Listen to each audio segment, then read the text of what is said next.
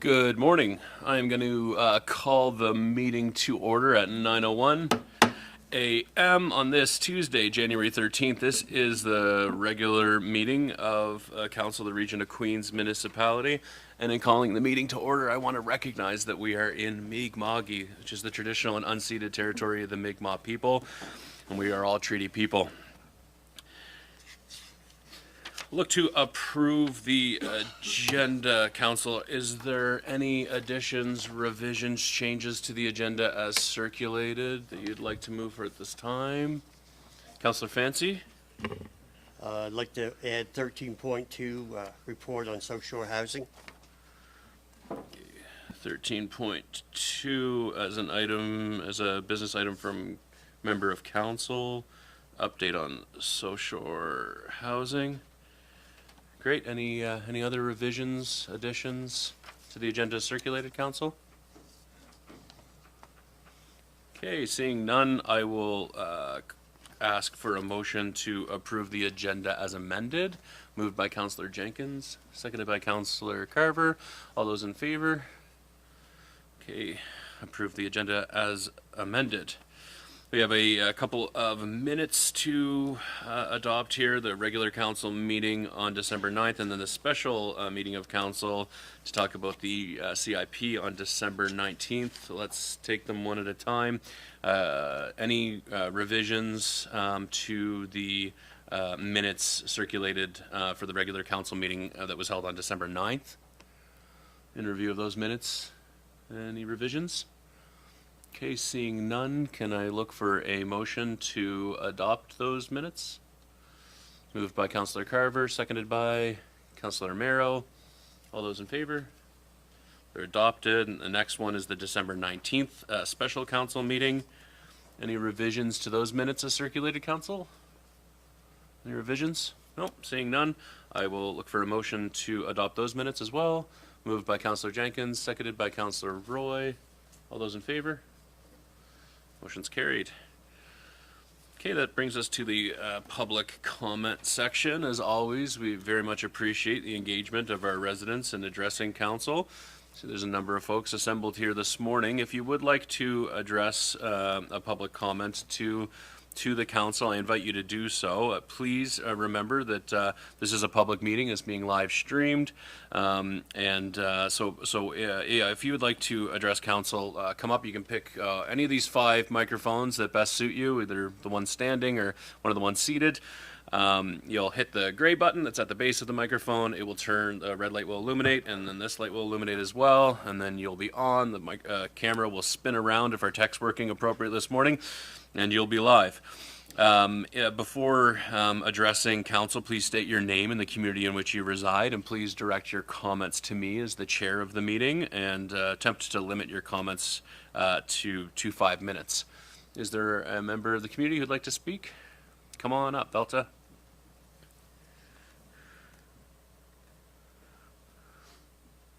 Thank you, Mr. Mayor. Good morning, Mayor, Council, and fellow community members in the gallery. My name is Velta McManus. I live on Reese Street in Liverpool, and I also happen to be the new Executive Director of the Astor Theatre. I know that the Council will be discussing and voting on the capital investments budget today, and a few line items are specific to the Astor Theatre. I wanted to take a moment as a community member and as the ED to highlight the significance and importance of investing in the Astor.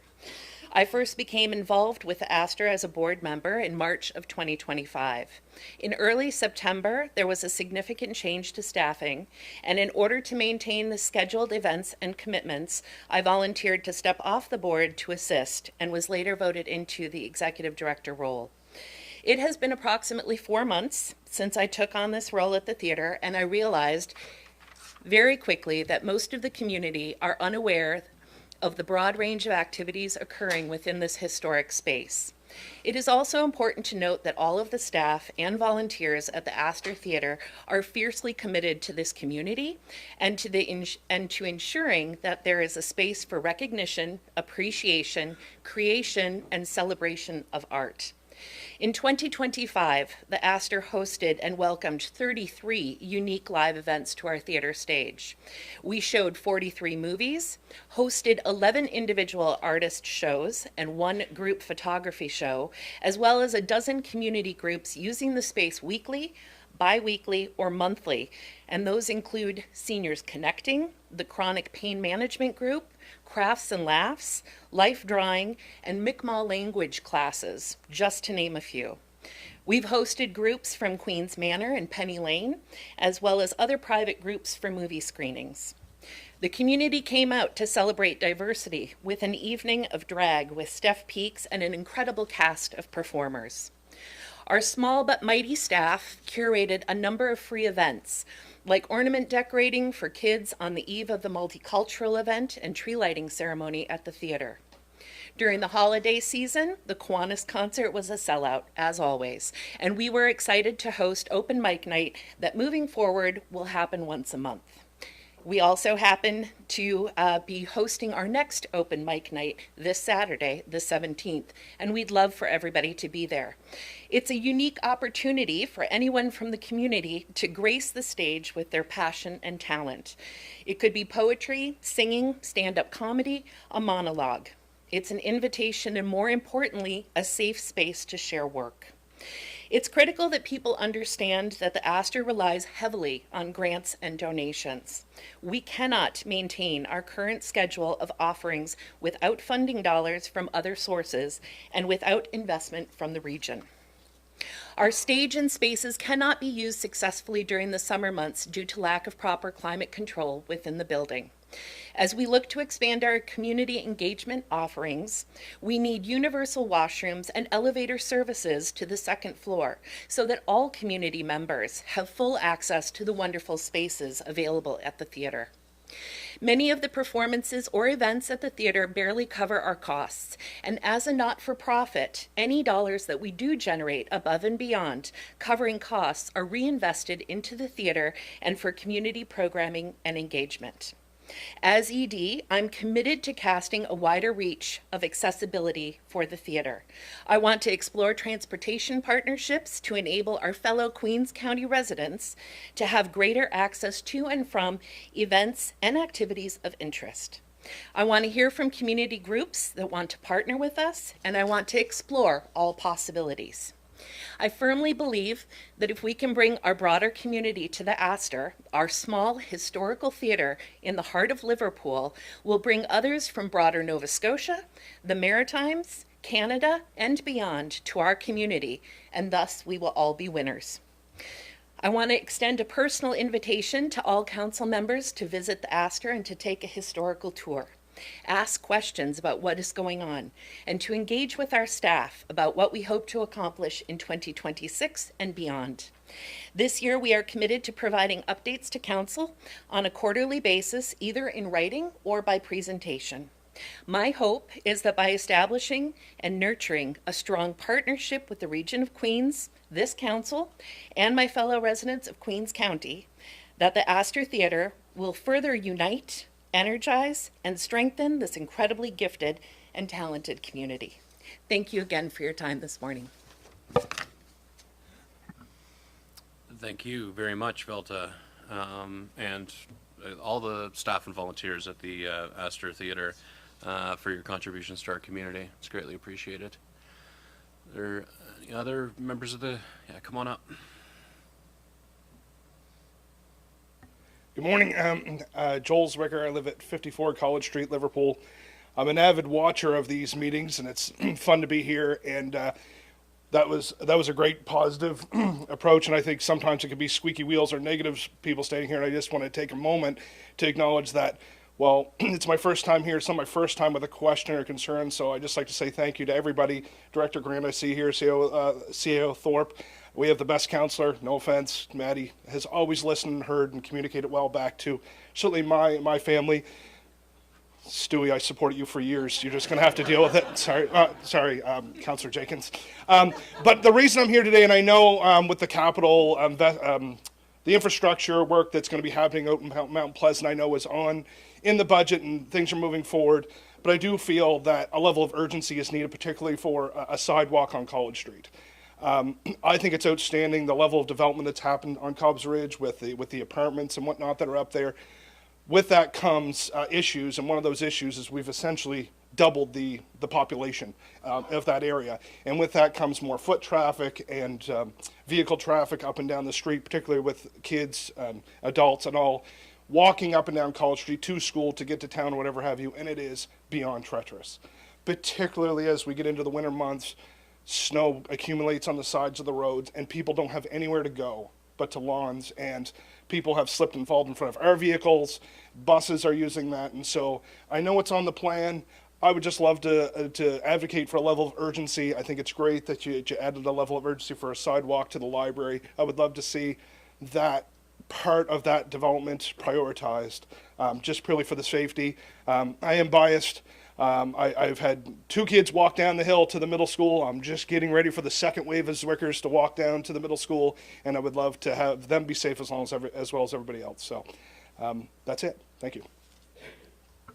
Thank you very much, Mr. Zwicker. Anybody else like to address council this morning?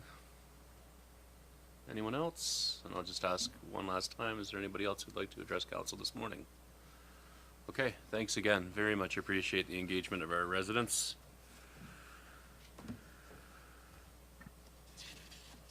Thanks, Willa. So we have no delegations or presentations today.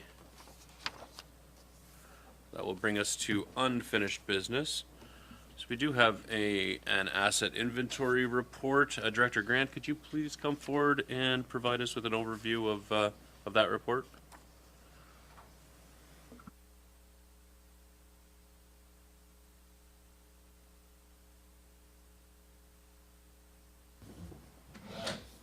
Thank you. So when we met in December, we had a request from council to be presented with a better indication of what we have for assets within the region of Queens. So we prepared off of our software the attachment, which lists all of the assets in our inventory, some that are utilized, some that are at their end of life looking for disposal. It provides the asset number, serial number, make, model, etc. It's an exhaustive list to the best of my knowledge, providing for some 100 or more piece of equipment. If there's any questions, I guess we can follow up that way. Questions, Council? Councilor Jenkins? On your report, there are several places that equipment is classed as retired. Is that still here in stock, or what's the process on getting rid of it, or what do? We just keep looking at it, or is it moved out? Some of those pieces of equipment are disposed of currently, still held within our inventory on the register for now. There's other pieces that are there out of service, which we're looking at disposal options. They'd have to be offered up for tender, for sale on a per bid kind of basis to the market. So we're working on a program right now that we're hoping to unveil later this calendar year, I suppose.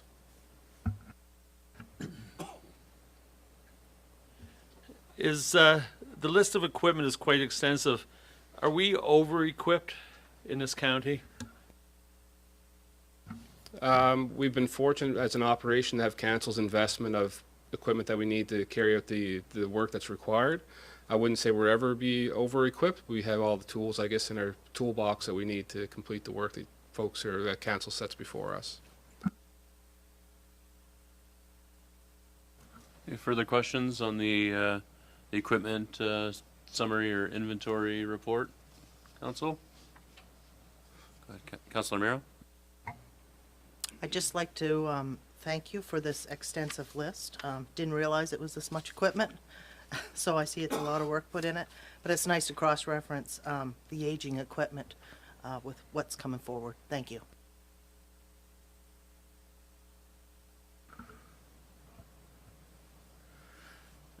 Director Grant, yeah, thanks for this. It's interesting to look at. Just a couple questions. Tool crib, there's a false or true or false. It's kind of a binary response option for tool crib. Does that mean should that mean anything to us? No, that's just one of the fields that comes up pre-populated in our software, and Okay. I'm not savvy enough to have it removed Okay. for the presentation. I thought maybe. And I'm just wondering, and so within this software, do we also monitor the expected life of all of these assets? That's another part of the program that we're working on right now, getting implemented, would be the asset management perspective of it. The software is really for asset management. The first part is building the register, like you see in front of you, of all the equipment. The second part would be to start keeping track of all the details of the equipment as the assets age, as they're maintained, et cetera. That would lead to the life cycle end. Okay. Yeah, that would be great. I think that's the element of the report that I think myself and probably other members of the council are most interested in, will be most important in supporting our informed decision making is expected life and if as that asset management project unfolds, where we can get a better sense of how long we could expect for a serviceable life of each piece of equipment, and where we're monitoring the status or the condition of the equipment. I think just in speaking about the piece of equipment that we had to decommission quicker than we were planning to, and so just getting a better line of sight on that stuff. But this is certainly I think a great step in the first step in the right direction, and just getting it all sort of accounted for. Anything else, Councillor Jenkins? Is there any way that we could get the equipment delineated out for the landfill compared to everywhere else? What I can do is follow up with a separate report providing you with information what equipment is specific to the landfill. Within the software, I don't think that I can kind of subsort it that way, but I can certainly return at the next council meeting with that information. Okay, any further questions? Councillor Fancy? Yeah, just I guess kind of a different type of question. With all the equipment we have and all the things we are doing, is we still run into issues where we can't get everything done, and we have to contract out on certain occasions on different things. Is there anywhere where you see is that we could cut back to be able to contract more out to the community to alleviate pressure off the region and to be able to maybe get things completed?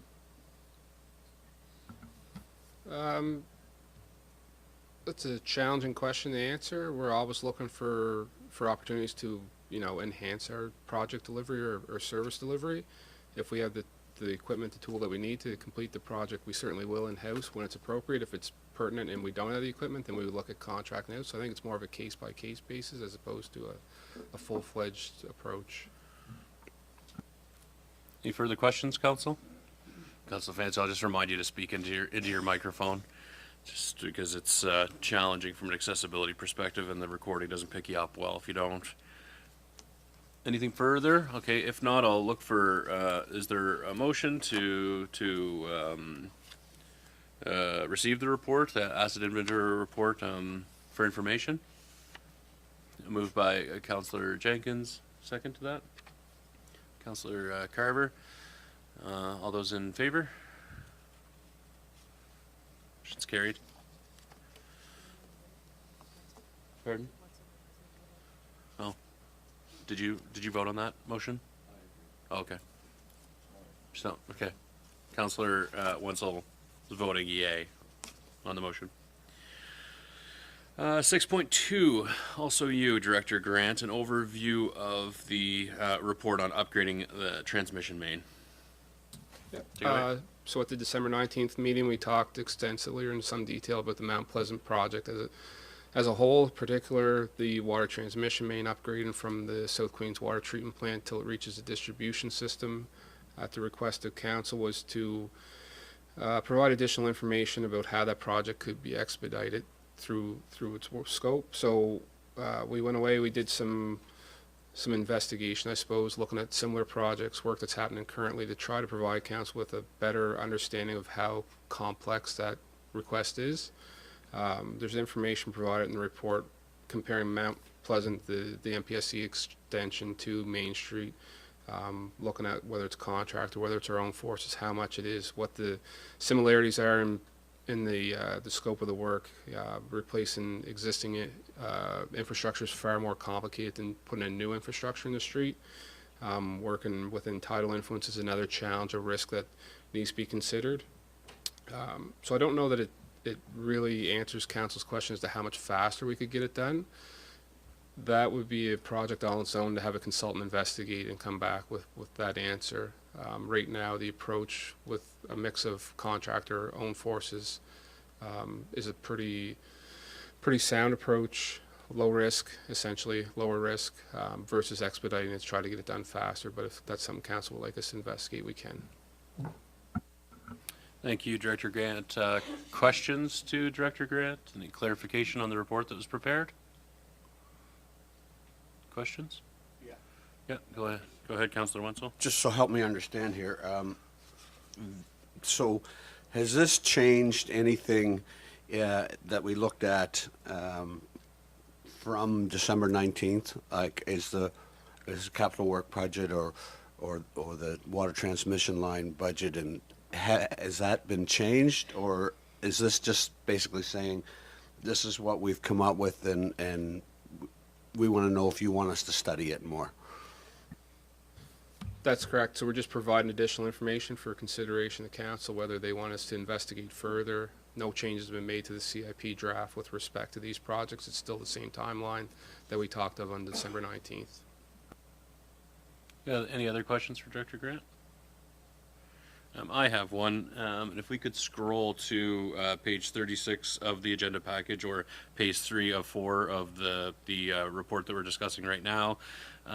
Yeah, in that paragraph that begins with base, the last couple of sentences read, "It's also important to recognize the requirements for externally funded projects are changing. As such, the cost of using municipal labor may not necessarily be recovered."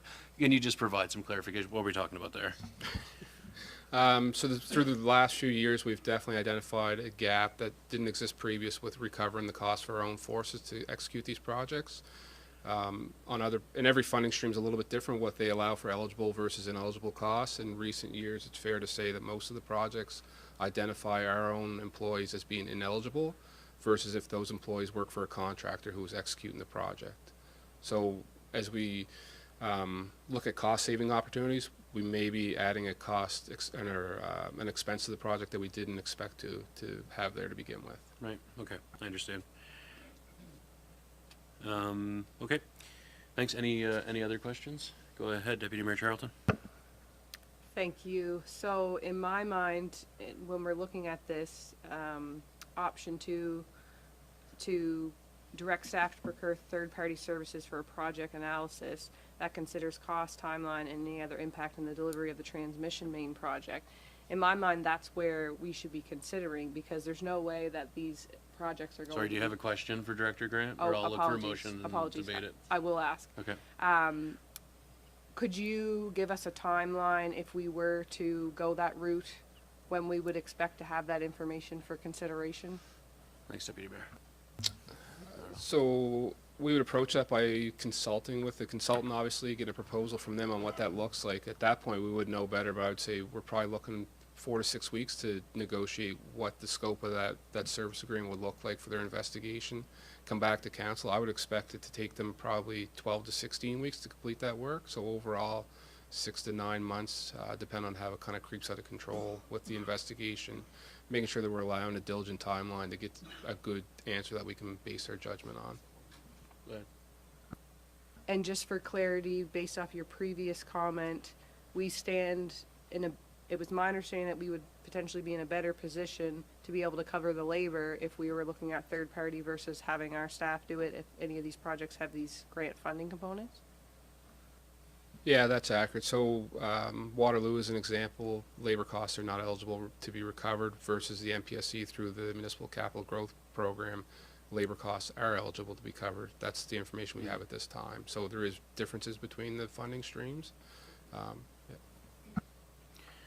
Question for you, CAO Thorpe. Just as it appears to me that we won't have cost certainty or timeline certainty with respect to what would be required to expedite some of the elements of this work that we're talking about here. So as it relates to the CIP, and passing the CIP. I'm wondering just what your recommendation would be, as we're envisioning what this could look like. If it is the will of the council to procure third-party services to have a better understanding of that project analysis, then do we put a pin in it in terms of the items on the CIP that are tied to this work, or what do you think would be the appropriate way for us to navigate that? So, Mr. Mayor, we could adopt as presented, or also council could adopt as if there's suggestions or direction from council that you'd like to see change. And in the event that council were to approve the budget as provided, then staff could return to council at a later date, and then you could look at adjusting your financial plan accordingly. So essentially the door is never completely closed. There's always an opportunity for council to reopen the budget, look at the financial plan and make adjustments as we go. And our Director of Finance, of course, will getting into a little more detail on that process in 6.4 on your agenda today as well. Okay, thank you. Yep, go ahead. Just for clarity, from what I recall from the December 19th meeting, in council looking for additional information to potentially move up some of those other projects on the CIP, they were not in the 26 to 27 year. They were 27 to 28 and so on. So in my mind, we were looking at trying to potentially package those and expedite them sooner, with the understanding that it would be unlikely to be able to include them in this capital year anyway. So just for clarity, no one is looking to take any of the MPSC components in 26-27 off. Those are contracted out. I'm just making sure I understand. Yes, that's correct. And so when we look at this, the discussion about if we were to package items together with the capital projects together and look to shift them to future years, we can also have a discussion around this table about what those implications might be, so that council can make good decisions today, if the case may be, or sending back to staff for further discussion and research. And keeping in mind as well that the purpose of bringing the capital investment plan to council at this point is so that we've got as much runway as possible before the fiscal year starts on April 1st. So should council look to approve a budget today, again, the whole point is so that staff have the opportunity to go to tender on projects with the runway of between January and April. So we're primed and ready to get projects going April 1st. But for argument's sake, the money is not spent until we hit April 1st as well. Yeah, great. And I very much appreciate all of the work that's been happening behind the scenes to get us in a position where we can be considering the 5-year CIP well in advance of the beginning of next fiscal. So I greatly appreciate all that work that's been going on. Are there any further questions or clarifications on the report, Councillor Fancy? Okay, so as we're looking at the January to April for this year's project, when I look down at the analysis and when it says the risk to completing projects by contractors of municipal forces, that wouldn't be for this year. It would be if we were to change things, because everything's already in place for this year. And so that would be for the following years. It would have a risk, which then it could in turn prolong the project, is what you're saying. Yes, that's correct. Okay. Thank you, Councillor Fancy. Any further questions, Council? Okay. Is there a motion? Okay, go ahead. I would like to move council direct staff to procure third-party services for a project analysis that considers cost, timeline, and any other impact in the delivery of the transmission main project. Is there a second to that motion? Seconded by Councillor Wenzel. Would you like to speak to it as the mover of the motion? Okay, go ahead. I think this is the appropriate way forward, recognizing that the labor components of the Waterloo project are not cost recoverable to us, and given the extent of how long projects like that take, I think if we have an opportunity to source those out to third party and can completely cover the labor component, we should be considering that. So I would personally like to have a better understanding of what this looks like, as we know we have so much aging infrastructure, and that became apparent of community when we were in our town halls. That came up over and over and over again, our aging infrastructure. As council members, we hear about that all the time. And Director Grant had provided us with a map of the age of some of those transition mains, water lines, etc. And some of them are really, really old. And I think that if we have an opportunity to do that as a package deal and leverage grant funding accordingly, we would be better positioned than tackling that in-house. Thank you. Would anybody like to debate otherwise and debate the reason or justification as to why they wouldn't be supportive of the motion to procure third-party services for this project analysis? A contrary debate? Okay, is there anybody who'd like to speak to it, generally speaking? Any other comments before I ask the question? Go ahead, Deputy Mayor Charlton. I would also just like to add that for me advocating for this in no way is a criticism of our staff. They've done a great job with these projects.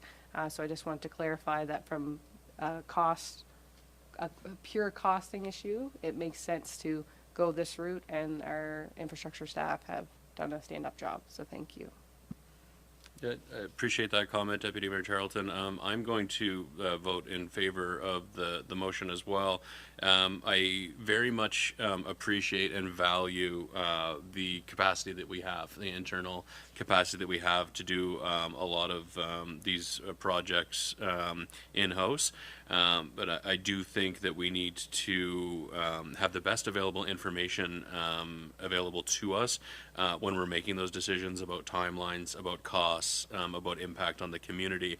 And I agree. I think it's well put by the Deputy Mayor in our town halls and the engagement with our community and in discussion with staff and council. The importance of replacing aging infrastructure is a major priority concern for us. We have a lot of old infrastructure, and as we're ramping up to extend and expand the serviceable area of municipal services, we know that we need to attend to the aging infrastructure, and I very much appreciate the advocacy of members of council like Councillor Wenzel in identifying the importance of doing both things at the same time, and the questions that he brought forward and concerns that he brought forward during the December 19th discussion of the CIP, just in trying to get some traction for an expedited approach to replacement of some of the aging infrastructure on the west side of town. So thanks for that. Anything further before I ask the question? All those in favor? Motion is carried. Thank you, Director Grant. Oh, you're up again, are you? This is the hat trick for Director Grant this morning. 6.3 is a report prepared with respect to the water main age. You gonna take it away, Director Grant? Thank you. So again, at the December 19th meeting, Council asked for some additional information with regards to the age of the water main distribution system, how old the infrastructure is. So attached is a map that we maintain in our department, which identifies the segments of lines through our distribution system, as well as the material type and age that we have on record for those areas. Some are very specific years of installation that we know of. Others are just generally that we know based off of other system records that would indicate a time period that the line was installed in. Thank you, Director Grant. Any questions? Questions on this report? Always amazes me how old some of the stuff is. Older than dirt, yeah. No questions? Okay, is there a motion? Perhaps that the Council of the Region of Queens Municipality receive the report titled Water Main Age for Information. Okay, moved by Councillor Wenzel. Is there a second? Seconded by Deputy Mayor Charlton. Any debate or discussion? Okay, hearing none, seeing none, I'll ask the question. All those in favor? Motion's carried.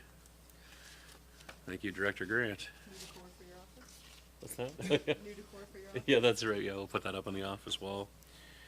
Okay, I think the next one that we're moving to, 6.4, is a report on our reserves, and we'll invite up Director of Finance, Joanne Vino, to speak to that one, please. Take it away when you're ready, Joe Money. Morning, Council. So all of you have received this copy. Okay, so if you'll notice, it's quite colorful. So what I did for myself, for my staff, and for you now, is I color-coded some of the withdrawals to coincide with the color coding that's on the actual capital reserve plan. So it can help you see what reserve, because I have a list that says municipal reserves, but the color coding will tell you on the reserve report what reserve that came out of. Okay?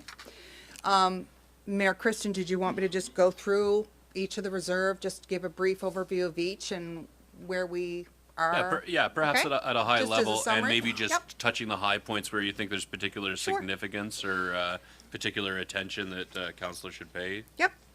That'd be great, thanks. Right, so again, let's talk about the town of finance. So we're talking about our reserve house right now.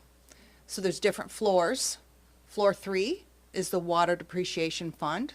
We're not going to get into that today a lot. I'll talk about that more when I come back in February with my staff report on the order from the Nova Scotia Regulatory and Appeals Board. We're going to talk about floors 4, 5, and 7 today. Floor 4 is a special capital reserve. The reserves that live on that floor are associated with our landfill. Post-closure, closure costs, it's significant money.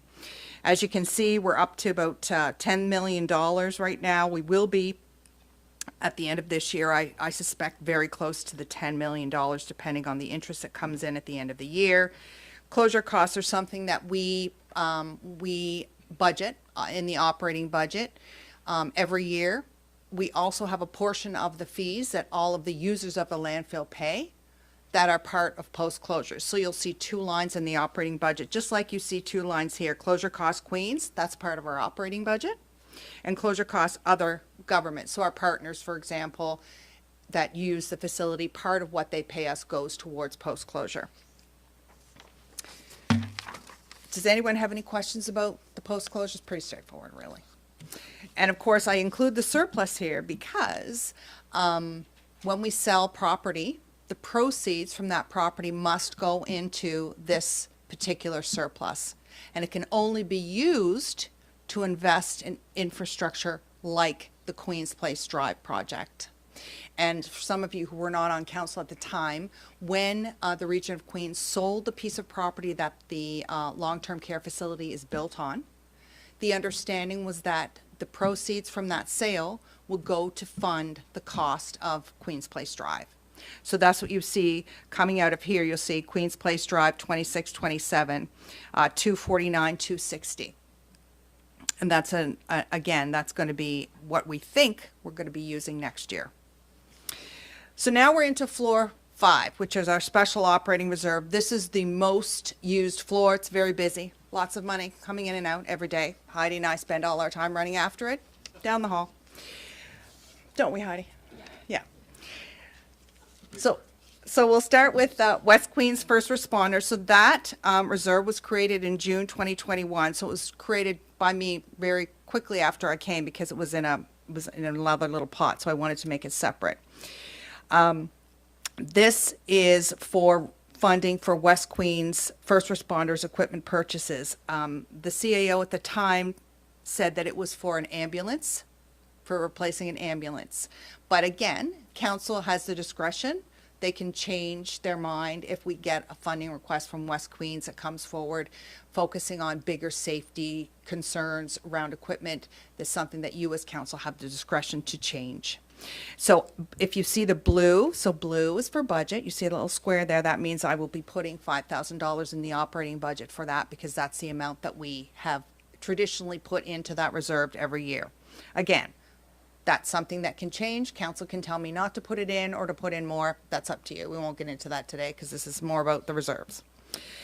The next one, Community Investment Fund. This reserve was set up in 2021 and it was in existence before then, but again, it was in another pot with other things, so I brought it out separately.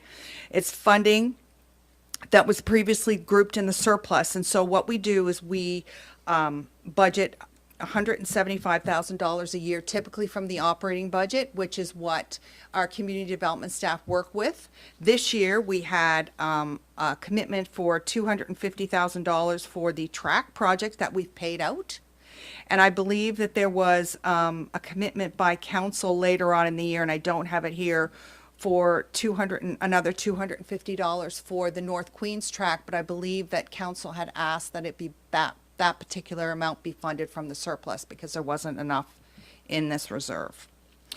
And I'm just going to keep going, so if you have any questions, just hold your hand up. Parkland fee. Developments that do not want to set aside green space can fund this reserve with 5% of the lot value of the proposed development, and we did have a few additions this year. Septage is the next one. This reserve was set up in March 2021 to reallocate the balance from an accrued liability account. So it's used to remove accumulated sediment from lagoons. So if we have, and that's the wastewater lagoons. So if Director Grant decides with his staff that it's time to remove significant amounts of sediment from the lagoons, he can put that in his operating budget, and then I can take the cost of that out of the reserves to fund it through the operating budget. So it's kind of a deferral of costs, because in the past it must have been a significant cost, because that's what council, yes? I just want to go back one to the parkland fee. What is that money in reserve for? What's it being held for?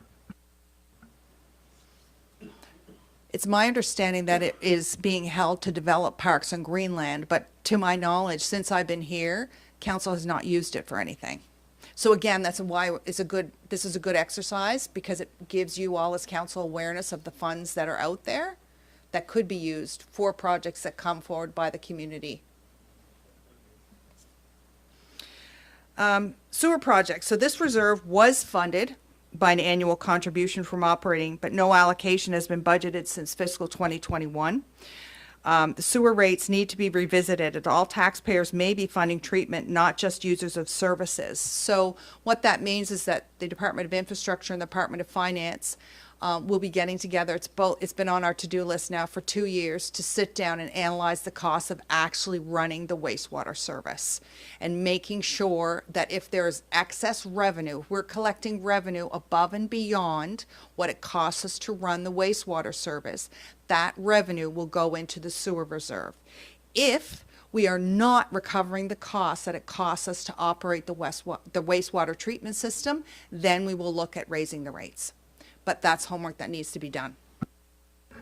Is there a timeline for this meeting for when you do this this accounting on the sewer? I would love to tell you that it's going to take place in the next fiscal year, but I would have told you the same thing this time last year. Things just keep popping up, but I think with our challenges that we've seen around our water rates and our water utility, the urgency for this is becoming, I would say, further up the priority list. Would you not agree, CAO Thorpe? Yeah. Can it be done by an outside source so that it can be done in a timely manner so that we would have some idea of what was actually going on and financially? It absolutely could. We could look for a consultant to do it. That's something that we can explore. If that's council's direction, I can certainly look at that. I hope that that is consideration as we move forward, that we actually do that so that it can be done in a timely manner. Thank you, Councillor Jenkins. That's great. Appreciate that. Mr. Mayor, if I may, so if that's the will of council, just throughout the discussions here, I would encourage council, when appropriate, to make motions as well. So for instance, when we shift to the discussion on the operating budget, that would be an example of something that council could look to direct staff to include as part of the operating budget, to explore consultants, for instance, to move these projects ahead, just so we don't lose sight of them. And then also we're following the appropriate paths to keep our municipal clerk happy as well. Yeah, so I think on this one particularly, and it did come up in as we were workshopping in direction with respect to an updated sewer bylaw. So for this one, I think I'd like to take it offline and come up with a bit of a motion and a discussion for a later council meeting. But I certainly agree with Councillor Jenkins that particularly with the Mount Pleasant service extension occurring, and there's going to be a lot of new customers tying into our municipal services, including our sewer. So some certainty with respect to the solvency and the financial position of the sewer utility, I think we're gonna need to a timely understanding of that. And so, Madam Clerk, if you could note that, if we could take that offline and be prepared to discuss it with a little better, so the staff are a little more prepared to speak to it at a future meeting would be great, though, for sure. Thanks. Take it away.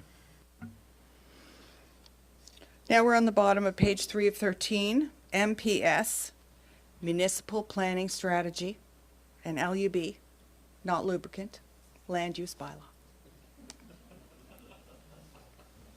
Director McLeod isn't even here to hear my jokes. I'm sure he'll hear about them. Lub, yeah. So every year there's $15,000 that council directs to go into this fund from the operating budget. Entry to do means Joanne hasn't done that entry, and she will have to do it before the end of the year. And again, you'll see in the following year, I have that we'll be putting that in the budget for your approval.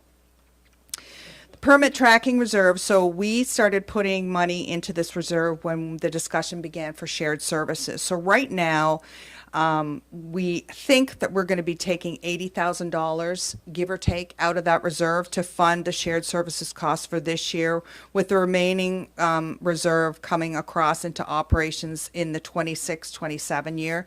That's just based on staff analysis of what they've seen now. So by the end of next year, this reserve should be depleted to nothing. Organic. Sorry, Joanne. I'm going to just jump in there with the MPS and LUB reserve.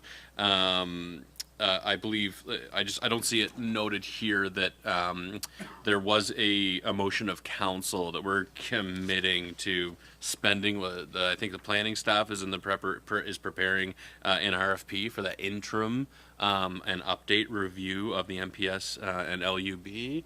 And so a significant portion of that $31,615 that's sitting in that reserve fund will be spent on that item. I just wanted to flag that for you.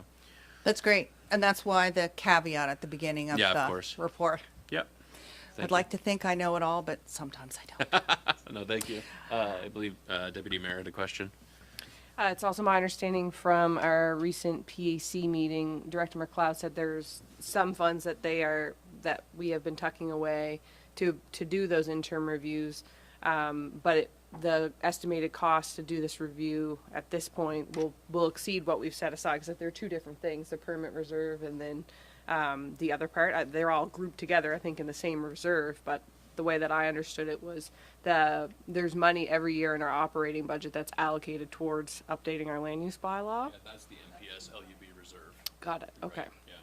So, I just thought I would note that.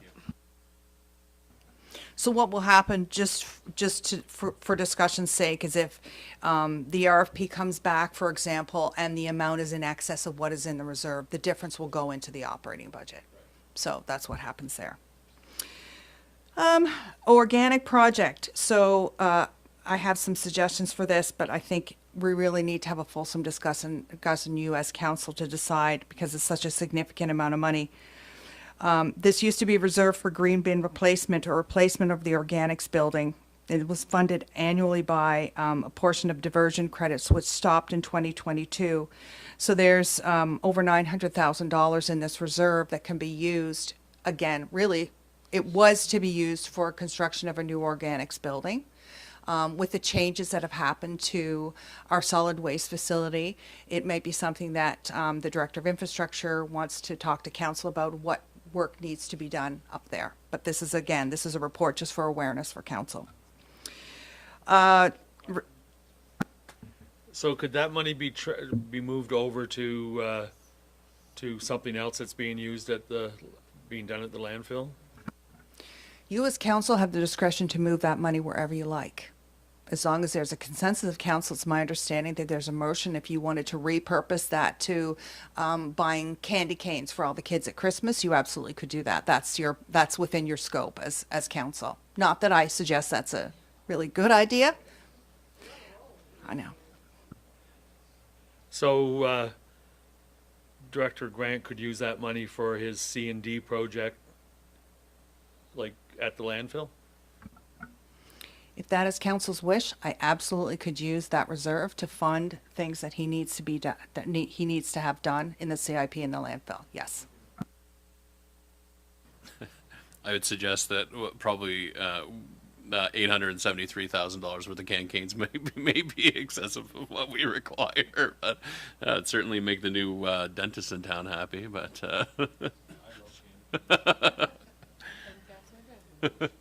take it away, Director Vina. Okay. Next one, fundraising. I believe this is left over from when we did fundraising for Queen's Place, so I have some notes there. Queen's Place and Skate Park, this was combined in 2020. There's a small balance, and there's no regular funding for this reserve. So we've got about $19,000 there, which again has really no specific purpose that has been identified by council at this point, but it's a bucket of money that is at your discretion should there be any requests that you wish to fund from this reserve. So that money could be used at the park to try to find a way to get power and whatnot over to that area and water? Yes, if council would like that to be directed to the, I don't know if that will cover the full cost of it, but it may cover a consultant study to how we could do it. That will be a question for Director Grant. So I'm just keeping tabs. So it's the organic project that was reserve that was created and no longer needed. The fundraising reserve 52159 that doesn't have anything tied to it. Are there other reserves where that's the case, where they've been funded, and then the rationale for their funding or the requirement to withhold the reserves is sort of no longer needed? As we work through them, Okay. I will identify them for you. Okay. Sorry, Joanne. Take it away. Don't mind me. Okay. So Pine Grove Park, this was funded by, I believe, the Mersey, the company that ran the Mersey, and we take $25,000 out of it every year and fund work. It's just a cost recovery thing for work that we do against recreational facilities like park maintenance and things like that. As you can see, we have enough to do next year, and then after that, we'll be down to less than $4,000, so it'll just phase out and there won't be any money. We will have used it all.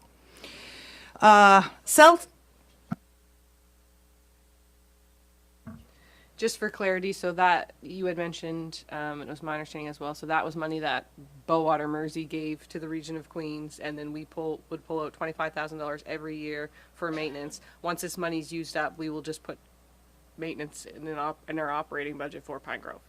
Thank you. So the next one, the cell tower one, was funding that was going to be contributed to a cell tower in North Queens. It's no longer being funded. The province is funding the cell tower. I believe that was a result of the July 2023 floods with the troubling lack of cell service in North Queens for emergency services is something that I'm sure that council is aware of. So we have stopped funding this reserve. The question is, and I'm not sure it's something that staff would have to investigate further, is if the cell tower is put up, is it just for emergency services or is it for everybody? Will the region of Queens have to contribute something at some point to have cell coverage for the general public on that tower? I'm not personally certain. I'm sure that our community development officers will be on it when we get more information. So I'm not sure if that money can, I think you should keep that for at least another 12 months to see what's going on there. Recreation for All, that's funding to subsidize access for low-income residents to participate in recreational activities. It's funded by donations. So what I have done down here, because there is a significant amount of people using it, which is great, And I put an extra $3,000 in there for next year because as the pool opens, I anticipate the funding need to be greater as more people take swimming lessons. So I have a note here, staff would suggest moving the balance of reserve 52159 of about $18,000, which is the fundraising reserve, the fundraising slash skate park reserve, to this Recreation for All, because then you can further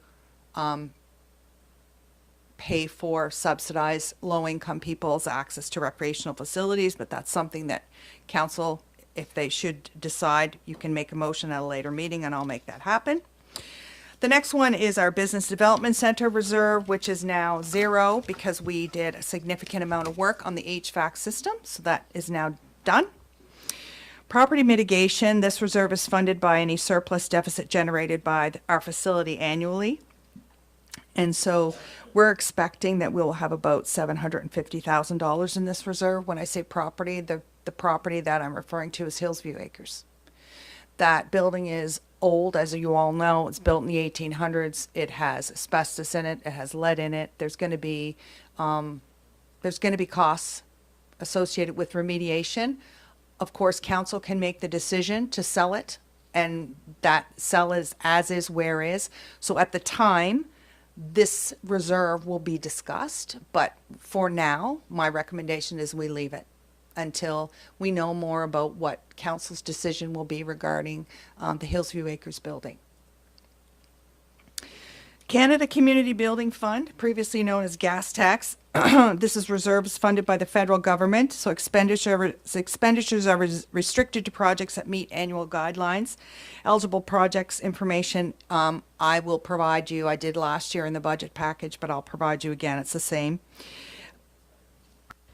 Just wondering if we could just go back to the property mitigation. I'm just wondering if we could just add a note in there that clarifies what facility is anticipated to be closed in 2026, just so everyone understands what that is. Thank you. I'm going to jump into just, and apologies, with the LBDC, the Liverpool Business Development Center. So is there so realizing that we've exhausted those funds associated with the significant upgrades that have been achieved for that, and with preparation and to accommodate the Tom Radall library there. So we're not envisioning that, or there's no plans right now that we would be continuing to fund that reserve for future improvements to the LBDC, or?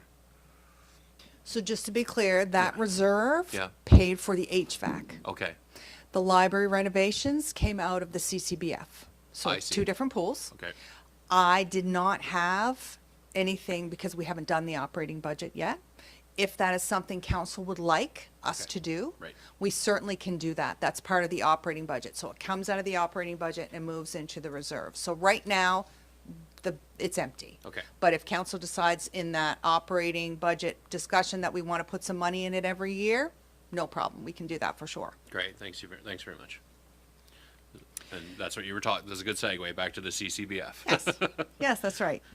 So what I've done here is you'll see the dark greens. Those are the dark greens that are on our capital investment plan, and I've tried to put them in. I've obviously done them by year, and I put in the amount that we get, which is $745,914 a year. And then we have interest that I've done. You'll see that I have forecasted this out back to the end of the capital investment plan, which is 2031. And use my own judgment based on what my understanding of the capital projects to fund certain parts of the MPSC, for example. Certain parts we can pull out of the CIP because it deals with wastewater. That's a biggie. Does anyone have any questions about that? So that would be in the federal column in your CIP, the green ones. You should be seeing them here. Next is sidewalk. Reserved to fund future sidewalk replacements. So there's $25,000 that put in the operational budget every year to go into this fund. It has not been used. I know we talked about it last year at budget time. Not to be confused with the sidewalk that is in the CIP, which is coming out of the CCBF for the library. This money could absolutely be used for that but it was not the direction of council last year to use it. You were going to go with this, and the remainder was going to come out, I think, of the surplus. I can't remember right off the top of my head. But again, this is a bucket that right now council has dedicated to sidewalk building. And I know that it's not, sidewalks aren't simple. I know that there was a gentleman that spoke earlier about sidewalks on College Street. And I know that's come up a couple of times.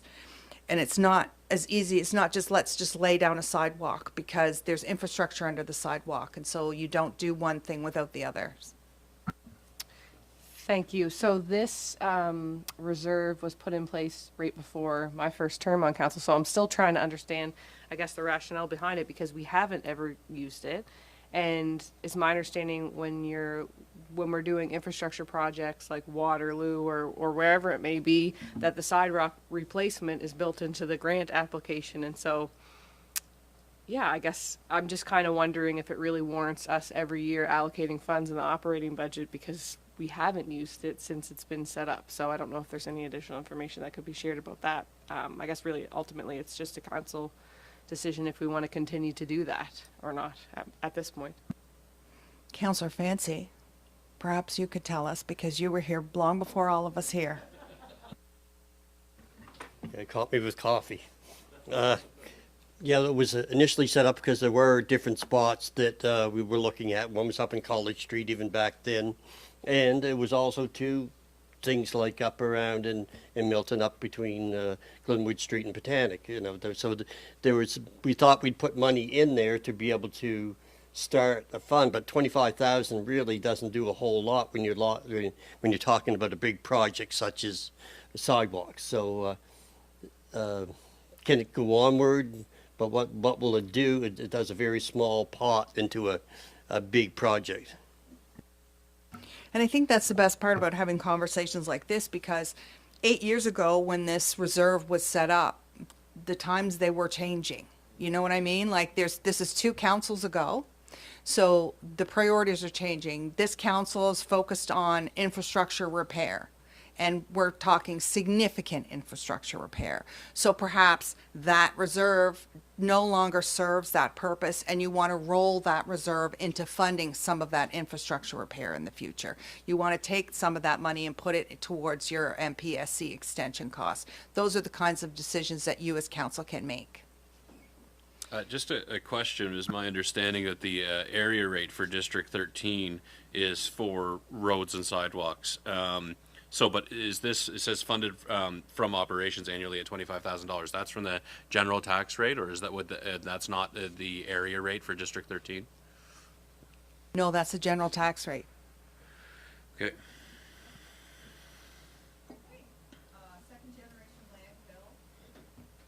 Second generation landfill.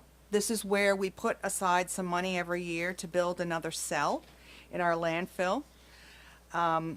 We put in $150,000 a year. So at the end of next fiscal year, I am budgeting us to have about $6.6 million in there. Again, that is based on council's decision back in the day that as soon as this cell filled, there would be another cell opened, et cetera, et cetera. So again, that's a council decision. I do have a question, and it's like to put it in context or whatever. What does it cost to put in a new cell? Just ballpark, so we can look at $6 million and say, geez, that's enough, or if it's twice that, then we better pick up the speed a little bit. Director Grant, can you answer that question?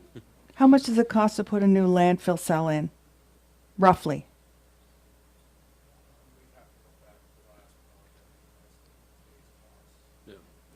I can get back to you on that, Councillor Jenkins, because I can look and see how much it cost us to put in the last cell. And I believe when we did have a report came during this term of council about the rate at which we are funding the landfill reserves. Did you want to speak to that? I know that we had found that it was currently the rate that we were funding it was inadequate for the creation of a new a new cell, but there were also measures where we could spend money to extend the length of the serviceable life of the existing cells, and so there's some complexities within that, if I'm remembering correctly. But I don't want to put staff on the spot here, but I know that staff has done that analysis and provided a report, so we can circulate that to members of council for clarity. Because I appreciate what you're saying. It's like, oh, $7 million or $6.5 million seems like a lot of money, but if installing a new cell and remediating the existing cell far exceeds the cost of that, then yeah, some context, yeah. Right, right. Go ahead. It's my understanding, based off previous conversations and the information that was shared, was I had thought that our projections to add the second cell were adequate for what we were funding. I thought it was the post-closure Right. that our annual allocations were a little bit low, but in my own memory from previous conversations and budgets, is that we weren't going to replace the second cell and close it simultaneously. Right. So that's kind of where that balance happens. So I guess from my own perspective, I hadn't been concerned about the amount of money that we were allocating to the post-closure, because we were allocating funds for a second cell and we weren't going to do both at the same time. So I just wanted to note that. That's ringing a lot of bells. Thanks for that, Deputy Mayor Charlton. So the closure costs that we have on, right now, which is floor 4 of our of our reserve house, that is underfunded. Councillor, Deputy Mayor Charlton, that's absolutely correct. And we did have that conversation. If another cell is opened, those closure and post-closure costs will escalate significantly, because the larger the footprint, obviously, of your landfill, the more closure costs you're going to have. So when the decision comes to council in the next, probably over the next 6 or 7 years, you will have some hard decisions to make, where you will have to decide, is it best to expand the landfill to another cell, or just make another decision? Do we contract out? Do we, like, that's not something that can be decided today, and it doesn't have to be decided today. But to your point, Councillor Jenkins, do we have enough money?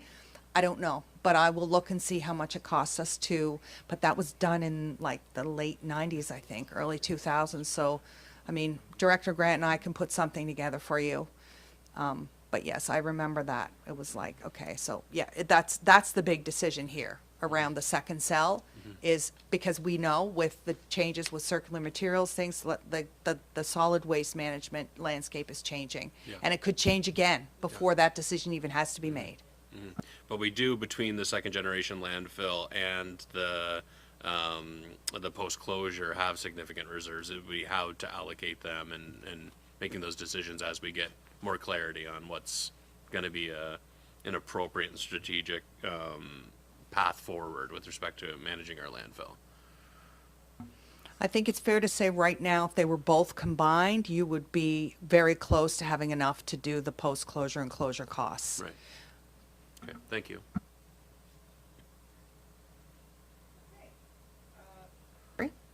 The next one is the computer equipment. So there used to be a reserve, but now we just fund all the purchases out of the operating budget, because computers typically have a very short life, so it didn't make much sense to have to fund a reserve and then spend it all in the same year.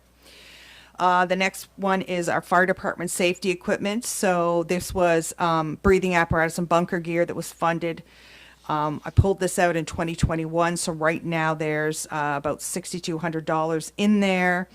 Good news is Greenfield got $34,000 for their new SCADA gear this year, Greenfield Fire, so that was great. Got that out of the reserve for them. So we're now down to more manageable amounts. We've got $2,800 for Greenfield, $1,800 for North Queens, and $1,500 for Mill Village left in that safety reserve. And that's for bunker gear and breathing apparatus. The Comfort Center. So this was set up in 2022 and hasn't been funded since. I will be bringing a staff report, I think, to the next meeting. I don't know if it made the list, or the meeting after, regarding funding of comfort centers. We have some bills from Greenfield Rec, West Queens, and Coastal Place, and those bills add up to $37,000 for shower facilities for this year.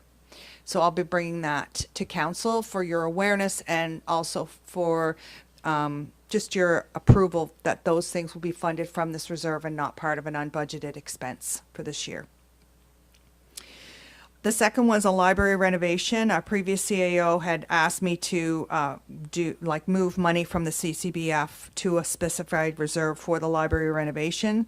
So I've included what we have already in work in progress account. We have what was in the CIP for this year that we think we're going to spend, and then what we're projected to spend next year. And lastly is our accumulated surplus. This is the most significant reserve because we use it for a lot of things. Did you want to take a minute before we go through this, or should we just plow on? Okay. So you'll see the first number of things are things that were budgeted out of the operating budget. That's why I have budget 25-26. That doesn't necessarily mean that it will be spent because the year is not finished. So we had budgeted in the operating budget $24,000 for gray box overflow work. We had some paving rate funding that may or may not be used. We had intervener money.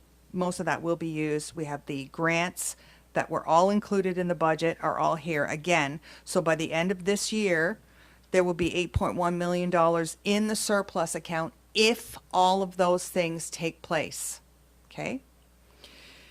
The following year, I have used the CIP. So you'll see in your CIP, you'll see the little lilac line under municipal surplus. That's what's here. So I have all those listed here. Then we have interest. And then in 2027-28, same thing, the CIP out of there. And so then I just add interest. So we're down to 1.6 million at the end of 2031. That is only if all of those things actually get spent and if there's no surplus or deficit in operating during those years.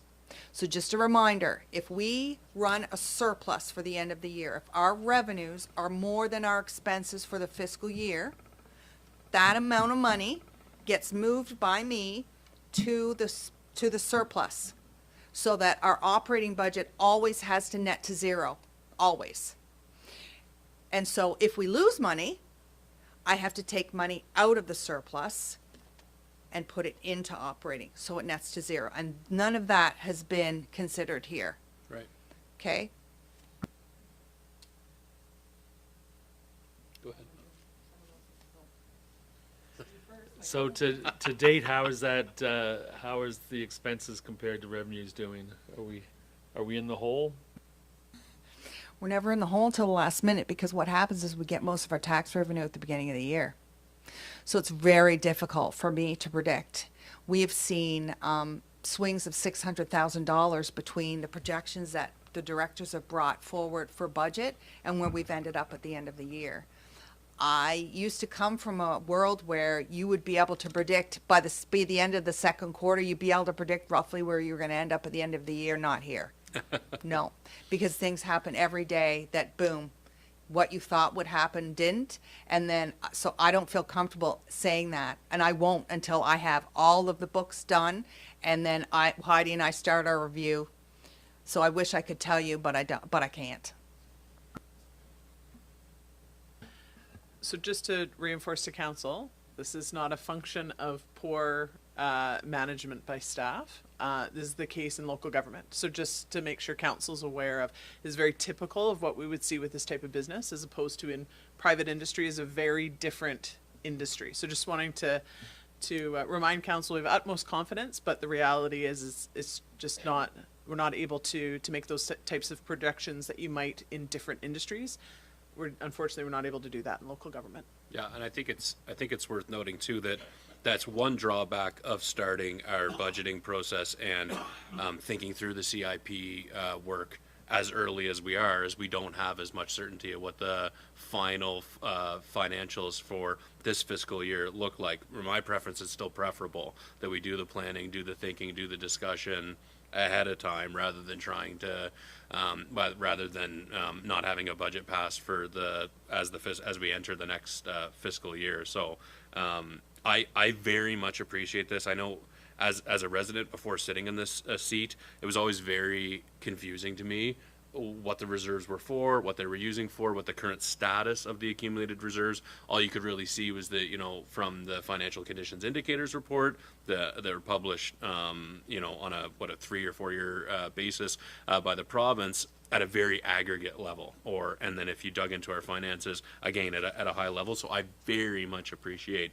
the detailed analysis and breakdown about all of the various reserves that we have in place, and I think it's great that the council's interest, because we're talking about depleting the reserves through strategic investments in our community. I think it's very important to understand what that looks like and where this money comes from and where it's going to. So I greatly appreciate it. I did want to flag, though, with the accumulated surplus for the special operating reserve, which we're just talking about, a significant proportion of the depleting the existing reserves within this are tied to the Mount Pleasant Service Exchange items.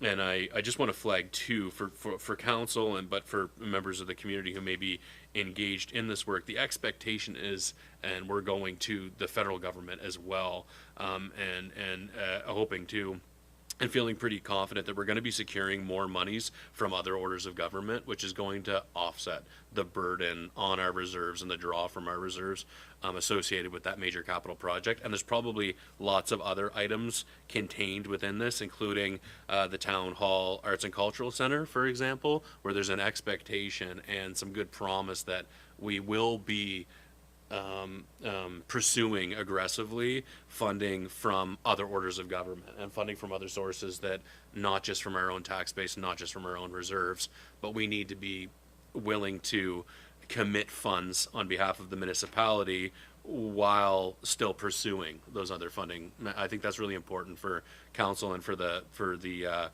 community to understand. When we're talking about spending money in 28, 29, the expectation is that we're going to be able to offset some of those things through other grants, other orders of government. Sure. Thanks for sharing all of that, Mayor Christian. I was going to highlight a few of those things as well, and I think it's just important to note that the way that this is presented, the only funds besides the reserves that are coming out through this are like the CCBF, the gas tax that we know we get every year, and then the provincial funding of the 10.3 or whatever it may be towards Mount Pleasant. So those are the only things that we can actually say, because that's what we've received so far. So yeah, I'm very excited to see what kind of grants that we can go after, and thanks for this, Director Vino.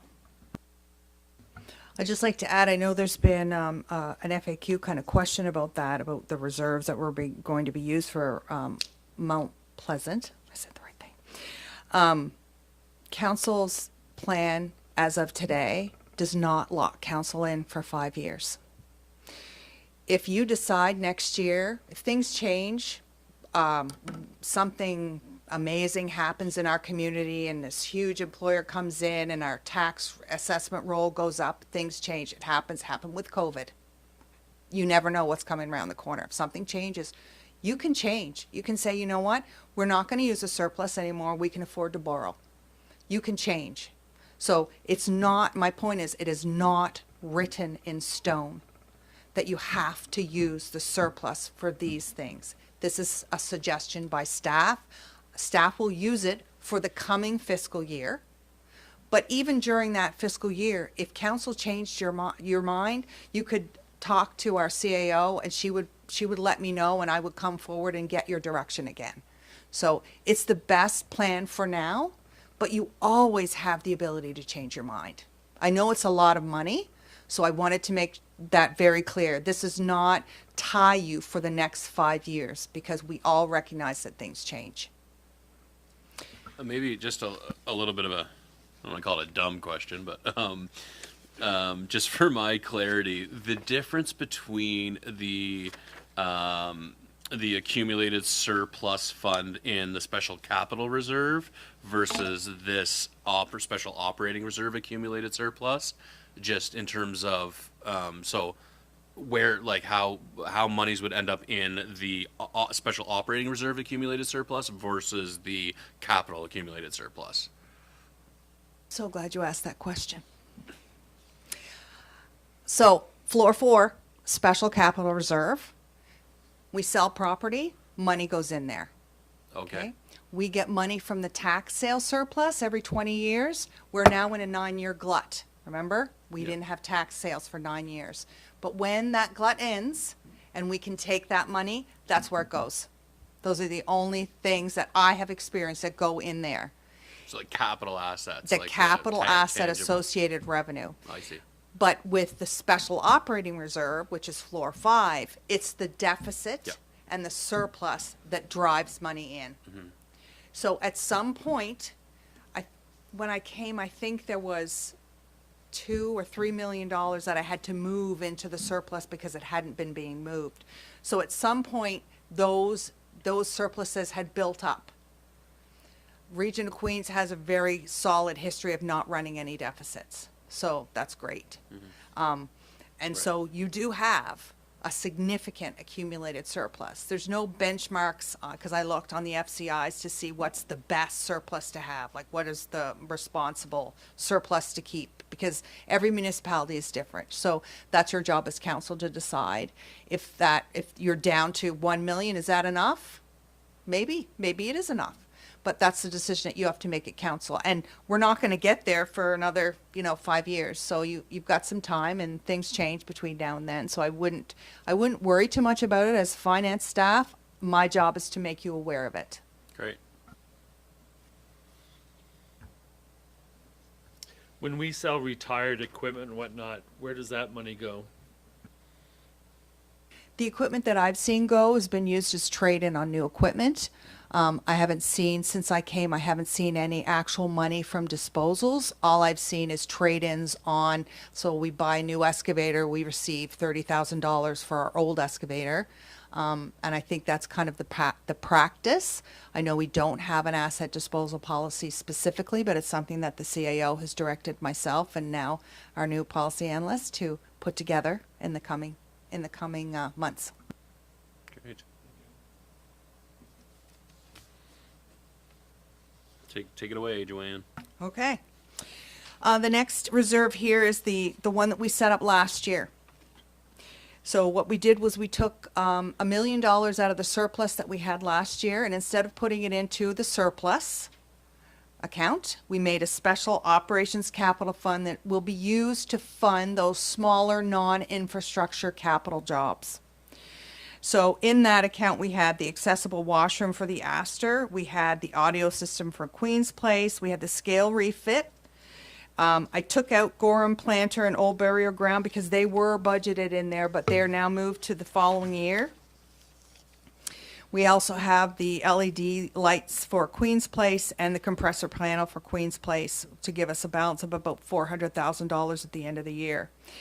So these are the 26, 27 ones. You'll see them in yellow, and they're in yellow under the municipal reserve sign. You'll see that I have funding from operations of $500,000. We'll be using that if there's no surplus, because my expectation is there will be a surplus this year. Can't tell you how much it's going to be, Councillor Jenkins, but we will use some of that surplus to fund this reserve.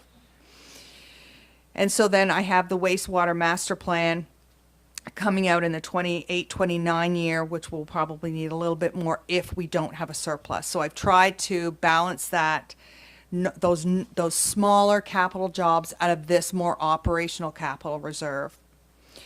Then we have our District 13 reserve. So we set that up last year.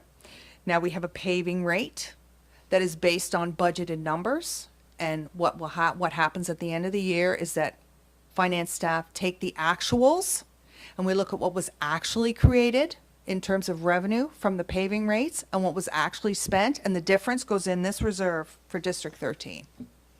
So that could be used for, again, this College Street infrastructure that is required to do those sidewalks. So between this of 229, and you may have some this year, you may not, I don't know. We haven't done the math yet, but you've got your $200,000 in your sidewalk reserve. You could combine those and use those to help fund whatever needs to be done on College Street. That's a council decision.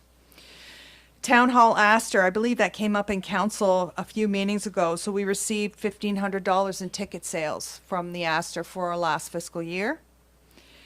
And finally, the accessibility reserve, what was happening was we were budgeting all this money in the operating reserve to leverage for grants from other levels of government, and we were not spending it. So we took that $80,000 and we moved it to a reserve. This year in the operations budget, there was sidewalk signage that has to be done, and also a ramp canopy, and there is some money that has been spent on that, so I have to make that entry. So that's all for floor 5. Everyone want to jump off the elevator now and go home, or are we ready for floor 7? Okay, good. Floor 7 is the equipment reserve, so it's a lot. There's a fewer accounts. So we have our general equipment reserve, which really this last few years we've been funding it for $250, and we've been spending over $250 a year on equipment. And all those red squares you'll see are red under municipal reserves on the CIP. So we're basically at the point now where we're spending what we're putting in. And I know the CAO, myself, and then Director Grant had a meeting last week to talk about funding a reserve going forward based on that asset inventory that you saw today and the life of those assets, and actually starting to fund ahead again, because we're not funding ahead right now. We're just kind of, keeping our heads above water. So we want to get to the point where I can say, I think you should fund X number of dollars a year to build up that reserve to a certain amount of money based on some objective evidence with our assets. Landfill equipment reserve, those things cost a lot of money. That's why it's very big. It's got $500,000 in it now. But you'll see that when we look for the waste handler in 27, 28, that's $517,000. Those equipment pieces are huge and they're expensive. So you'll see at the end of 2028, that 2935 will be in the hole. That's 2 years from now. Again, that's a forecast. Lots will change between now and then, so we don't panic. We just continue on. So there's where all of the CIF things are in blue. Water equipment, we do have about $60,000 in a water equipment reserve. When I came, I was told it was for a small water truck with also some computer equipment. We haven't used that for a while. I think Director Grant and I will be talking about how we can use that best going forward. Fire truck reserves, that is a schedule that is put in place every year. It's up for review this year, the policy and updating that loan schedule for the fire trucks. And so that'll be coming back to council as an amendment to the policy. And then finally, we have our $12,000 that we give every year. We fund the airport reserve. And that's the end of the reserves. Any questions? Thank you, Director Vino. Yeah, any questions, Council? Yeah, go ahead, Councillor Merrill. So I have a question about the accessibility reserve. I know for a few years we were putting $100,000 aside per year to get our accessibility requirements done by 2030. I see we only have 55,000 in there. How do we fund the rest of the projects that we need to get done to get our facilities up to date? So I think so what happened was that $100,000 didn't get spent, and it fell to the surplus.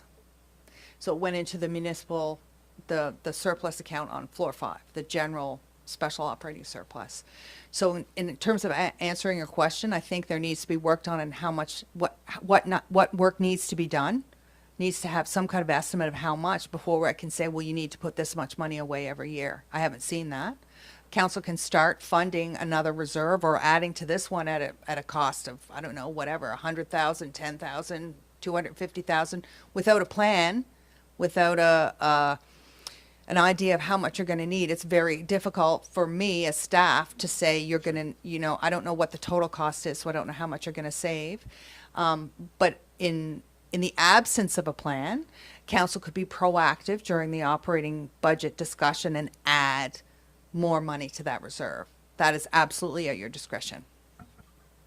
So this should be a plan the accessibility committee is preparing to get a work plan in place. Yeah, that's exactly what I was going to say, Councilor Romero, that I think it would be, it's going to be prudent for the accessibility committee to take a look at the plan for accessibility that we have in place see where we want to make revisions to it and develop a bit of a work plan to cost that out, where you can bring forward a recommendation for consideration by council, so we have a better understanding of what's going to be an appropriate level of funding to achieve some of the intended objectives of the accessibility plan.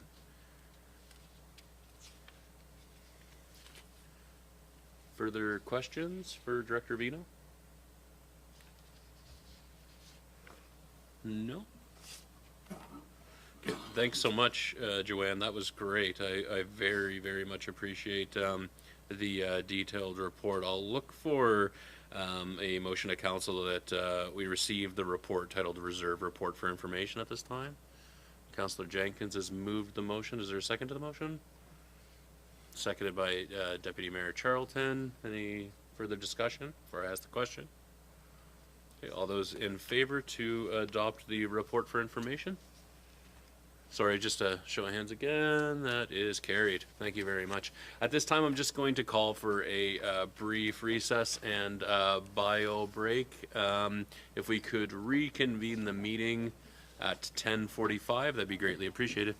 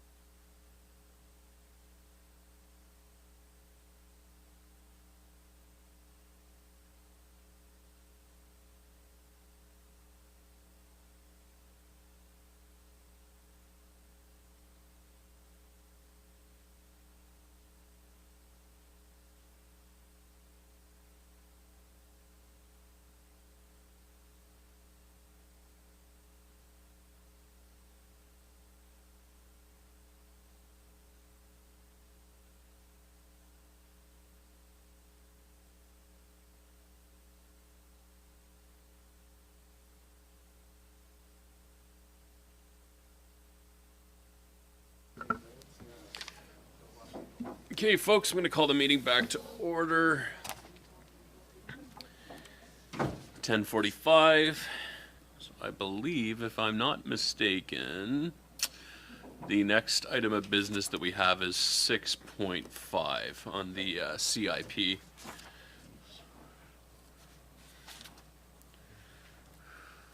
Take it away, Director Vino.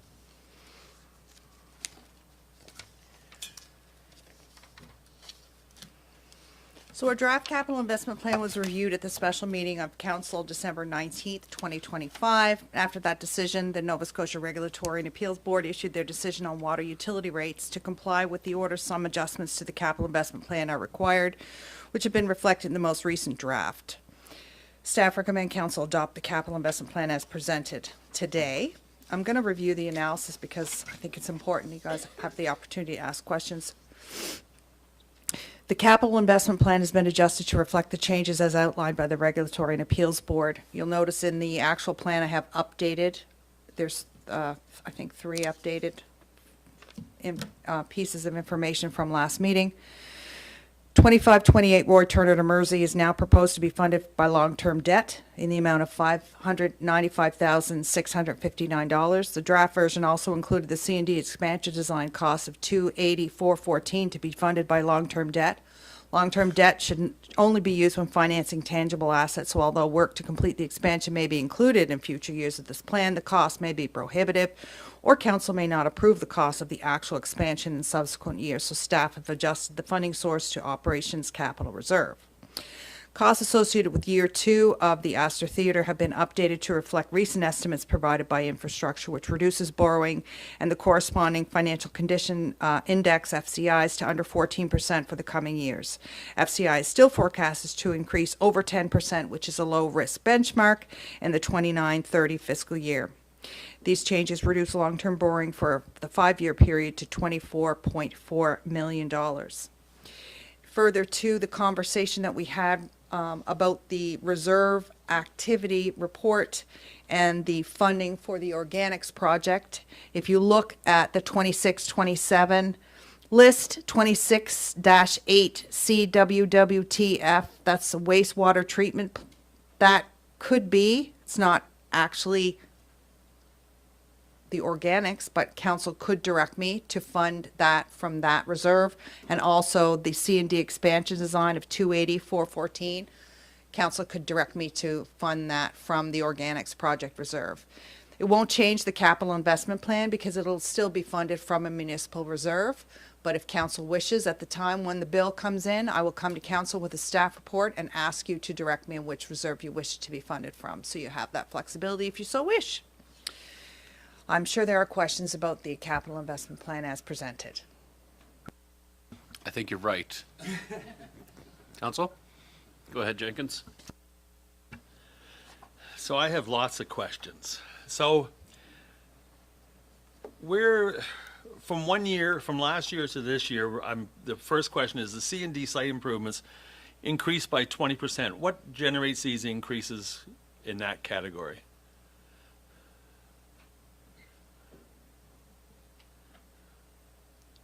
I'll have lots of questions for Director Grant.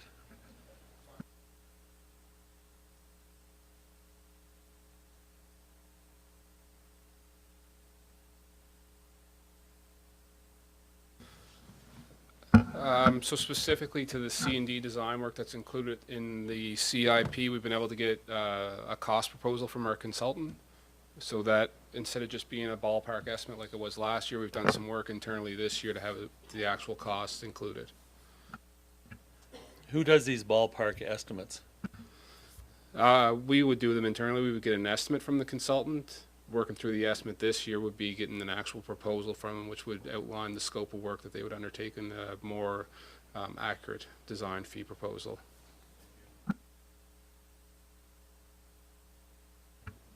Okay, Gorham Street Planner seems to be on the books for quite a while, and the prices keeps increasing. How do we justify a planter in excess of $97,000 for plants?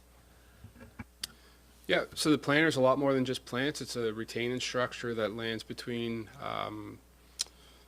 can't remember the name of the building. Anyways, it's adjacent Home Hardware, what goes down from Gorham Street to the waterfront. So it's a couple hundred meters long. It's brick. It's 12 feet to 16 feet high in spots. It does have plants into it, but it's a lot more than just a planter with some shrubbery. It's being improved, I guess, for accessibility as well as retention purposes to protect the pedestrians. So just, sorry, just on that, with the Gorham planter, that goes between, whatever, yeah, the Home Hardware and Fifth Sense, yeah, Celeste, thank you. And so, sorry, so from my eye, it looks fine. Why are we rehabilitating it? Yeah, so it was identified probably 3 years ago that one segment of the wall is starting to fail. We can see it's moved off the footing where it would naturally have or normally have a repose of about 1 and 12 slope. It's starting to come out pretty near vertical. From vertical, it'll go the other way, and unfortunately, it's expected that it'll fall into the walkway. We'd have to close the walkway, so we've been watching it closely, trying to prioritize. Very similar to the burial ground retaining wall, which is kind of suffering the same fate due to failed installation. Thanks. Did you have further questions, Councillor Jenkins? So, since you brought up the burial ground wall, it went from $101,000 to $173,000, a 70% increase, roughly. And I just can't see the justification on spending $173,000 or on that. Like, where does all those costs come from? So that project was originally proposed, as you suggested. We were here at council in May or June, I believe it was, to present the results of a tender. The tender returned the reinstatement of that wall to be, I think it was somewhere near $400,000, in which case council directed staff to go back, look at alternatives. We've done that work. We've come back with a solution that will maintain the retaining structure essentially while being somewhat aesthetically pleasing. Not as nice as the stone wall, the stacked wall is right now, but also does mitigate that price that we had received in the spring. I'm flabbergasted at that cost. Out in Greenfield, we just put 200 feet of 9-foot foundation in ICF and 2,000 square feet of cement flooring, and we did it for less than $150,000. So I find it really interesting that we're going to do a little wall and it's going to cost us that much money. I just can't see the justification in that.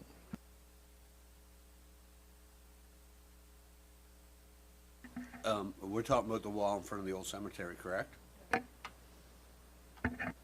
Yeah, that's correct. So it'll be the wall that starts on Old Bridge Street, wraps around on Main Street, and returns back into the old church structure that's also on Main Street. So as I walk by that often, should we be concerned about safety? Because it looks like it's soon going to just fall over into the sidewalk. We are watching it closely, and if it does become to a point that we are that concerned, we will prevent pedestrians from using that area. Why can't we just take the wall out of the front and slope the ground back and put rock there, and then we won't have to worry about anything falling over? I didn't realize that was funny. No, we did look at solutions like that, whether it was increasing the slope of the retaining, et cetera, trying to maintain some of the historical value. There are buried graves in that area, so we don't want to invest too much into removing the infill that's in along the fence line. So we did look at that, but we don't suggest that that's a good solution. Other members of council before I with questions? No? Okay. Go take it away then, Councillor Jenkins. I see continuous increases on projects that have been budgeted last year and they're not getting done. What is our problem with budgeting projects over years and they don't get done, yet we see 20% increases, 10% increases continually? Would it not be better to stop anything new and just get these projects done so we can have a fixed cost on it? Certainly the will of council, and that's how we will respond, would be to execute projects that are completed. The costs that are presented in the CIP are presented in today's value, so even the 2031 projects at the tail end would be a value today, and they will increase over CPI are a relevant factor each year, whether it's material costs or wages or equipment costs. Each project will increase year after year. But why are we adding more projects on when we can't get ones finished? That's my main concern.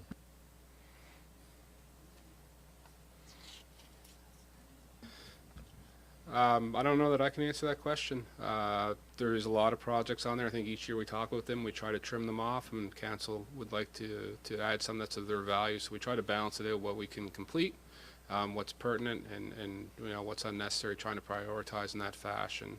So it's the will of council to. Yeah, I mean, I can speak to that, Councillor Jenkins. It's the will of council, I guess, as we identify new priorities and identify things that that we want to see advanced. So some of the new projects that you're speaking of have been moved forward because it's the will of this council, whether it was in the previous term of council or during our term of council. I think the point that you're highlighting is that we have a bit of an established what do you want to call it, pattern of identifying projects to be accomplished in the CIP, and they're not being done within the time frame that we expect them to be accomplished. I know, though, in speaking with the CAO and with Director Grant, that there is a concerted effort to, and with Director Vino as well, to be more realistic what we're budgeting for the projects that we actually expect to be done, and improvements with respect to the way that we're making decisions about what we're doing in house and what we're shopping out and subcontracting out. And so it would be my expectation that moving forward we are going to improve that in terms of achieving the work in the year that we're funding it. I think that there's realistically we know, you know, some stuff it goes over budget and over the timeline, but we do need to rein it in. I think your point is well taken that we need to rein it in. But like specific to why we're adding stuff, it's not staff that's adding stuff. It's us as council as we identify priorities, adding stuff to adding items, adding projects to the docket. Yeah. Do you have other questions? Okay. Okay, yeah, go ahead. I'm going to allow Deputy Mayor Charlton in here. Thank you. Just one thing I would add to anything that exceeds $50,000 ends up on this capital investment plan. And I think it's also important to note that some of these things are repeats and they didn't get done last year or the year before, but these used to actually affect our operating budget, and our staff have changed the approach here with this. So these projects are no longer potentially inflating the operating budget if they're not getting done. So they're only being dealt with once they're finished, and I think which is a huge step in the right direction for a budgeting purpose. So I just wanted to highlight that because that's something that I think has been a really great improvement comparing in my previous term, especially to now. So I think there are a lot of improvements that we are making. Some of these items are things that have to be done. Some of them are wants of council, as the mayor had mentioned, but also I think this kind of ties to the fact of when we're looking at an analysis of third-party procurement, rather, like with the water infrastructure, for example, that stuff has to be done. We can't do everything, and I think there seemed to be some unwillingness before from potentially other members of council to push forward to do third-party things, and I think we have to find that balance to be able to achieve them. So that's all I want to say. Yeah. But I mean, and certainly, Councillor Jenkins, if there are projects that that staff are recommending here, or that we've envisioned that we'd like to achieve, you know, in year one or in the 26-27, and from in your thinking, hey, we should prioritize and focus more on existing projects and push some of those out to later years. I mean, certainly happy to hear your perspective on that. You know, it is the will of council how we prioritize and again, and this being a plan is not being set in stone, but you know, what we identify for 26-27 is going to be particularly of importance. Yeah.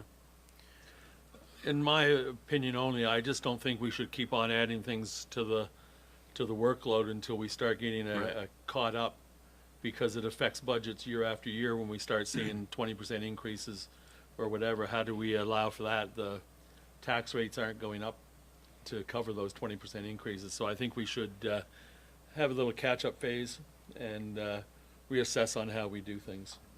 Well, that's points well taken. Go ahead. So this is, I was upset last last council meeting we had about all the money going to be spent on the town hall, and I was so glad that we had a person give us the public comments on what all the town hall and the Astor Theater bring to us.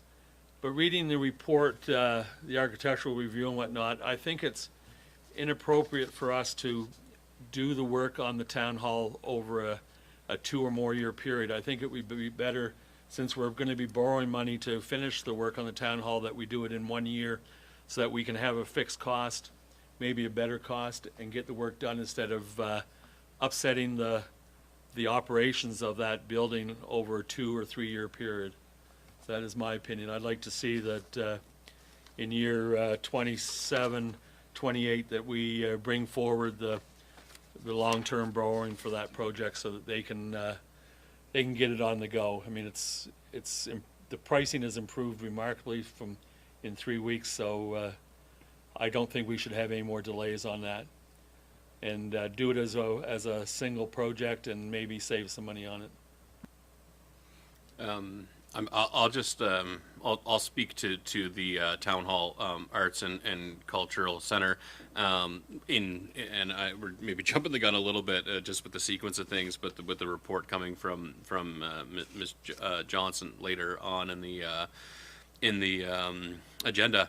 But I know that the entire idea around us, so we committed, I believe, $250,000 in the last budget for improvements to the Astor Theater, to the Town Hall Arts and Cultural Center. And that was in the context where the Astor Theater board, and specifically Lynn Cochran as a board member, had applied to a federal grant where a large sum and the vast majority of the monies for the improvement to the facility were going to be funded from the GIBC, the Greening and Inclusive Buildings Canada grant. The writ dropped for the federal election, and that application got stalled out.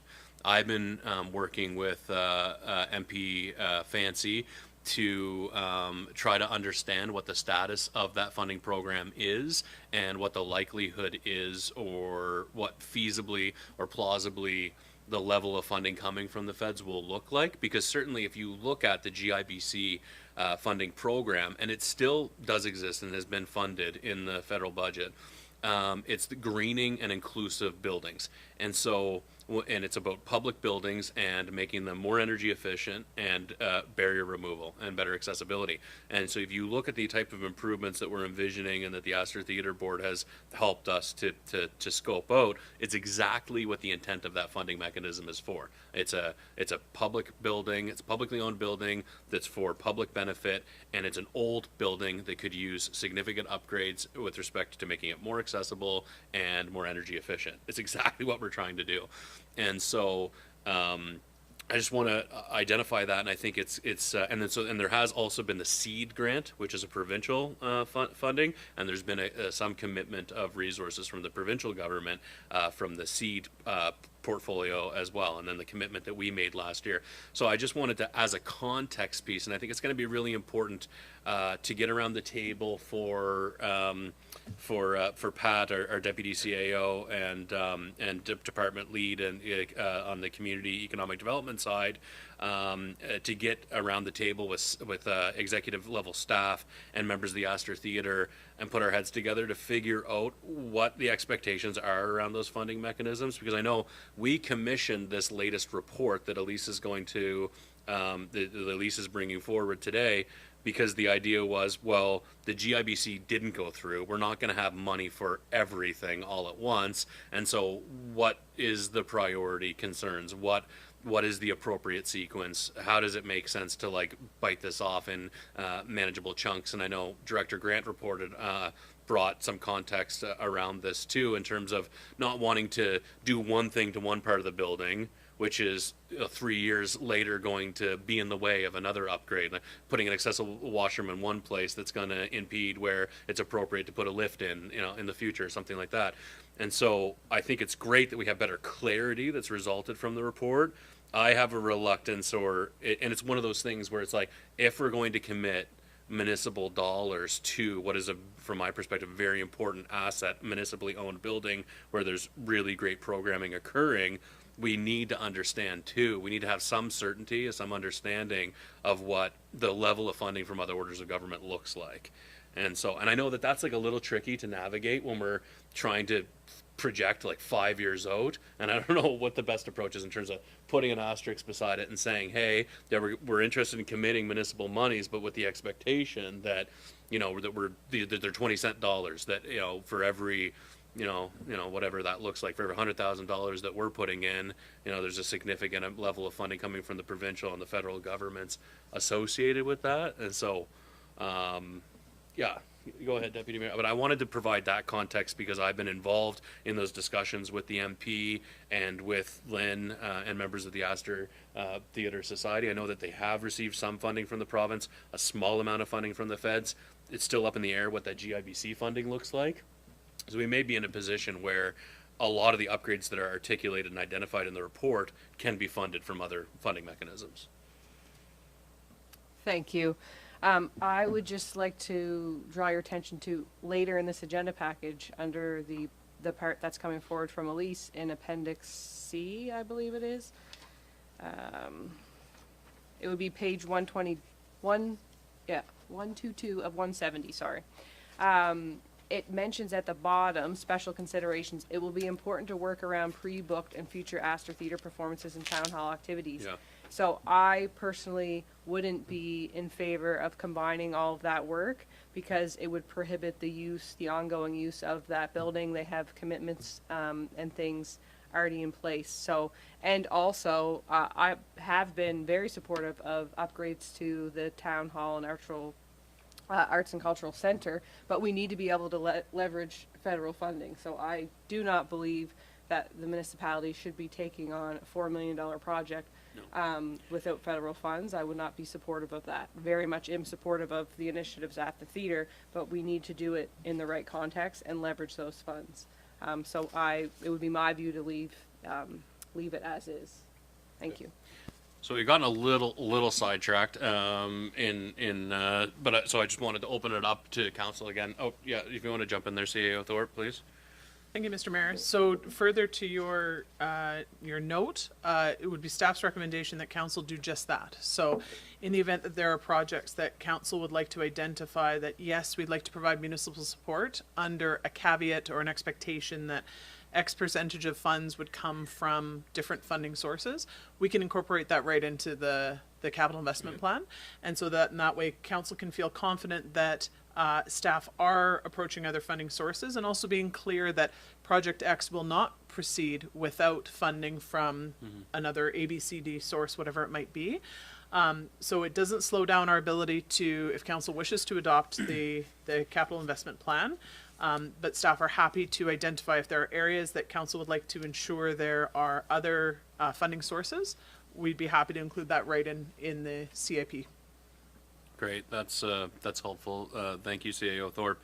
And I don't know if it makes sense to actually get a motion or if the discussion and the expectation that staff convene with the board members of the Astor Theatre Society to advance the discussion and get clarity with respect to the status of some of those other funds. If you'd prefer to have a motion on that, or or is the discussion sufficient? Okay, thank you. Any other questions on the CIP? Yeah, take it away, Councillor Wenzel. Hi, I don't really have a question. I have maybe a statement, and I don't want what I have to say to take away from the great work from Directors Grant and Vino on 6.2 and 6.3 on December 19th when we had our meeting.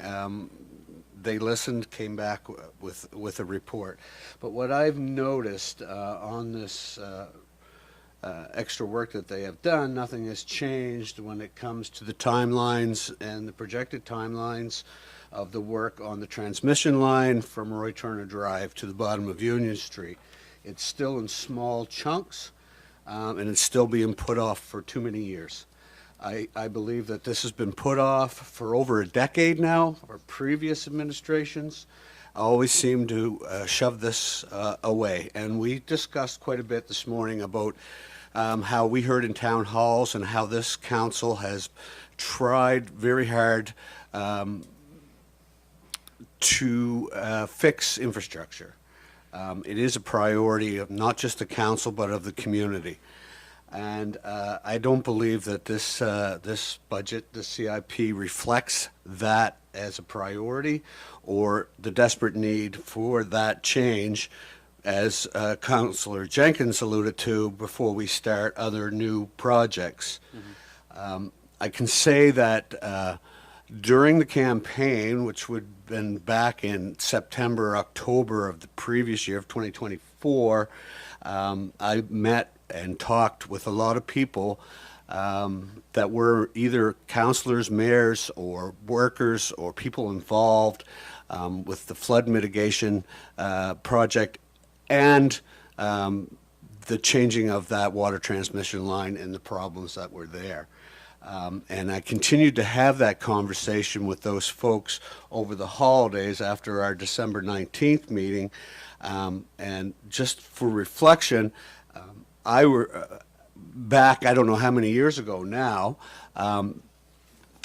they were under the impression that the transmission line, the water line, from Roy Turner Drive to the bottom of Brunswick Street, which is the fire hall, would be 12 to 14 months.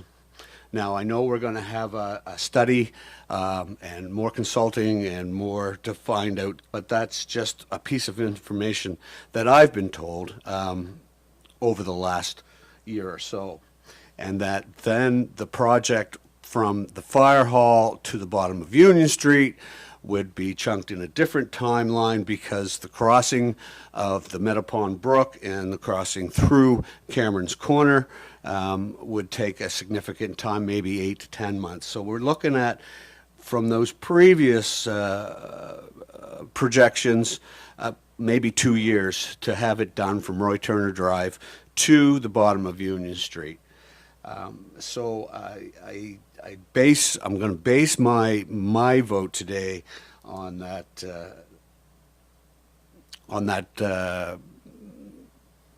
method of thinking, that I believe that by 2028 that section should be finished.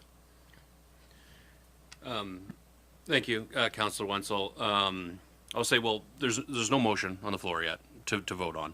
And so my understanding is that in 6.2, we made a motion today to direct staff to procure a third-party service to do that project analysis about how and when and what's it going to take to expedite installing and upgrading that existing infrastructure on the west end of Main Street, coming down Road Turner Drive and the west end of Main Street. So I think the reality is we're not going to have certainty about costs or timelines for that work in time to pass the CIP.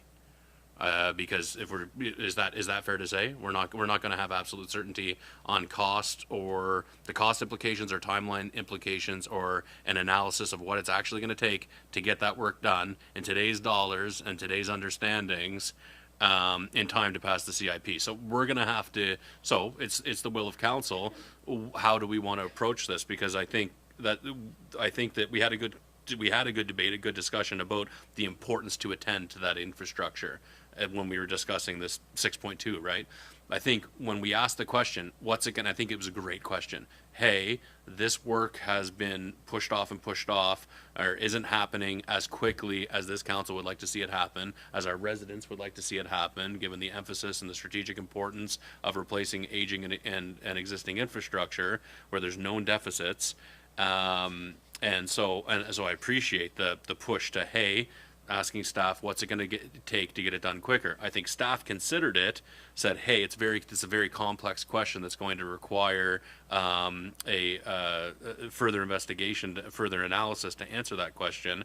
And so we've made the motion today to say, hey, go and spend some money to conduct that analysis. Bring in the experts to conduct that analysis so that we can understand it. Because my expectation, I agree with you. I mean, to be candid, I'd like to see the water main, that whole infrastructure replaced to at least to the fire hall in the next couple of years. That's what I would like to see happen. The challenge, I think, from my perspective, is just the sequence. We have the CIP. We want to get the CIP for the next 5 years in place. And the reality is we're just not going to have that information, though. We're not going to have the information about the costing or the timeline on those elements in time to pass the CIP for the upcoming year. And so and I'm not sure what the best approach when we have that level of uncertainty and where the sequence where it doesn't really match up, where we don't have the type of information that we want in order to make that decision. And I'm not sure, staff, if you have a suggestion about the best way to navigate that, where the expectation that I'm hearing, at least from some members of council, is that there's an expedited approach to attending to that infrastructure. We're not going to know what the cost and timeline, reasonable timeline, looks like for that work in time to have the CIP in place for this budget cycle. So I don't know exactly the best way to navigate that. I appreciate what you're saying. I think the practical reality is we're just not going to have it in time to pass the CIP. Well, to add to that, though, Mr. Mayor, is that if we're going to wait 9-10 months for a report from a consulting firm, that's another 9 or 10 more months before there's a shovel in the ground. Yeah. I don't understand. We can do all this, but why can't we start? Why can't we start over there, at least put something in the ground? I don't understand. Okay. Yeah, go ahead. Thank you. It's my understanding, based off of previous conversations here today and the comments from our CAO, that this is what is reasonable as current state to deal with this CIP for 2026, 2027. So it's my understanding that once we have that additional information come back from the motion that we made earlier today, that will give us the information we need to then make a decision. And as our CAO had mentioned earlier, that doesn't mean that we have to wait until the next CIP to start making plans to do it. If we have that information come back in the 6 to 9 months, as Director Grant had mentioned that he estimates it to be, then we could look at how we're going to deal with that. But I think it's important to note that that's going to be a huge project that we're going to have to leverage additional funding for, so we're going to need to secure grants for that. So in my mind, it's not going to happen in the 2026-2027 CIP year, but can we expedite it? Because when I look ahead at the 2027 to 2028, the 2028 to 2029, and the 29 to 2030, along with, I guess, the 2030 to 31, there's multiple segments of those spread out over all those years. So it was my understanding, based off our previous conversations, is that we're trying to package those and expedite those well beyond chunking them up into little bits year after year. So I think, from my view, if we can package those and we can deal with a significant portion of those in the 2027-2028 year, I think, we would make significant strides compared to where it's proposed currently. So in my mind, I personally am okay with the 2026-2027 CIP proposal because we don't have all of that information to make a change. And as it was noted earlier from Director Grant, with these grant fundings, we can't even cover the cost of our own labor. So in my mind, why would we put shovels in the ground with our own staff? It's going to cost us more. And we don't have all the bigger picture. So by packaging them, we may get a better deal because of the company who does it or whatever. So I think it's premature, I guess I would just say, to try to put that anywhere sooner than waiting for that information to come back, and then we can make a move. And as the CAO said, we can make that move before the next budget year, or make plans to make that move. We're not stuck. I mean, I do agree with Councillor Wenzel just with respect to the timeline on having the analysis conducted. I would prefer to have that analysis carried out quicker than a 9-month period if that's at all possible, and if that can be a consideration when we're identifying the appropriate vendor to conduct that analysis, timely, prompt delivery of a project analysis so that we can make more immediate decisions about this. I just had a question. The MPSE water transmission extension phase 5, isn't that part of what we're talking about though? that project that's slated for 26-27, isn't that an element of what we're talking about, or am I wrong on that? The phase 5. That element there is the continuation of the transmission main on Roy Turner Drive down to West Street and Milton. So it's Right. the gravel road that leads to the water treatment plant. It's one more phase, which we've been working on with internal resources. Right, right. So if we talk about the broader picture of bringing water from Roy Turner, from the water treatment down to West Street and then along Main, like at least that component is slated to occur. And then my last question on this isn't all of this contingent on NSRAB approval? Yeah, 100%. We're working through the application package again with the RAB to get consent from them to proceed. We've talked about it a few times. The process got halted last year. We're still working to re-navigate that and reapply with something that meets their needs. Hopefully that'll happen in the next coming weeks, and then we'll know whether we can proceed or not, regardless of if we're going contracted or with internal resources. That's not what they're interested in. They just want to know how we're paying for it, essentially. Oh, okay. Sorry, just for clarity, when do we realistically expect to have a decision from the NSRAB with respect to the MPSE project? We expect to be able to resubmit this week. How Okay. long it takes them to review, I'm not certain. Okay. We typically have indication back from them in the past within a week to 2 weeks. Whether that the board can make a decision in that time frame, still, I can't answer that question. Right. Yeah. So there are some external factors there. So I just want to engage you in the conversation, Councillor Wenzel. I appreciate your advocacy on the file. I want to know what's going to make you comfortable. I mean, we can, as like we were talking about, and putting some context around the plan. We can flag these items and the timeline with respect to the Main Street to Roy Turner to Mersey to the Mersey Court to Wolf, like those components, and flag it and say, hey, these are slated to occur at this time. But all of that, the costing and the timeline for that, is going to depend on the recommendations emerging from that project analysis that we're commissioning, right? Like I'm just trying to. I want to say, and I'll say publicly, I agree with you. We need to expedite the replacement of that aging infrastructure. How we get there and how we pass a plan that we're comfortable with is something that we need to negotiate and navigate as a council, you know? So I don't want to in any way make you feel or any of the residents feel that I am dismissive of your concerns about the priority to replace that infrastructure. The challenge is that we don't have the information available to us right now to have certainty about cost or timelines on the project, I think. Like, that's my understanding, and correct me if I'm wrong, staff, but that's my understanding of it.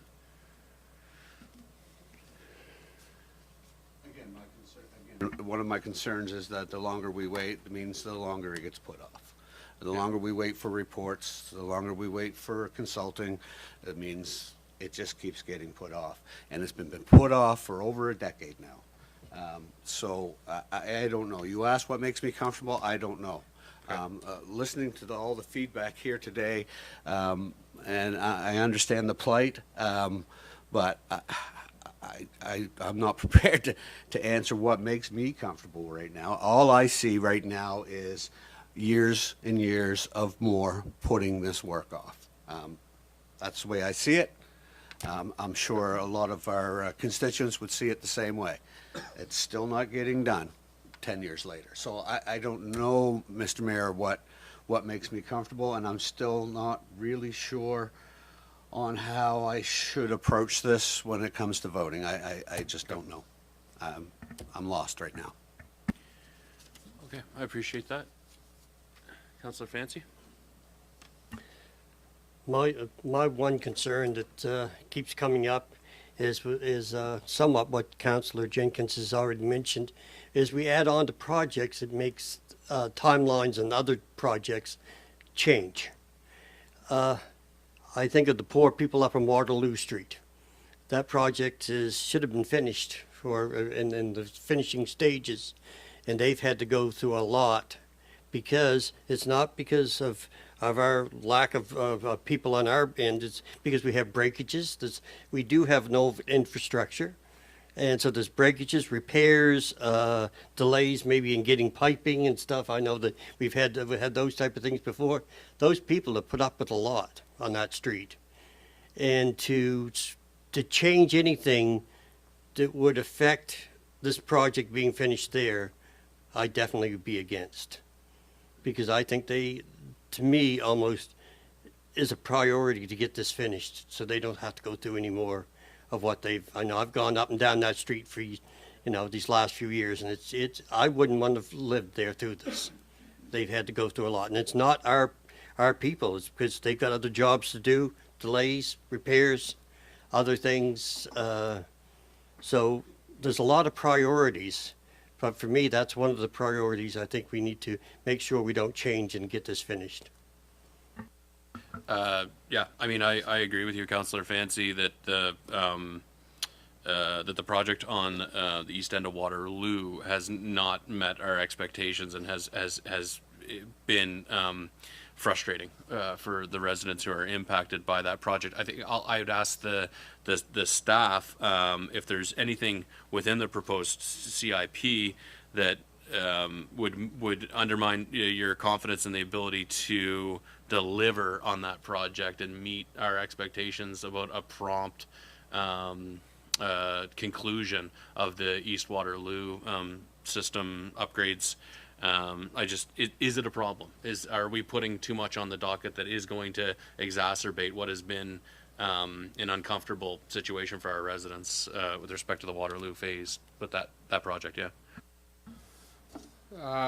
Hearing that's a priority for council, we can certainly approach the project with that in mind, which we have in the past. Just to touch on the phasings of the project. So the first phase was in 2018. The second phase was not in 2019. There were several years where council did not include it in the CIP. So the projects that have been completed were what was approved by council each year, with the exception of this year. We've been successful in completing each phase that was approved by council. So delay has not been on staff's part with that respect. As far as completing the project within the scope of the next few months or a year, the first of the CIP phase, I think it aligns well with our plan that we should be able to execute it, and that's our intention certainly, is to put that top of the priority list and get it completed for council, yes. So sorry, just looking forward, just clearly, you do not anticipate any further delays or challenges in executing on completion of the Waterloo project due in any way to what's proposed within the CIP here today? Not at this time. We expect to be back to council in the coming months with a plan for that project that council will need to approve on and how we complete it within the time frame. Further questions? Go ahead, Councillor Jenkins. It's not really a question, it's just an observation. Is my biggest concern with all these projects is the longer they go on, the more they cost. They cost the taxpayers of Queens County, not just Liverpool. So I think we need to really make sure that if we're going to go out on a project 1 or 2 years, that it's being completed in that timeline, not 4, 5, or 6 years. We can't afford the delays. I mean, when we see increases of anywhere from 8 to 20% on projects, that is not acceptable. Yeah, thanks, Councillor Jenkins. I mean, I have discussed this with the CAO and with Director Grant about the importance of having more certainty with respect to timelines and costs associated with major capital projects. And I've been pleased that there is a lot of work going on behind the scenes to improve that, to get a better handle on that, as I 100% agree. And then also certainty where we can make better informed decisions about what we do in-house and what we shop out, based on an understanding of those timelines and an understanding of those costs, real costs. Because you're right, with each passing day, things get more costly.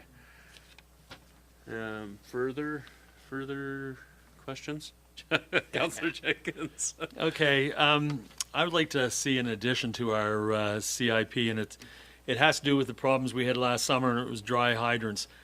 We need a plan for the fire departments moving forward. These dry hydrants are owned by the municipality.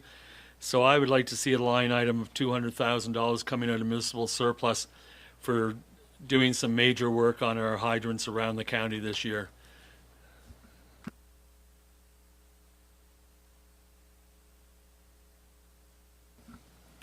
Is that just procedurally something that we can just look to staff to consider and incorporate?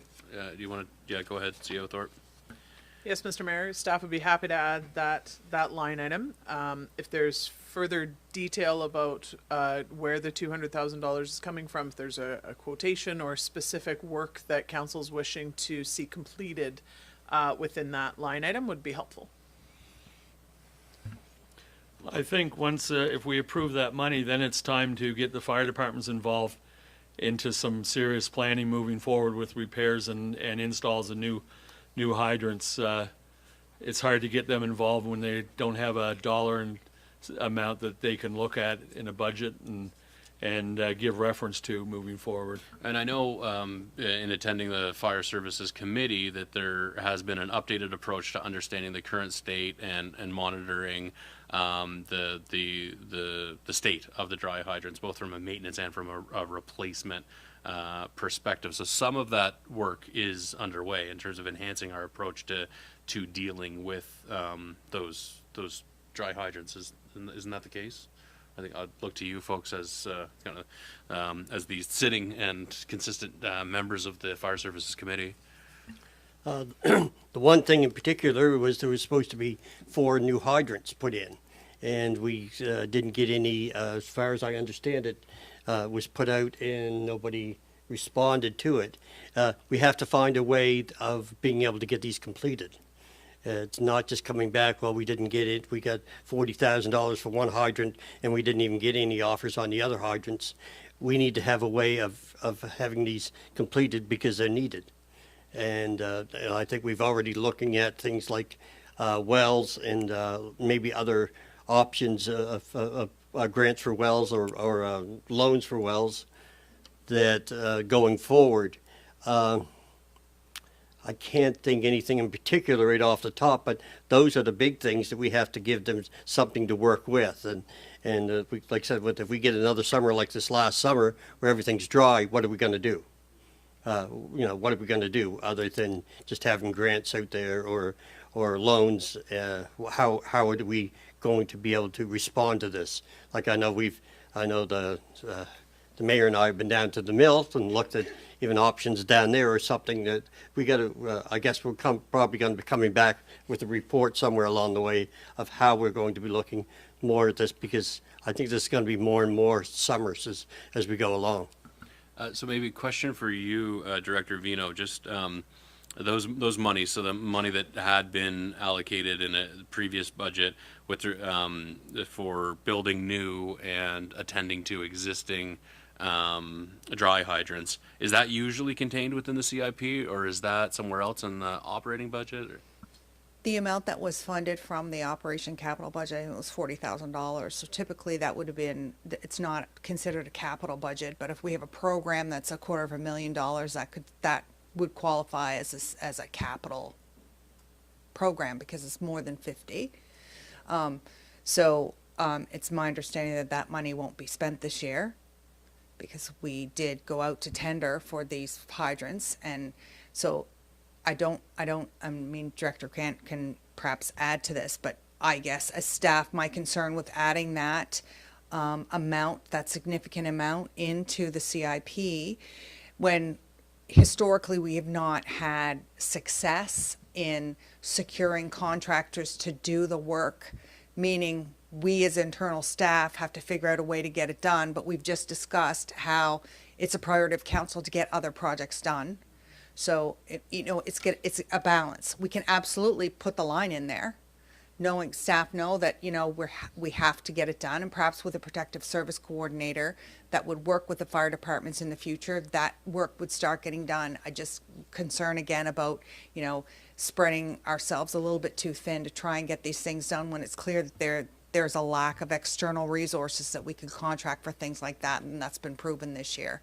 Yeah, and I think my question was because I was a little bit lacking in context here, where that money came from in the past, so that was funded as part of the operating budget, that $40,000 from last year around.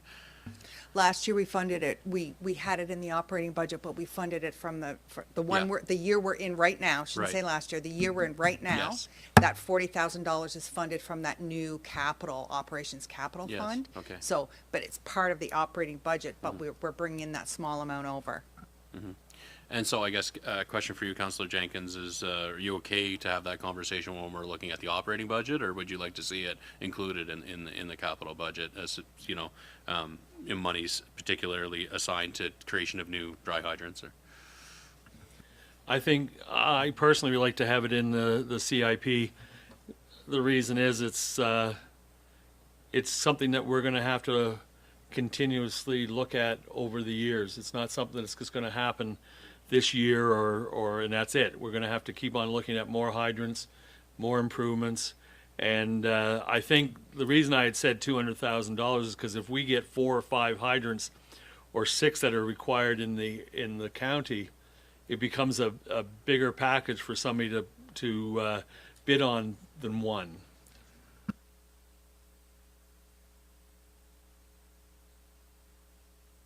So I know you were looking for more detail, CAO Thorpe. I'm just trying to think procedurally what would be the best approach with respect to that item. Yeah, of course. Should we put it to a vote, or yeah, okay. So I'm trying to wrap my head around this. So we put out a tender for 4 hydrants. Was it 4? Is that what was said? 3? 1. So I know we had awarded it something, then we had rescinded something, then I thought we were trying to package something and put it out for more than one. Am I remembering wrong? No, I think your recollection's accurate. So council did budget for 4 hydrants to be installed. Through the course of the year, we were only able to confirm 1 location amongst the departments. We're still working with the other departments to understand what their list is. It's never been clear to staff where these hydrants were proposed to be installed at, which is one of the challenges. So the one that we were confirmed on, the one that we knew was a priority to North Queens, we did tender that out. We got a result. We approached it that way, but we're unfortunately unable to complete the project. Council, since has asked staff to go back, compile the list, and prepare a more fulsome tender document, which we'll be working on over the winter months. Now that we have the policy analysts to develop a procedure which we can put out there with the fire departments to determine where they want them at, why, where they rank in the priority list, and then kind of deploy the funding resource, I suppose, that way on a priority basis. Thank you. So in my mind, we have motions that say that we want to package these together and that they're a priority of council. And so when that is ready to go out to tender again, if we can get applicants bidding on it, it would then come back to council to say, we're successful in getting, tenders on this project. This is the estimated cost, and we would fund it from the accumulated surplus anyway. So it doesn't, I guess that's kind of where my head is going, is that by not putting it in the CIP, it doesn't mean it's not happening, because we do have these motions previously that have directed staff to do just that. And so in my mind, I don't know what I don't want to say the value, but what the intent would be to put it in the CIP if we already have this work ongoing, and it's going to come from a reserve ultimately anyway. I don't know if I'm missing anything, and I'm not trying to discredit Councillor Jenkins' suggestion, because I agree that we need a plan with the dry hydrants, but I think we have some action in place is all. Right. Yeah.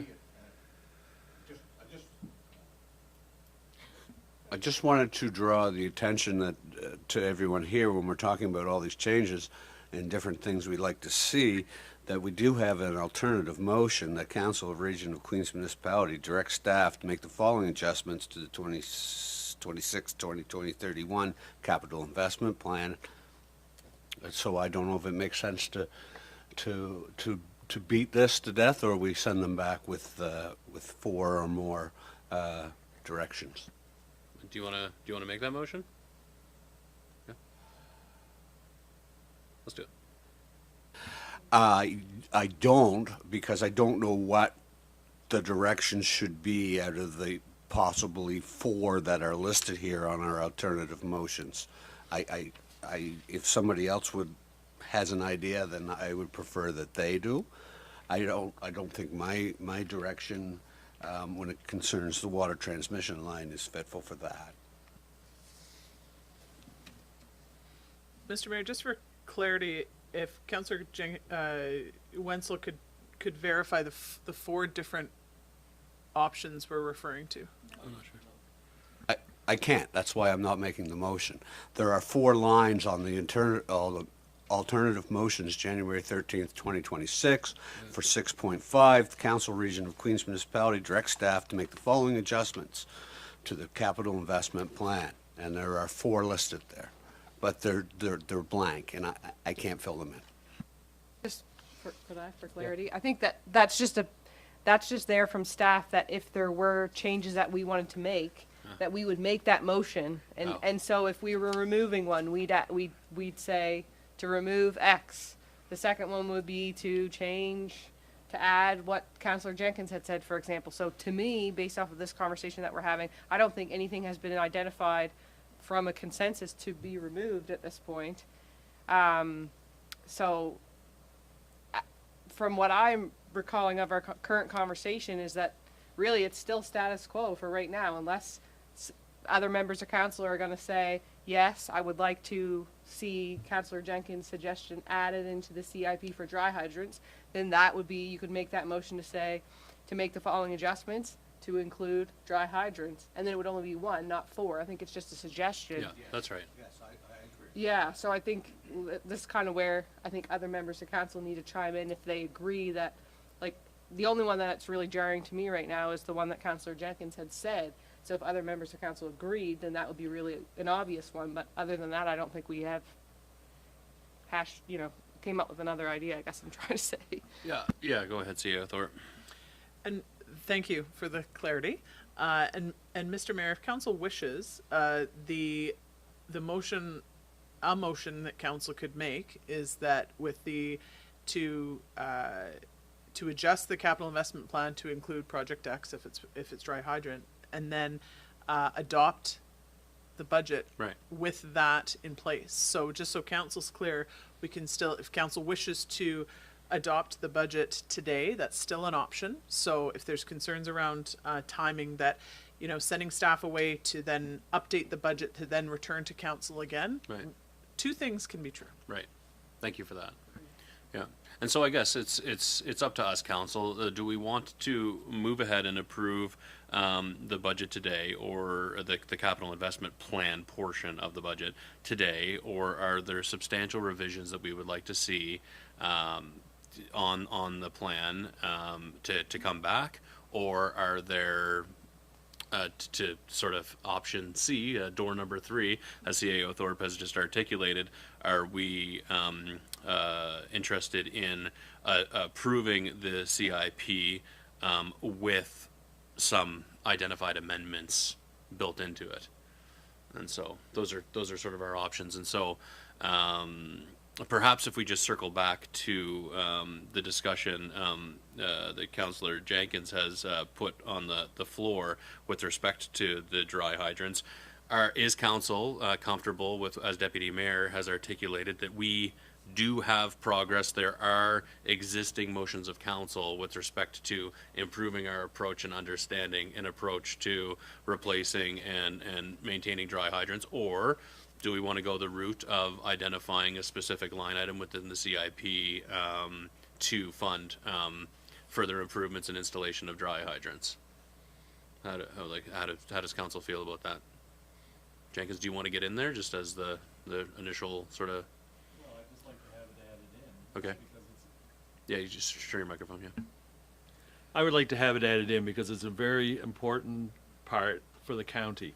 It's not just Liverpool or No, of course not. wherever. It's after last year's water woes, I think we have to look at a big plan to start fixing access to water by the fire departments. Okay, is there another item like that that members of council would like to see amended, adjusted? I think to Councillor Wenzel's concern, I think explicitly identifying in the CIP that the MPSE components are pending the project analysis that we've identified, perhaps as another amendment, a friendly amendment or what have you, in the CIP. so adding in a line item for dry hydrants, adding in a context piece with respect to the fact that the MPSC existing infrastructure replacement is dependent on the analysis that we've directed staff to engage a third party to conduct today.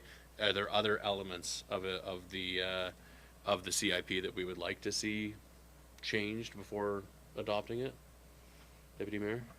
I think it was noted earlier, but just for clarity, just to confirm that we'll be leveraging grant funding, and that not all of these projects will go forward without that grant funding. I think that's important. If we can note on, I don't know if, I'm sure it's possible, but on maybe each CIP, since it is a 5-year plan, and there's components, as Councillor Wenzel has said, of all those areas, they're on different years. If we put the note that maybe references the motion that we made, that the cost analysis is coming forward, like, so people understand that we're trying to do that. I don't know if that's appropriate or if that's a different piece. But just so if you're a resident and you're looking at that and you're just like, wow, that's a long ways away, there's clarity there, and that's not up to me how that comes forward. But Yeah, CAO Thorpe, sorry, and then I'll get to you, Fancy.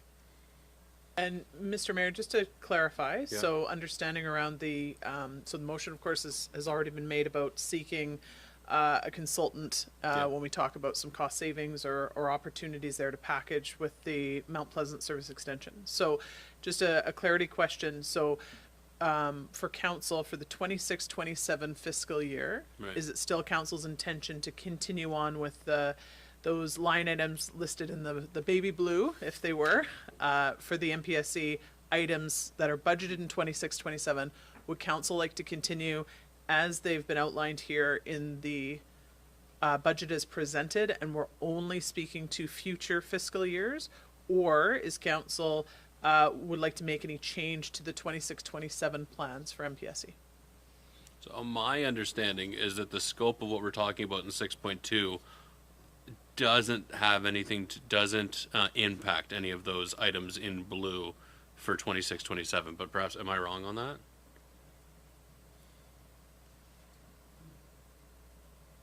So the reason why I'm asking, Mr. Mayor, is just so that council's clear, so that we can go forth in a good way and be confident that we're meeting council's needs. So staff would continue on as planned in 26-27 unless council tells us otherwise. Okay. Council. Okay, I'll send it over to you, Councillor Fancy. I don't know where this comes in on this, because I don't remember reading about it, and I should have known by years of being here. But where does paving come in on the budget? The amount of money that's allotted for paving? Paving's in the operational budget. It runs now about $370,000 a year, but it's always been in the operational budget. It's funded from operational budget. It's part of the District 13 area rates, part of the inputs that go into there. I could absolutely add it on a line here if you'd like to see it here, but it's always been part of that, and it's funded through the area rate. So I didn't include it in here because I don't want it to be confusing when we start doing our tax reform review. Right. That I wanted to focus on operational costs. Does that answer your question, Councillor Fancy? No, I wasn't looking at Area 13. I was talking about as we put out the 50-50 road paving with the province and how many we're going to submit for and never get. The J-class roads. Right, so J-class roads have always been under the operational budget simply because the amount has not exceeded that $50,000 limit. The estimated amount when we applied, the actual amounts have exceeded it when they actually got done. But if you remember, this fiscal year we're in right now, we weren't given any, right? So the operational year coming up, council typically would budget a certain amount of money to be used to go forth and apply for J-class roads, but it's an operational cost. It's not a capital cost. Okay. Go ahead, Councillor. I have one more question, and maybe, well, actually a couple, but During the water rate study and whatnot, it was brought up to our attention that we have very old meters in town, and that we should look at replacing them. What budget would that go into? That's part of the water utility budget, so that doesn't have anything to do with today's conversation. It will be part of the operating budget for water, for the utility. It probably won't be part of the budget that you're going to see in the next couple of months, simply because it's a huge job. It's one of those things that we'll be putting out through an RFP. We'll bring that RFP back. It's my understanding we had a brief conversation with the consultants, and they were talking also about that. And there are a couple of different approaches, which Director Grant and I will be discussing what's best for the utility. It's a significant investment. We're talking about in the hundreds of thousands of dollars. And our water utility is currently in a deficit and will be in a deficit for at least the next 4 years. So we want to make sure that we have a good, solid business case to bring before council before we even consider investing that kind of money in new meters. So, this is my last question. The municipal service building heat pumps at a borrowing cost of 1.1 million. Back in March last year, we were supposed to get a cost-benefit analysis for doing that work, but maybe I forgot that we actually saw that, or was it ever done? Yep, so we did go out and hire a consultant, prepare a report, and we'll be presenting that to council the first meeting in February. Okay, so that's coming back. Okay. Thank you, Councillor Jenkins. Appreciate all of council and staff's attention to detail and thoughtful approach to coming up with this plan. Yeah, go ahead, Councillor Merrill. I just have a question. I'm wondering if I'm correct.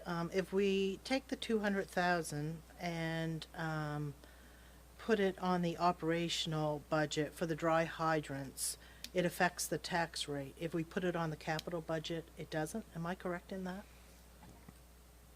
That is correct. If we take, we're going to add that $200,000 line, and we're going to fund it from the municipal surplus, which is what I believe that I heard Councillor Jenkins say.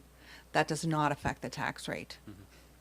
I'm wondering if you would consider, like, if a good approach could be to plan to fund $100,000 from the municipal surplus in 26-27, and an additional 100,000 for 27-28. I don't think it's likely we're going to spend $100,000 on dry hydrants in 26-27. I'm not sure. I would split the difference and say 150,000. Because, well, we got one quote on one hydrant was $40,000. 4 hydrants in the county. I don't think we anticipate that they're going to cost 40 grand a piece. I know. Yeah. But we have to be Right. It could be repairs that the works department has to do or whatever. We have to have the allotment there. So even if we don't spend it. Are you thinking 150 and 50? Like 150 and what are you thinking? I'm just clarity around your expectations. I'm thinking 150 this year, and we'll see what happens. Okay. So 150 to be included in 26-27 as a line item for replacement or for dry hydrants. May I comment for a moment? Go ahead. I know that originally when Councillor Jenkins brought this up, the conversation was had about having that $200,000 in that line, because we would then be able to get hopefully Right. secure contractors to do them all, Right. to package them together. Splitting the difference doesn't make any sense Okay. on the CIP. Stick to the 200. Okay. Keep it there, and if we don't spend it, Right. we don't spend it. We can carry it over to the following year. It increases our flexibility as staff with the directions that we can go. Okay. My idea of the 200,000 was to give staff a number that they could work with, and if we only spend 120,000, then we know next year we don't need 200,000. We might cut it back to 150, and it gives us historical expenses to have it so that we can budget it long term. Yeah, and I mean, I very much agree. I've heard loud and clear about the importance of dry hydrants for fire suppression in rural areas, and particularly when we have the water table going so low. It's aligned really well with a lot of the strategic priorities that we identified around climate resilience, around replacing aging and existing infrastructure. So I don't disagree with you whatsoever, Councillor Jenkins. Anything for? I thought you said you was the last question. Okay. Here we go. So our 26-27 CIP is for $27,267,000 plus $200,000 for the dry hydrants. The interesting part is that $421,000, give or take a little bit, is for Caledonia, $1.35 million is for landfill, and $25,400,000 is for Liverpool. That all the people of Queens County are paying for. That was my observation. Okay, I appreciate the observation. I will say that that is always going to be the case in a regional amalgamated municipality where all of the infrastructure is owned within the old township. The reality is that's not true of our operating budget. That's true of the capital plan. Our capital plan is always going to lean heavily on the township of Liverpool. That's where we own almost all of our assets are based within the town that we actually own. So, in a point, we need to start doing something with the town of Liverpool to make it better for all the people of Queens County. Hear, hear. Thanks for that. Anything further? Yeah, go ahead, Councillor Fancy. Yes, with that 200,000, and we're looking at basically for new hydrants, would that or could that include things like I'm thinking even if we get another dry summer, the containers that we could something maybe we could purchase containers or sell containers or something where people could store water in, so to speak, because a lot of times you're putting water into a dry well that goes down and goes out to the back end. Is there anything that we could be even considering along with? I mean, this is early stages, but is that part of where we could draw money from? I think it's certainly not a CIP. It's not a capital thing, Councillor Fancy. We're in conversation with our neighboring municipalities about water security and about what programs are going to be important to stand up. We know that we're looking at a program around drilled wells, around supporting, the low or no interest loans on drilled wells as one mechanism. I think as we evolve and understand what other types of programs or supports we can provide to build up more resilience against drought and more readiness with respect to the impact of drought, we have to look at those programs. My understanding is would not be appropriate to discuss as part of the CIP though, because that wouldn't be a capital thing, right? That would be a specific program for water security, water resilience. Is that right, staff? Does that make sense? Okay. Go ahead, Jenkins. My whole thing with the dry hydrants, it doesn't necessarily mean we're going to spend the money on dry hydrants, but it could be access to water source. We might have to put a roadway down to a water source that the fire department can actually use their own equipment and hook up. Right. But the main thing, my whole idea is that this $200,000 is spent for the fire security of Queens County. Yeah, and it's a good idea, for certain. CAO Thorpe.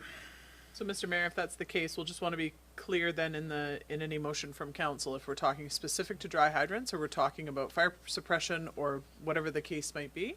Just being sure that council's clear, please, so then staff can meet your needs. Okay.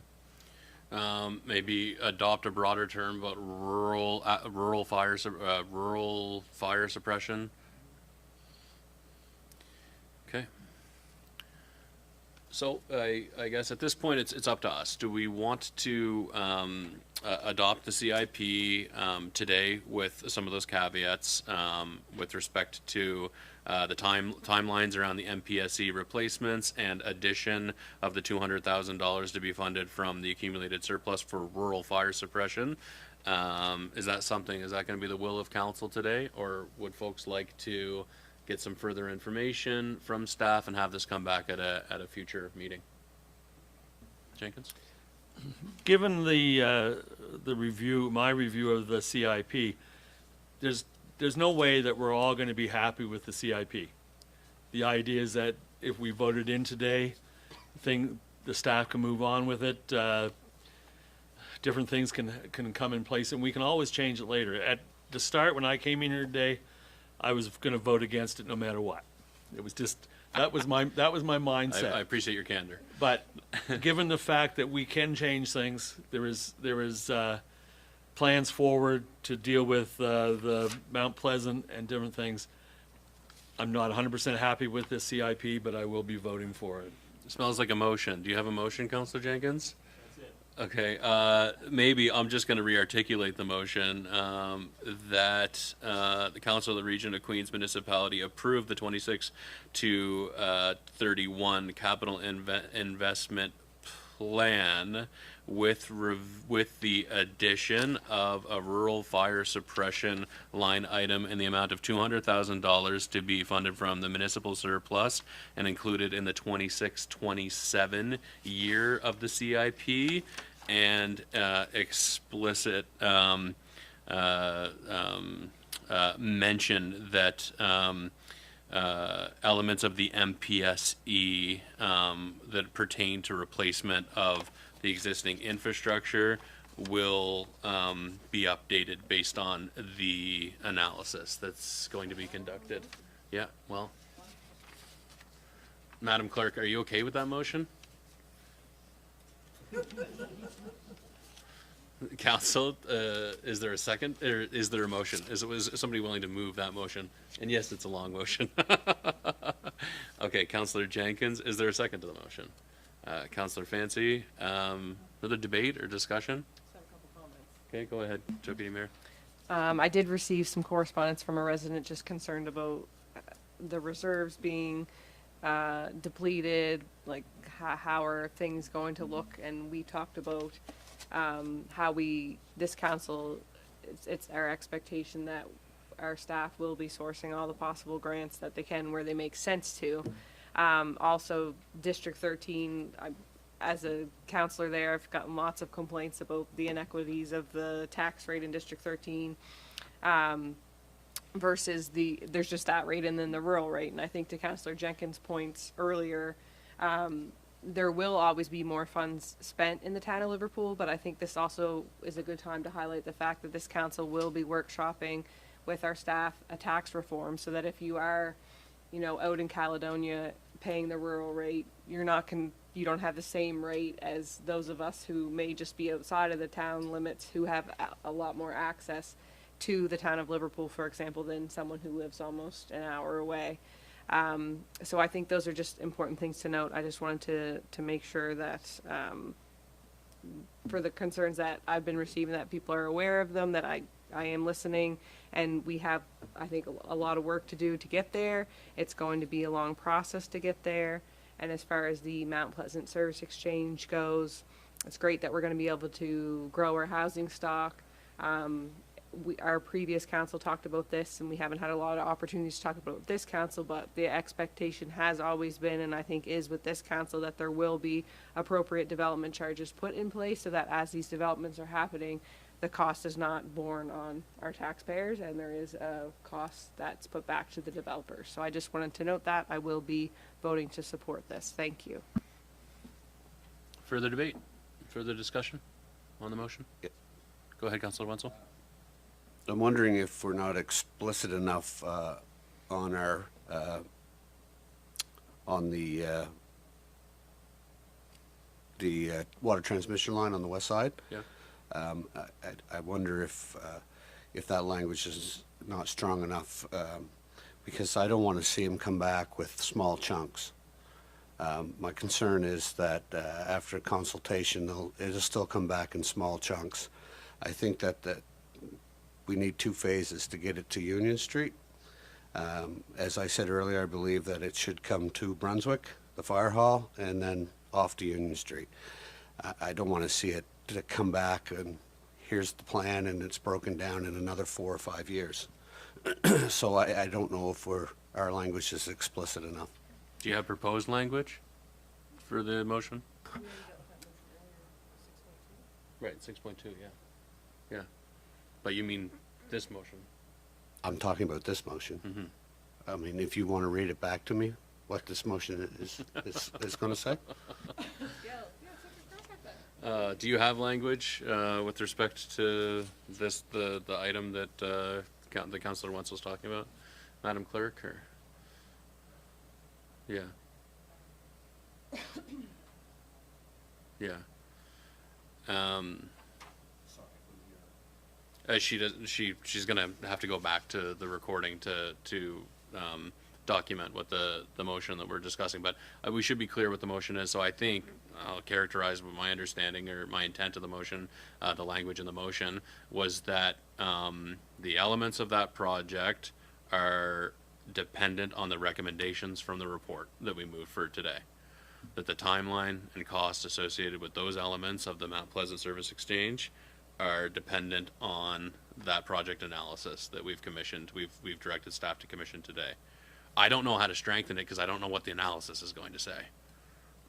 That's where I'm stuck on it. Do you want to go, Jenkins? I think with our 6.2 that we voted on and agreed to, that it goes in conjunction with our CIP plan. It does. And the fact is that if that analysis comes back and it's chopped up or it's beat up or it's extended over years, we as council can put a stop to it. Yeah. We have that right.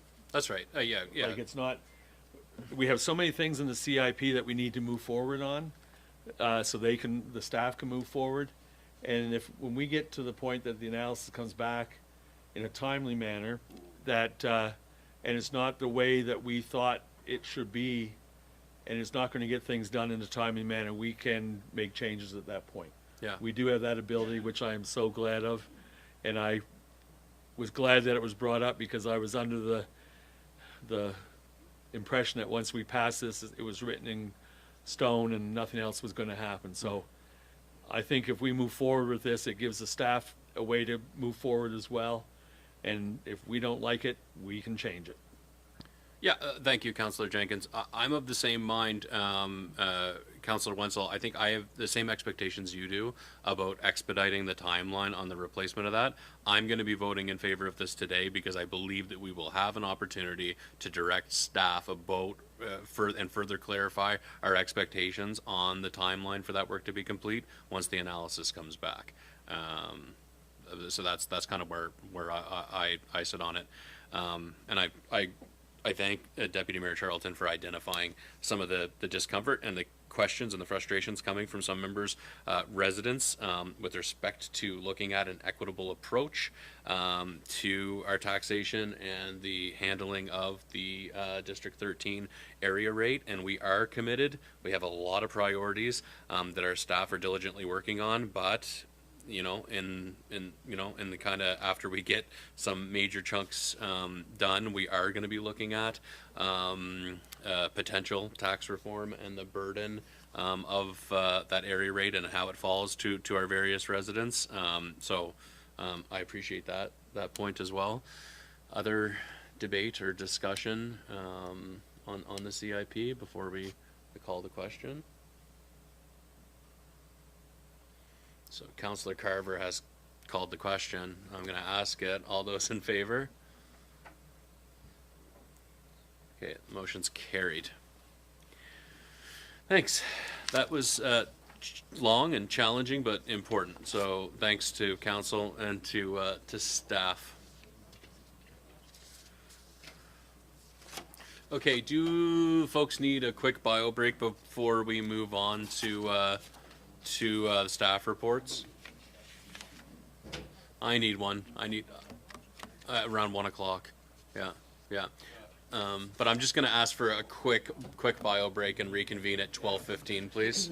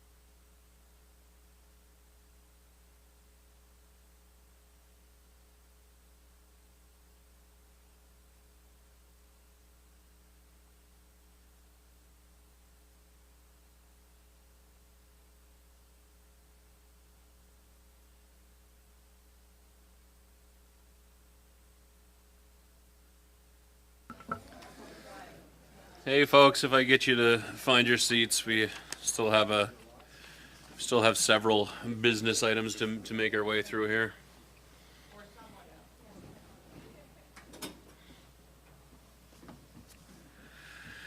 Okay, so we're moving on to staff reports. Thanks everyone for what I think was a very, very thoughtful discussion earlier this morning. Director Vino, I think you have an overview of this item regarding an increase to limit on the MasterCard. Councillor Merrow, if you could turn off your microphone, please. Thank you. Yes, it's me again. Staff report regarding our corporate MasterCard limit. The summary, Region of Queens uses a corporate credit card with a credit limit of $40,000 to facilitate purchases for operations with vendors that do not accept purchase orders, online orders, or for urgent payment requests needed to expedite product. The limit was set at $40,000 originally when Region of Queens began banking with BMO, that's Bank of Montreal, in 2022, with an intention to review should that limit be insufficient. Should Council approve this request, the limit will increase to $100,000. Region of Queens Municipality does not have a credit card policy in place. This is being prioritized on the Audit and Internal Control Committee work plan. So what I'm doing today is asking for Council's approval to increase the MasterCard limit from $40,000 to $100,000. Sorry, I have a typo in the motion. From $40,000 to $100,000.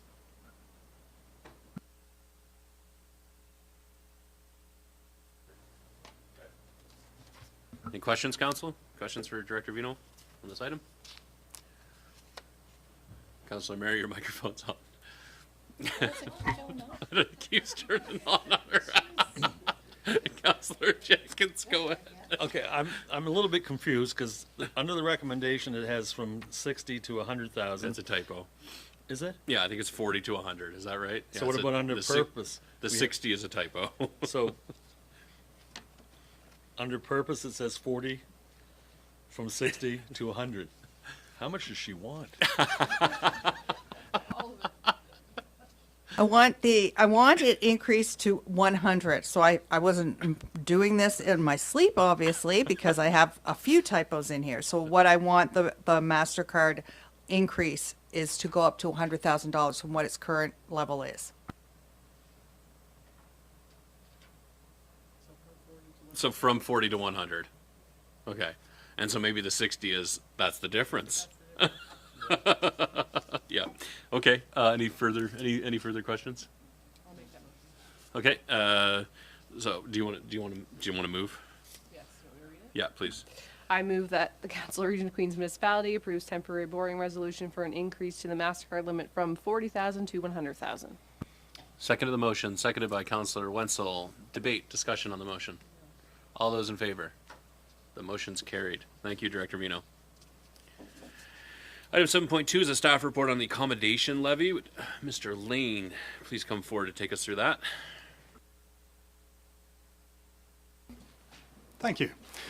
Accommodation levy, otherwise known as a marketing levy, is a topic that's been simmering away for quite a substantial amount of time. I'm happy to bring this paper to you to allow Council to debate the pros and cons of the implementation of an accommodation levy in Queens. So, just a very quick background. The accommodation levy results from an amendment to the MGA back in 2022, which allowed municipalities via a bylaw to ask accommodations to collect a surcharge on room nights up to a value of 3% of the value, which is then remitted to the municipality. The previous motion of council asked staff to come back, having carried out some survey and consultation work, and also with an idea of how a system like this might be implemented. And that's the part really that has delayed the presentation of this paper. The landscape on short-term rentals has been changing quite a lot, and as has the different approaches that have been taken on implementation and how you actually go about collecting this. So the survey and consultation work was done, and so there's a summary of the results in here. The full results are online. I'm not proposing to go through those, but I can certainly answer questions on them.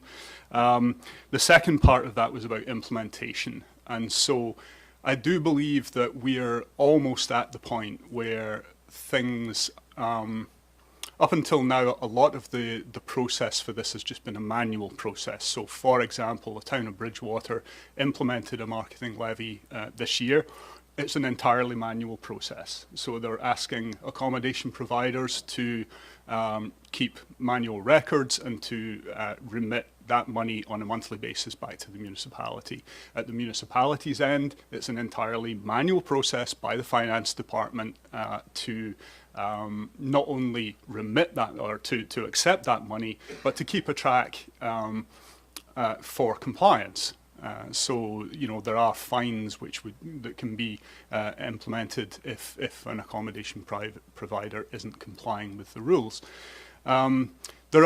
That landscape is changing. So there have been a number of initiatives, one of which is through the Association of Municipal Administrators in Nova Scotia, who are contracting someone to look at third-party collection services on a province-wide basis, rather than expecting each municipality to, or at least for each, say, booking platform, so the likes of Booking.com, VRBO, etc., rather than expecting those to have contracts with each municipality individually, which you could imagine would be a huge burden of work on them.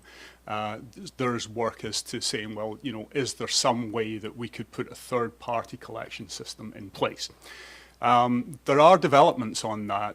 We do have a number of municipalities in Nova Scotia who have adopted a third-party collection system, which actually would, in fact, automate a lot of that collection and remittance process. So I think maybe I'll leave the introduction there and just be available for questions. If that's Any okay. questions, Council? Questions for Mr. Lane on the report on the accommodations levy? Councilor Miro? I did do a little bit of research, and the third party that you're talking about may possibly be this company, but it's the Ontario Restaurant, Hotel and Motel Association. And they're not for profit, and they have contract in place now with Argyle, Town of Yarmouth, and the Municipality of Yarmouth, and they're working with Annapolis on another one. But it also takes care of a lot of confusion. It creates statistic reports and operating reports for the owners of these hotels or Airbnbs or whatever, but also for our staff as well. This company actually collects the funds from they're remitted by the owners to this company, and the funds are sent to the municipality. And then every 4 months, the municipality is billed a certain little percentage, I guess, for using this company. But that's just one of the options. But I just want to note that this is what other municipalities are moving forward. It's way less staff time. I can comment on that one. So yes, the Ontario Restaurant, Hotels and Motels Association have implemented a system in Nova Scotia. As you say, 3 municipalities plus others are looking at it.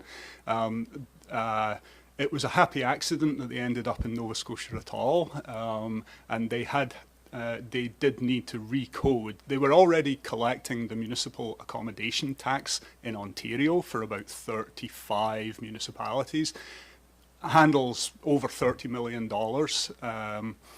but they had to recode all their software in order to comply with the Nova Scotia rules, which are different. As far as I understand, the AMAN's initiative is aware of what they're doing. Obviously, we would need to do any due diligence and so on, but it is a system that's working for sure. I know that they did have some teething trouble just getting that code right for the Nova Scotia situation, but it's certainly an option. Yeah.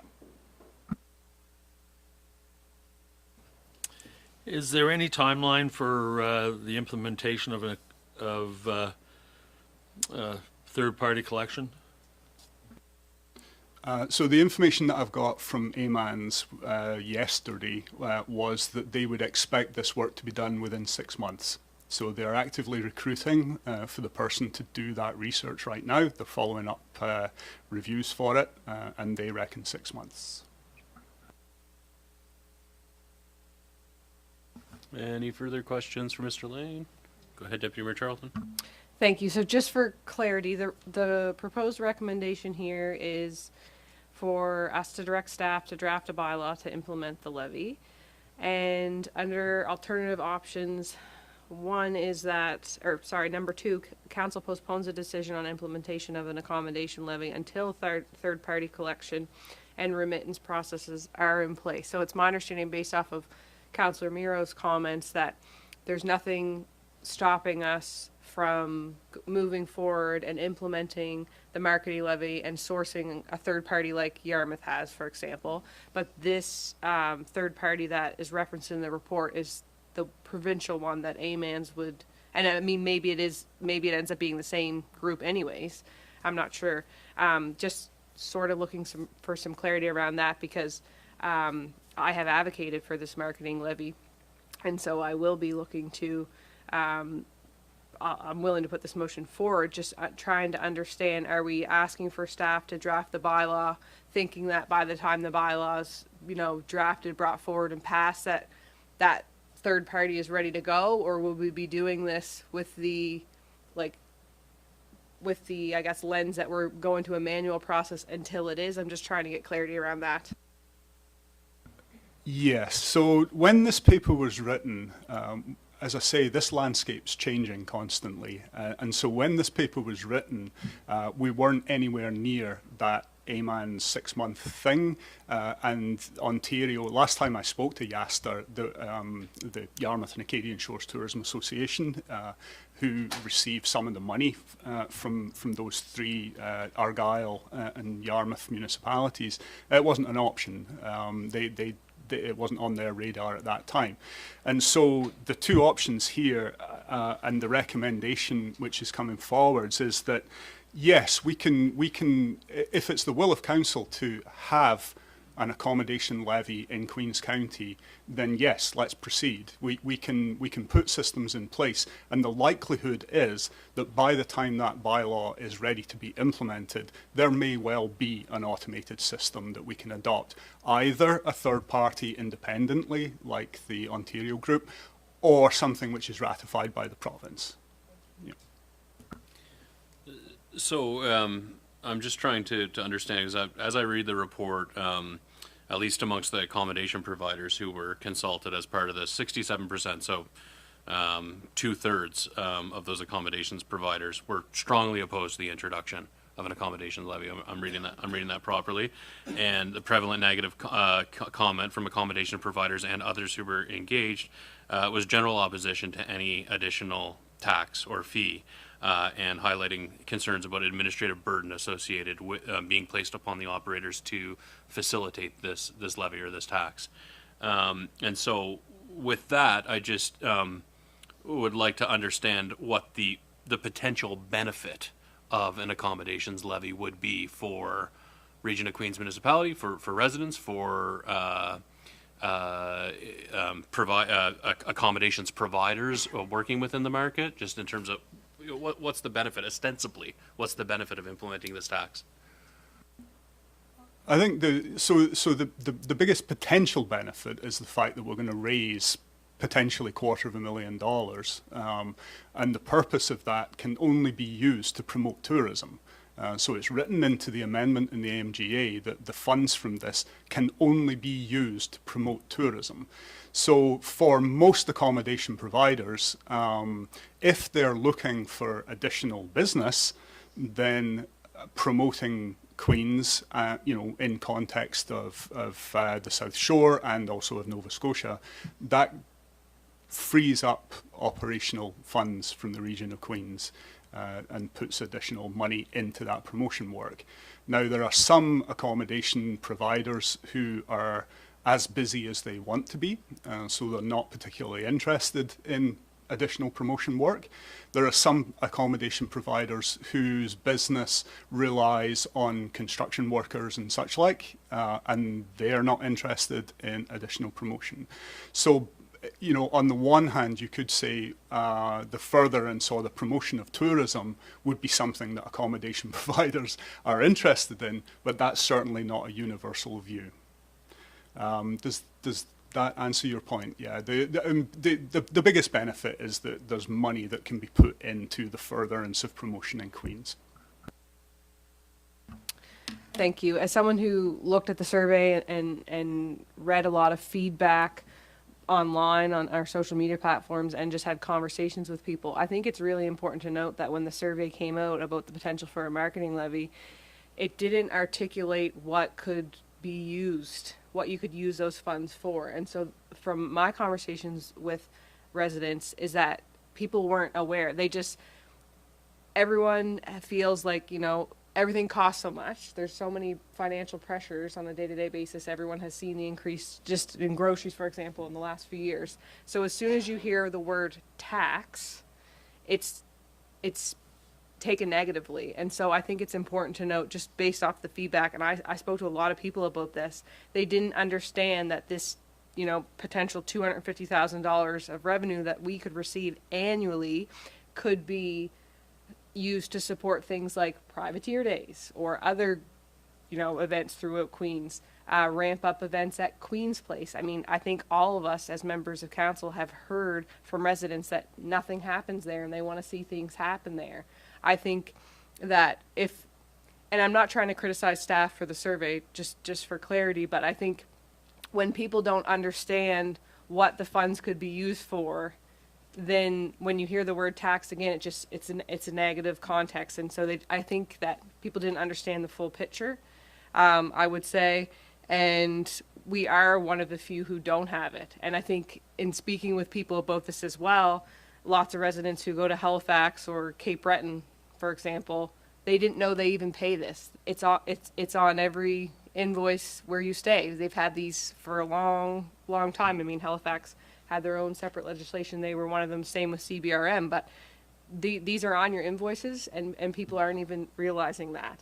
And so I think there just was a lot of uncertainty around it. And as I talked to people and shared what, the town of Yarmouth are doing for tourism and events with their marketing levy, people were excited about it, but they had already filled out the survey and said they didn't like it. And so I think I just wanted to note that because I think that's important to know. And I really, really want to see more events happen throughout Queens County, specifically at Queen's Place.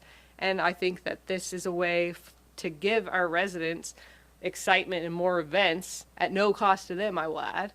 And also for businesses, maybe there are accommodations who don't need more business, but you can't guarantee that your business is always going to be booming if you're an accommodation provider for A, but also I think the other thing to recognize is that we do have a lot of small businesses in Queens that would really benefit from more tourism and more people coming to our community. So I will be putting forward this motion and I think it's the right idea. Thank you. Just before Deputy Mayor makes that motion, is there any other questions or clarifications for Mr. Lane at this time? Councillor Fancy? I remember the first time we brought it through, it was going to be only for those with, I think it was 4 or 5 units or more. And there was a lot of kickback because nobody wants to take and put that on the person who's staying at their accommodations. And I'm sure it's going to be the same thing, is that nobody wants to pay more taxes. Even the people who are collecting them don't want to be collecting more taxes from the people because they get it the other way. But as the deputy mayor said, like places like Halifax, it's built in, you don't even see it. But when you see it and know about it, then you talk about it. I think we just have to make sure that they understand, especially the people who are paying the higher taxes or more monies that's coming to us, to what they're going to get for it. And I think that really needs to be sold out, is how they're going to, because they keep saying, well, we're already full, we don't need any more. So it really doesn't help us. Well, how can you still help it? How can you still promote them? How can you do things? And I think that's going to be very important, especially with the ones that have more rooms for accommodations. Okay. It feels like we're starting to debate a motion. Is there any questions for Mr. Lane on this, on the report? Okay, I'll look for a motion then. Or sorry, pardon me. Go ahead, Councilor. No, I don't want to debate a motion. I respect this report. I really appreciate it. And I would like to say that all the benefits are great. And I know that Airbnbs, VRBOs, all short-term rentals have had a significant impact on housing in this country. And I'm all for this motion. It goes beyond just a tax base for us. We got to think about housing for young people, housing for low-income people. So I think these kind of accommodation has affected the housing industry in the country. Okay. Is there a motion? Okay. I move that Council Region of Queens direct staff to draft a bylaw to implement an accommodation levy on all short-term fixed roof rental accommodation room nights in the county. That's a mouthful. Debate, discussion on it? Did you want to debate it further, or Councilor Romero?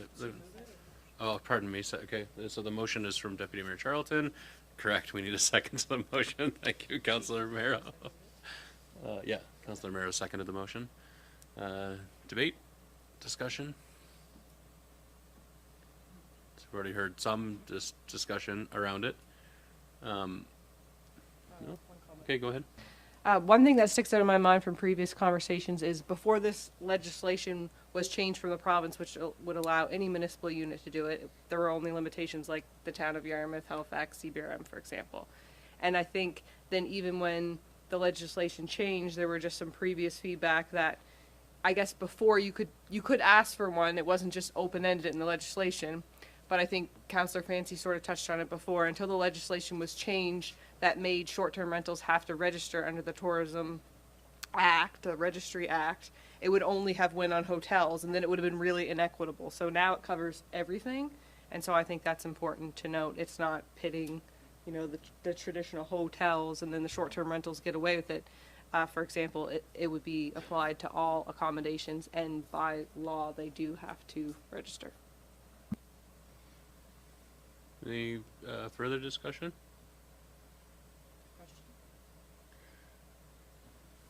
No further.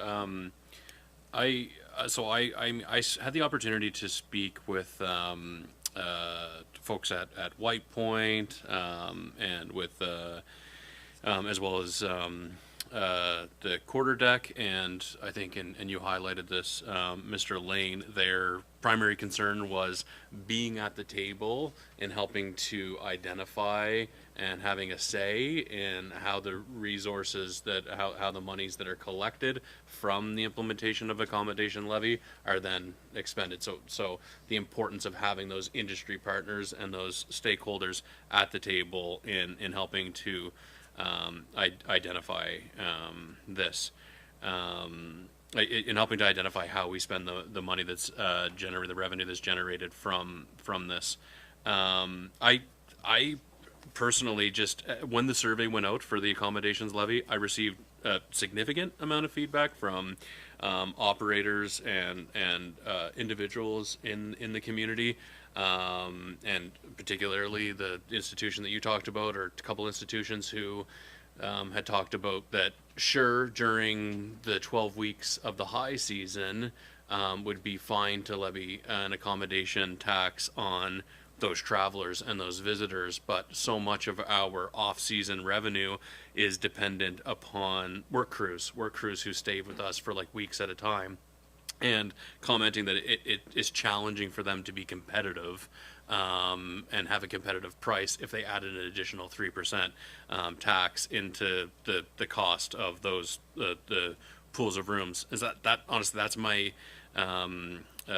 major concern that I have with respect to this is, and with the MGA, we can't do anything we can't give money directly to for-profit businesses within our community, but we also were afforded the opportunity here to not tax them further. It feels premature to me when we don't have our economic development strategy in place. We don't exactly know how we're going to market the Queens County. And I've just heard strongly from some of those operators about some of the impact that an accommodation levy would have upon them. So that's my reservations, I think, with the proposed accommodation levy. In any case, but is there any further debate or discussion? I think, Deputy Mayor, you've called the question? Yeah? Yeah? No? Okay. All those in favor? Okay. So, and then I will vote in opposition, but the motion's carried. Thanks very much, Mr. Lane. And council. Okay, the next report we have is on the town bridge sidewalk design, and I believe that's you, Elise. Take it away when you're ready. Good afternoon. Bringing staff report on the town bridge, the sidewalk design, specifically active transport for crossing the river. Just an update on past reports. We had seen very high-level recommendations in 2023, how we might approach this. And in June, council directed staff to really consider the exterior corridor. So that's sort of the cantilevered off the side of the bridge. And when the structural engineers dove into that in a detailed way, it was determined that was not structurally feasible. At which point, council directed staff to look at the previous option of realigning the center line in order to have a wider sidewalk and 2 lanes, essentially pull one sidewalk to the other side. Discussions with the structural engineers, a bit of back and forth. They were actually reticent of doing this. And I'll get into that detail as I go through the options. So really the recommendation is just that council receive that report. So option 1 being you receive the report and nothing further at this time. Otherwise, the proceeding with really pushing that realignment design and jumping to the analysis, as much as the engineers don't think that it's feasible, considering the structural analysis showed it at capacity, and the shifting is more about the center of gravity. And so if you shift the moving vehicles, it does impact the weighting, the capacity. The engineers say that also remembering that it's owned by the province. Province is not looking to do big modifications anytime soon, and they deem it to be at capacity. So it would be a bit of a, having to prove structurally, the engineers would go through the steps, they would interact with the province, they would try to push this as an option, although they're not super confident in it, and they say allowance up to 100,000 for design fees. That's the option 2, pushing the realignment. Option 3, I sort of revert to the last report where it was put as a proposal to consider a new 3-span river. It was not picked up. Council felt like it was a huge investment. So just saying again, maybe with this discussion about looking at grants, maybe there's a potential to develop the design in this year's approved budget, Sort of further down, we see there was approved funding of over 181,000 for design. We've only spent 53,000. So there is some allowance there to continue with design fees to help further the conversation. It's not to commit, we're not committing to building the bridge, we're looking at more information. So again, part of this number 3, considering a new 3-span bridge, the implications are starting with geotechnical at 75,000, further design fees up to another 100 as an option. Finally, a fourth option would be to consider exploring the purchase of this existing structure, moving it from provincial to municipal. There'd be a lot of investigation, but it would maybe give opportunity for more control, an option. And then finally would be a completely different alternative direction. So a few things on the table. Thank you very much, Ms. Johnston. Questions? Deputy Mayor Charlton? Thank you. Have we officially asked for the province to sit down with us to discuss the ongoing issues with the bridge, specifically from the results of the study with CBCL that says we're at capacity, that led to us not being able to do the outside sidewalk, the extended corridor, and then council then saying let's reline the road as it was mentioned as an option before, and then we're here? Like, have we asked them to sit down with us? So that is a good question. We did sit down with them in regards to, the sharing of the paving. We were having trouble there. We did talk about capacity and when would it be looked at. The feedback we got here in this room was basically the province has a lot of demand and this bridge is not a priority. So specific to this project, staff has not directly, but I do have an email from the CBCL manager of the bridge department who did speak with them directly. So nothing is official formal, and I guess that's what the option 2 fees would be, where the province says, prove to us one way or the other. So if the engineers can say, look, we think it could work, then it would be a more formal conversation at that time and get an official answer from them. So at this point, it's been fairly verbal.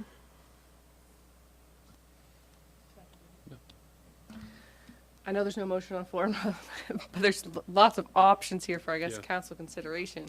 One thing that sticks out in my mind, I guess, is I personally wouldn't endorse us spending $100,000 of design work for them to come back and say no. I just don't think that is good governance from us, so I wouldn't be supportive of that. I think it's important that, again, it's reiterated that the province owns this bridge and the accountability to maintain that bridge is with the province. This bridge is it's frustrating in many ways. The current state of the pavement, I know that's going to come up. It has been for weeks, and it's difficult for us because, again, it's a provincial bridge. So when I look at some of these options, I personally am not in favor of spending $100,000 on a hope and a prayer that they'll work with us. I think it would be if we could if our staff had an opportunity to sit down with them and the province made it very clear if that was an option, then sure, totally would be fine supporting the cost of the work to realign the road.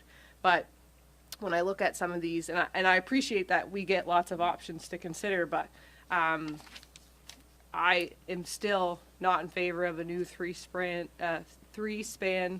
bridge, because again, we're still going to have this bridge right beside it that needs to be maintained and has issues. So that's problematic in my view. I certainly would not be in favor of trying to purchase the bridge, because once we purchase one, look at Botanic Bridge in Milton. I mean, that's an ongoing issue. That's also, I mean, they're all provincially owned, all the bridges. So I don't think that's a road we want to go down or that we can even afford to tackle. So in my mind, I think that we can't really move forward right now unless we have some reassurance from the province that they're willing to work with us to realign it. In my mind, I don't see how we can really do anything else at this point. Thank you. I'd like to echo Deputy Mayor. We've had a lot of complaints for months, not weeks, and never the sidewalk. It's the undercarriage, it's the lighting, but mostly it's the pavement and the potholes.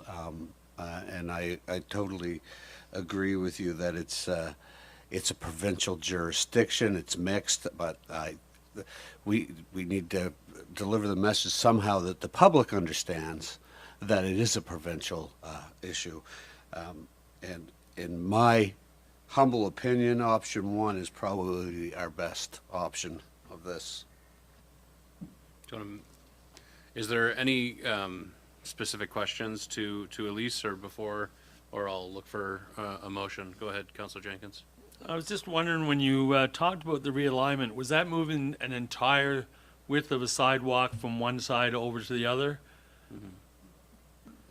Yes, yes. In order to widen one sidewalk would be to effectively take the space from the other side, bump it over, which shifts the two lanes of traffic. So my next part of this is, what happens if we did a partial realignment? Like, if they're worried about the weight load shift, maybe we could stand like a 50% shift over, which would still give us an increased capacity on the one sidewalk, more than what it has now. They might be more in favor of us taking part of that without moving the entire weight load over to one side. I would think that maybe a few degrees of variation could be considered, but really it comes back to a structural analysis would have to be developed and brought to the province. So, I mean, that kind of goes to Deputy Mayor's point too, is that I don't think the province is going to say too much until they see the detailed structural analysis to say whether it's feasible or not. Is there any way of cost sharing this with the province? Has that ever been brought up? That they pay for part of the study and we pay for part? I feel we can always ask, but considering they haven't been forthcoming for even the paving, I'm not going to hold my breath, but I can certainly be directed to try to have more direct conversations. I think I'll just, if I can, interject. I have been, and I was dealing with it in my mayor's report, but speaking with our colleague, Minister Maslin, about the state of the town bridge, and we're getting some traction. We are going to see paving complete for the immediate potholes, and there is some willingness at the political level to talk about structural concerns with the substructure, and so we're getting some traction on that. I agree with everything that's been said to date. So the bridge is owned by the province. There are serious safety and accessibility issues because of how narrow the current sidewalks are on that bridge. And I understand that it's not as, you don't hear it as loudly, the concerns about the potholes, the concerns about the structural elements, about the lighting, but also the impacted communities, the most impacted communities oftentimes don't have a strong voice to advocate for their concerns, and those are people with physical disabilities. Those are parents of young children who are trying to push strollers across there. I think it's a real concern with respect to safety, with respect to social connectivity, with respect to healthy, active lifestyles, the current state of the bridge. So I think we need action on it, but I agree. I think it's ridiculous, this expectation that and not ridiculous that CBCL would put it forward or the staff would put it forward, but it's frustrating that we would be on the hook to do all of the assessment to understand what an approach to upgrading and aligning our infrastructure, or the province's infrastructure that's within our town, to some basic standards about accessibility in our community. And so I would be happy to then, as part of this conversation that I'm advancing with Minister Maslin, bring this to the table and say, yeah, the subsurface that's continuing to provide persistent challenges with potholing on one side of it and other structural elements with it, and the fact that it is unsafe and inaccessible to our community members, and invite them in and Minister Tilley as the department lead, the Minister of Public Works, get them to the table and work on a solution that engages both orders of government, because we cannot be, it's my expectation is we cannot be left alone to deal with this issue, and it is an issue that needs to be addressed. Do you want to get in there, CEO Thorpe? Mr. Mayor, just wanted to update that I can confirm that crews are actively repairing the potholes as we speak. Thank you on for that that. surface. Thank you for that. Okay, and so is there a motion, perhaps, that the Council of the Region of Queens receive the report titled Town Bridge Sidewalk Design and leave it there? Or Councillor Fancy, did you want to get in before that? Yes, just a couple things. A lot of things we're talking about are things that make it unsafe at this moment, whether it be structural underneath or things that we're concerned about. The immediate, which has been ongoing for a long time, especially since at one time when the walkways used to have like a guardrail on the inside with the chain and stuff. At least you were protected from the traffic. That's not there anymore. Yeah. I don't know if we're doing our due diligence to just wait on things and wait for somebody to fall into the traffic, because that's all they have to do. Step off. You step off, you're going in, because the difference between the walkway and the bridge is when you go off, you're going. There's no catching yourself. That we shouldn't at least consider, as we talked before. Well, first off, they used to have, well, and still is, the cables running underneath, so you couldn't dig into the sidewalks because you could be getting into the cables. But I think those are all not. I don't think they're usable anymore. So is there possibilities to put up something on the inside again? Again, these are, I think, if the province has walkways there, they should be safe. It's theirs. They can't leave them there unsafe. So I think that's the first part. The other part is, we talked about before about putting a handrail along. At least you could walk along and hold yourself on. I think that to not do something like this is not doing our due diligence, because somebody's going to, for us to just continue to talk and not do something is where I think we're leaving people in a very precarious positions. Considering that this is a provincial bridge, I unfortunately think it's a provincial problem. If we start doing things to that bridge and something happens, then we suddenly, I think, would be taking on the responsibility, which could be costly. I think it's up to the province to fix the problem. I would say that just making a motion just to receive the report sort of leaves it, people are wondering what we're doing. And so I'm not necessarily fond of that unless we add to it. The mayor has mentioned that he will be bringing this up with our MLA, but I think maybe we just need to add something in, like, to receive the report for information and to delay any decisions until our staff can sit down with Public Works to determine the appropriate next steps. Maybe that's more appropriate, because in my mind, like, we need to work together, and there is an agreement there. And I think, if I'm understanding that agreement right, is that we're responsible for the sidewalk component of it. That's right. They're responsible for everything else. But also, the road is in disrepair, as we know. Really pleased to hear that they're patching that right now. That's exciting. But I think if we just try to put rails on the existing sidewalks, they're crumbling. And the surface besides the sidewalks need to be addressed. So I think you'd put rails up, but really it's a Band-Aid. It's not going to last, because everything is in such terrible shape. So I think we need to sit down and work together and actually ask for a path forward with some reassurance. That's my piece. Yeah. Do you want to make a motion? I like it. You like my motion? Yeah, All that?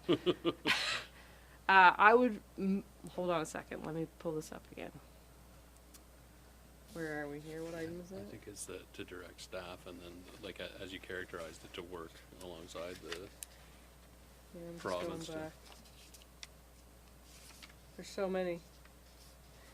So is it, I guess I was suggesting that we move that the Council of the Region of Queens Municipality receive the report titled Town Bridge Sidewalk Design, and to allow the mayor to continue conversations with the MLA while we wait for a meeting with our staff and Public Works staff to make a path forward. It was definitely smoother the first time I said it. Yeah, it was. So if you can just go back to that little recording and use that one, that's better. Thank you.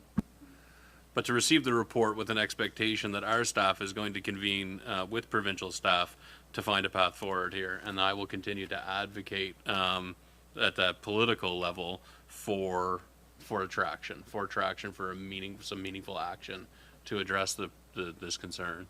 So moved. Is there a second to the motion? Just, Yeah. could we add to that, like, in the immediate future? I don't want it down a year or two No. down the road. Yeah. Like, as soon as possible. Okay. Yeah. If you're okay with that as the mover. Okay. Is there a second to the motion? Councillor Carver has seconded the motion. Debate or discussion on it? Further debate or discussion? All those in favor? Motion's carried.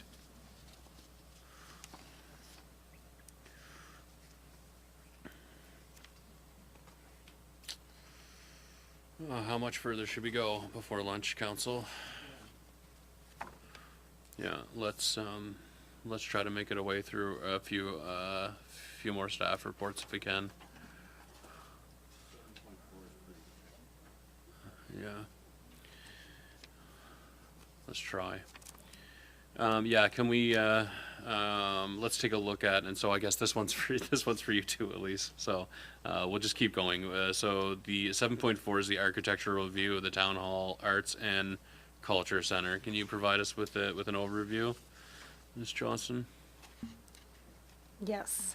Thank you. Happy to. There is a lot of material in here, so we may not get into all the nitty-gritty. It's to provide that holistic overview where we were integrating different elements, be it accessibility and climate control. So following the August recommendation to approve DSRA's architectural and code review, they have come back with their report. Couple highlights here is the balcony. For those of you that have been inside, the older fire egresses from the balcony have been condemned. They're not up to code. So currently the only exit is back through the open staircase through the front lobby.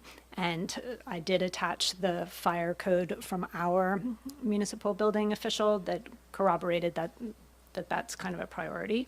So we're talking about a fire exit from the balcony. We're talking about access to the second floor, as was mentioned this morning. There's a lack of options from the staircase, put it that way. It would be, a small platform lift. It's not a full elevator. That is a priority to come to code, to Councillor Amiro's point about accessibility plans, provincial mandates. We have mechanical upgrades that would include cooling, heating, eventually humidity control, all of that, as well as electrical upgrades to support those improvements and the lift.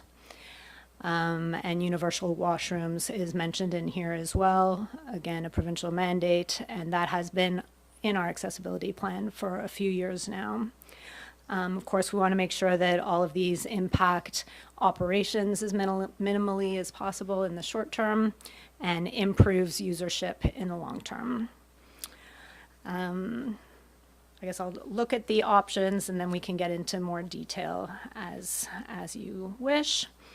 The recommendation is to pull this into the capital investment plan, which possibly just happened. Then option 2, we can look at the recommendations. Council directs staff to propose report recommendations into 2026. That reads the same. Maybe 27.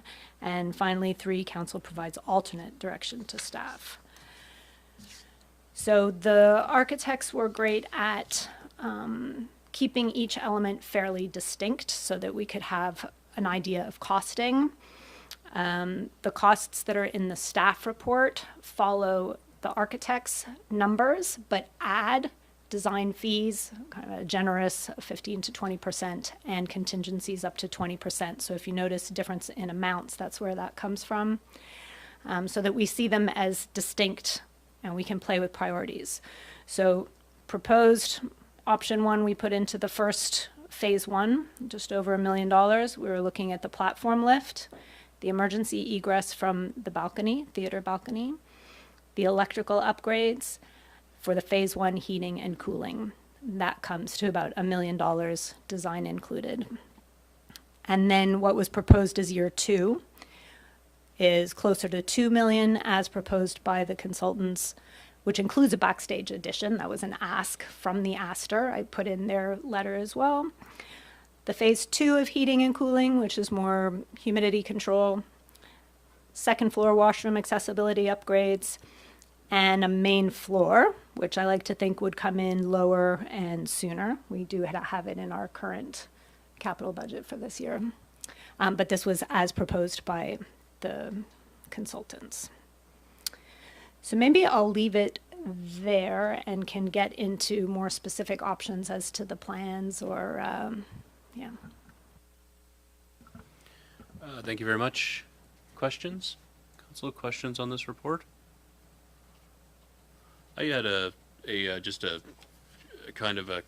clarification question. So I believe basically that because we've adopted the CIP, so that the recommended, basically option one, what has been recommended within this for the next 2 years for the kind of the 26 and then into 27 is contained within the CIP. Yeah. And so maybe our sequence were a little bit out here, but I was just trying to clarify. So in the analysis, just the numbers, we're talking about 1,050,000 for that 2026, and then 2,079,000 for year two. And those just, they don't exactly jive with what's in the CIP. Is that just because? Do you know why? So it's just slightly off. So if I look at it in the CIP for year one, we're talking about 1,090,000 as opposed to 50, and for the next year, and it might just be the way that the calendar year crosses, or I'm not sure exactly what the discrepancy between the numbers in the report versus in the CIP. Right, I did notice that, and there is a lot of back and forth between Okay. departments and maybe holiday, I'm not sure, but we Okay. can clean that up for sure. Okay. Yeah. Yes, it has. Yeah. I think yeah. Okay. Great. Any other questions? Go ahead, Councilor Miro. I just have to say that I'm excited to see actually a plan for the updates at the Astor. It's been a long time Yeah. coming, so I'm very grateful for it. Thank you. Yes. Yeah. Thank you very much for your work on it. I think that this was a really good idea to get this type of an assessment conducted, and my understanding is that you were heavily involved in it, at least. So I thank you very much. So it helps us to have a line of sight of what's a good sort of strategic approach to dealing with this. Is there any further questions before we look for a motion? Okay, is there a motion? It's a little bit funky to pass the motion, given that the CIP is already in place.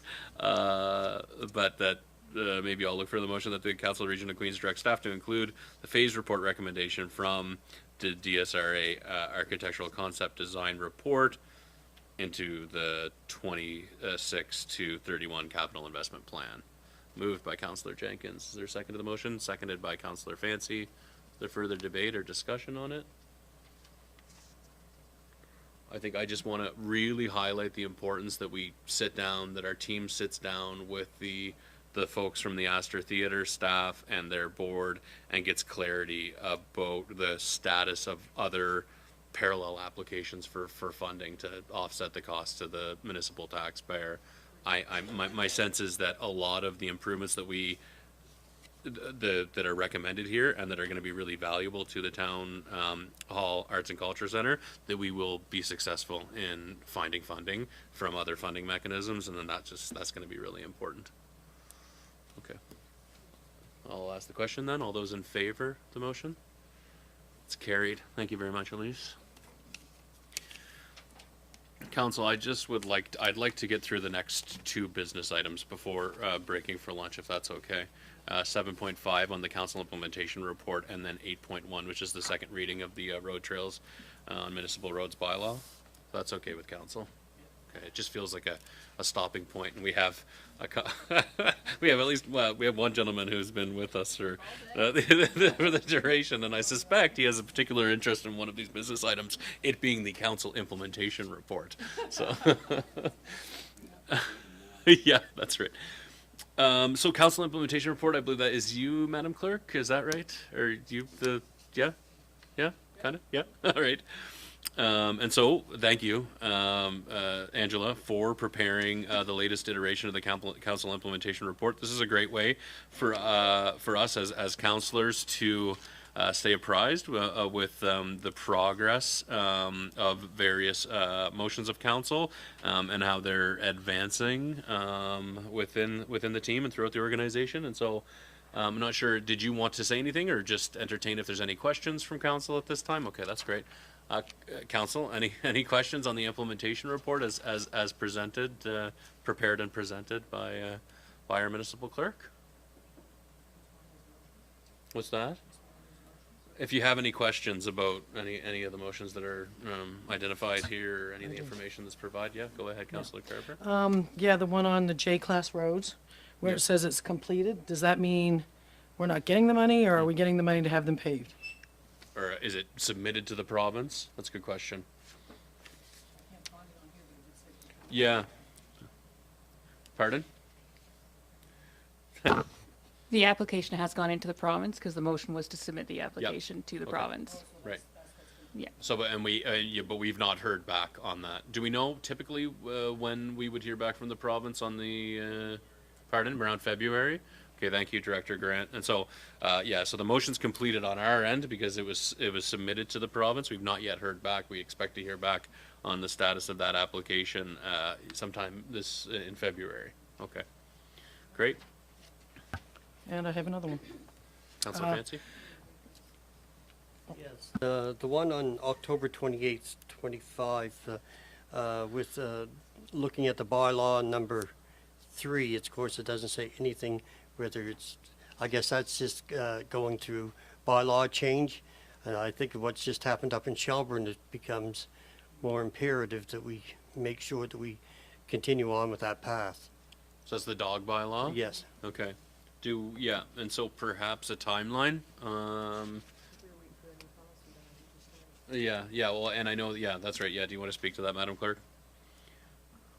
I can take that away and I will discuss it with senior management and make sure that a timeline gets put on there. Yeah, and I do know that is an item that our newly hired strategic policy analyst is going to be looking into. But I appreciate, given the situation, the really tragic situation that unfolded in Shelburne County, the importance that we're doing our due diligence with respect to dogs and potentially dangerous dogs in our community. Yeah. Jenkins, I think, no? You good? I have one. Councillor Jenkins is all out of steam. He's had enough. Councillor Carver. Councillor Carver. I'm just wondering about Hunts Park, if there's been any movement on that. That was December 10th, 2024. Council of Region of Queens Municipality directs staff to provide a report on the background and cost of options to install permanent electrical connections for the gazebo in Miriam Hunt Park. Yeah. So I think an update on projected timeline for the progress on that piece. Okay, I'm going to ask for the same thing with respect to the. I'd like an update just in terms of an expected timeline in getting the RFP out the door with respect to the interim review of the municipal planning strategy and land use bylaw. Also, just like clarity to come back to council with respect to what we're envisioning the timeline on that. So it sounds like the dog bylaw, the Hunts Park, as well as the MPS LUB, the RFP for that interim review. Just an update for the expected timeline on those items. Anything else from the implementation report, council? I'll look for a motion to receive it. Second? It's moved by Deputy Mayor Charlton, seconded by Councillor Wenzel. Any debate or discussion? All those in favor? Motion's carried. Thank you very much, Angela. Appreciate that report. Okay. So we have 8.1, moving on to bylaws and policies. We have a second reading and adoption of a bylaw, if it's the will of council, bylaw 28, which is the municipal road trail. So Mr. Lane has been the staff person leading this working group. I'll invite you up, Mr. Lane, just to provide a really quick overview on what we're looking at today. The really quick overview is I don't have any new information to bring to council on this one, so yes, we're considering second reading. Yeah. Very procedural. Okay. Thank you, Mr. Lane. Any questions? Any questions about this? There's been no changes, revisions otherwise. To the bylaw number 28 since the first reading. This is coming back for second reading. Yeah, no opposition either, yeah. And so I will look for a motion that bylaw number 28, designation of road trails on municipal roadways, be now read a second time. Moved by Councillor Jenkins, seconded by Councillor Roy. Debate or discussion? Do I need to add adopted? Okay. I'm just gonna, pardon me, I'm gonna look for a friendly amendment to the motion, and I believe was initially moved by Councillor Jenkins. So Councillor Jenkins, if it's okay with you, a friendly amendment that the motion will actually read that the Council of Region of Queens Municipality allow bylaw number 28, designation of road trails to municipal roadways, be read a second time, and that the bylaw be adopted. Okay, and then as the seconder, are you okay with that, Councillor Roy? Okay, any debate or discussion? Okay, all those in favor? Considered adopted. Thank you very much for your work. Members of the community, Mr. Lane, thanks very much. Okay, so I do think if it's makes sense to the rest of the council, I think that is a natural stopping point for us to break for lunch. So we will break for lunch for around 30 minutes and reconvene the meeting about 10 to the hour. Okay. Yeah. Okay. Dave, you just want to? Sure. We're just going to hold off. We'll hold off on lunch. Just have a important member of the community who contributed significantly to the bylaw that we just discussed, and I'm just going to recognize him and provide him with the. Yeah, it'll come right up to you. There's little arrows on the. Nope, not manually. It's fine. I can lean in. It'll be fine. I'd just like to thank council for passing the second reading. I just want to be absolutely clear with, I know lots of people are watching, that this means that the second reading has passed and that the bylaw will be adopted. It does not mean that this is open currently. Yep. What it means is that there will be an effective date, and the target date for that is February 1st. There is work to be done first, and we will continue to work with council to make sure that work is done. We will also be promoting this on our social media. So just to be absolutely clear that the bylaw has passed, but we're not open just yet. We've got some work that we've got to do in terms of signage and stuff like that so that we can promote safe use of the multi-use trail. So I just want to be absolutely clear about that. And we will work with enforcement agencies so they are also clear on this. So again, thank you very much to council. It has been a road and we appreciate where we've got to, and many thanks to Mr. Lane for his work on this file. Thank you very much. Great. Thanks very much for clarifying that, Mr. White. Greatly appreciate that. Yes, the bylaw has been adopted. We need some time to implement it so that we have the appropriate signage and public education so that we can make sure that this is going to be a positive experience for everybody. Thanks very much, Mr. White. Okay, with that, I will call for a recess for lunch.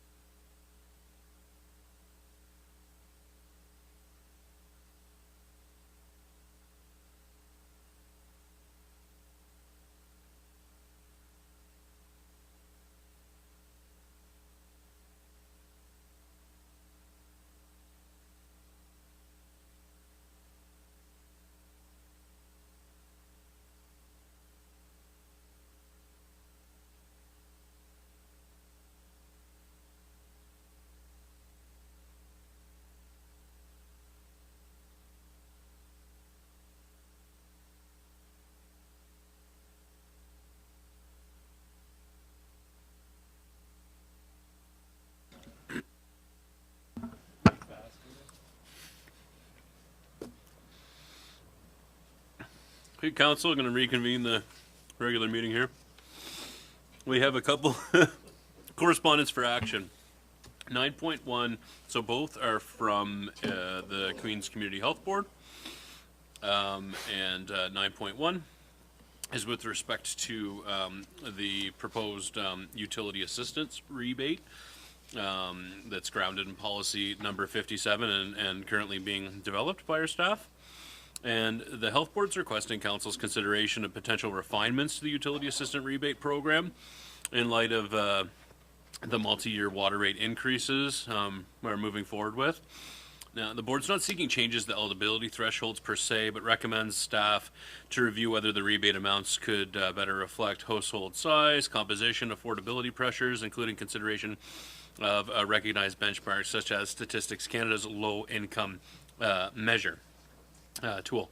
So the board recommends reviewing the adequacy of the current $200 annual rebate over time and ensuring any future changes are accessible, clearly communicated and aligned as close as possible with the rate increases. I'm not sure if, just discussion, thoughts, reflections on Ms. Drazina's correspondence and suggestions with respect to her recommendations pertaining to the utility assistance rebate program. You say it makes sense, Councillor Carver? Yes, it makes sense. Which elements make sense? Just where if there's a single person versus Right. a house full of 4, right? Mm-hmm. So they're going to Yeah. use more water, so. Yeah, right. So identifying some nuance in the funding level with respect to like whether it's a single adult living in the household, families with children, a multi-adult household, as that would impact the consumption, presumed consumption of water within the household, and then is the capacity and ability to pay the water bill as well. Other thoughts, Councilor Merrill? It does make sense in a way, but I'm just not sure how you would monitor like how many people is moved in and out of the household at, Yeah, at one time and. challenging to implement. Yeah, that would be kind of challenging, I would think. Yeah. Would And- not the number of people determine the quantity of water and the rate they pay? That's right. Well, it would, I mean, not necessarily to determine it, but it would impact it, presumably, that with more people in the household, you would have more consumption charges because of more water consumed.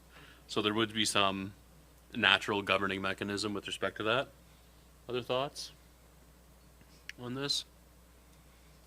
I like this notion that we monitor the program as we roll out the program, that we seek to I think my expectation is that we will be really clear, and it will be clear to folks how they can take advantage of it, and the fact that our staff are proposing that it's built right in to the existing process around the low-income tax rebate program, where it's just like an additional check mark. So that really, I think, helps to streamline it. But we will have to be sure that the way that we implement it is very clear.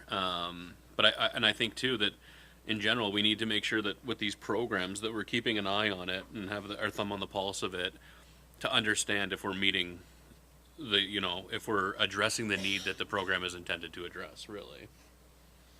What do folks think about the use of the recognized benchmark like StatsCan's low-income measure?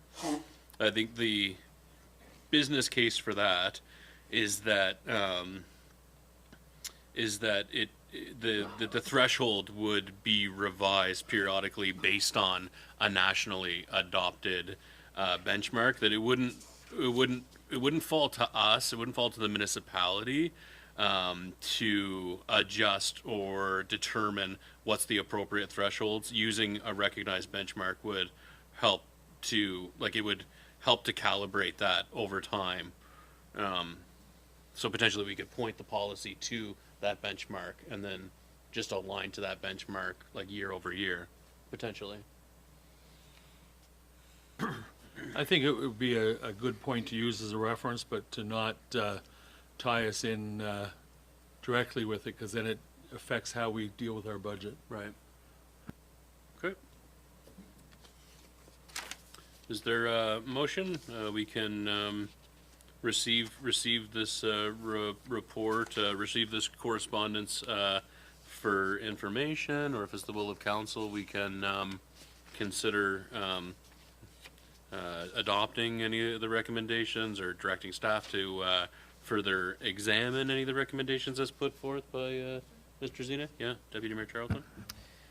Thank you. Given that this is new for us, Mhm. both the correspondence and the fact that we are looking to be able to help residents with water through a rebate, I'm just curious about, I guess, how the recommendations for using the benchmark components of this and different family size, how that would affect what we currently have. Like, what would we need to fund in addition to that? Right.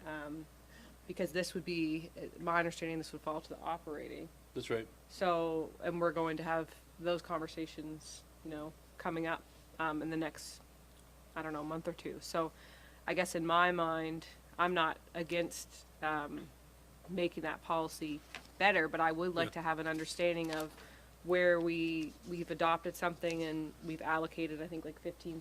Mm-hmm. So if we were to change it and to include any of these components, what would we need to potentially fund it? Because I think it would have some significant increases that we'd have to consider. Mm-hmm. Not saying I'm against, but I think at this point, I don't think we can make a decision based off of this letter. I think for sure. For us, we would need to ask for information from our staff about how this would compare to what we currently have. Mm-hmm. And I think, right. I think presently, though, even with the $15,000 that we've allocated to it, it's a little bit of a crystal, without a crystal ball, we actually don't know what uptake's going to look like and actually how much it's going to cost us to facilitate this rebate. Right, and there is that component where this is brand new. It's unknown, yeah. So we don't know. Mm-hmm. And so I think we can make it better as time goes along, but I wouldn't be opposed to having a little bit more information if we were going to consider a decision for this year before we really had even a year to look at it, Yeah, so perhaps a motion to direct staff to consider use of Statistics Canada low-income measure in development of the program, as just to consider implications and come back with some information, a bit of an analysis on what it would look like if we were to include and make use of the Statistics Canada low-income measure as some element of the program, something like that. Interested in exploring, or does that make sense from like a program development perspective to identify that as so I'm not making any decisions right now, but just to get some staff's input and analysis on implications for making use of the Statistics Canada low income measure as part of that program. Cool. Is there a motion? Is somebody willing to make that motion, basically to direct staff? Okay. Moved by Councillor Wenzel. Second to the motion. Seconded by Councillor Amaro. Debate? Discussion? I think I'll thank Mr. Zena and the other members of the Queen's Community Health Board for their continual engagement and attention to detail and providing of substantive recommendations. I just appreciate the engagement. I think we're trying to achieve the same thing that the Queen's Community Health Board is trying to achieve in supporting some of the most vulnerable residents of Queens County. So I appreciate their engagement.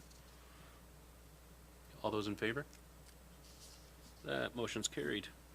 Okay, and so 9.2 is also from Ms. Drazina on behalf of the Queens Community Health Board, and is highlighting, and this is coming out of the some of the application for I believe for the development on Main Street at the old Stedman's property, where there's mention of like small hotel suite style units, and some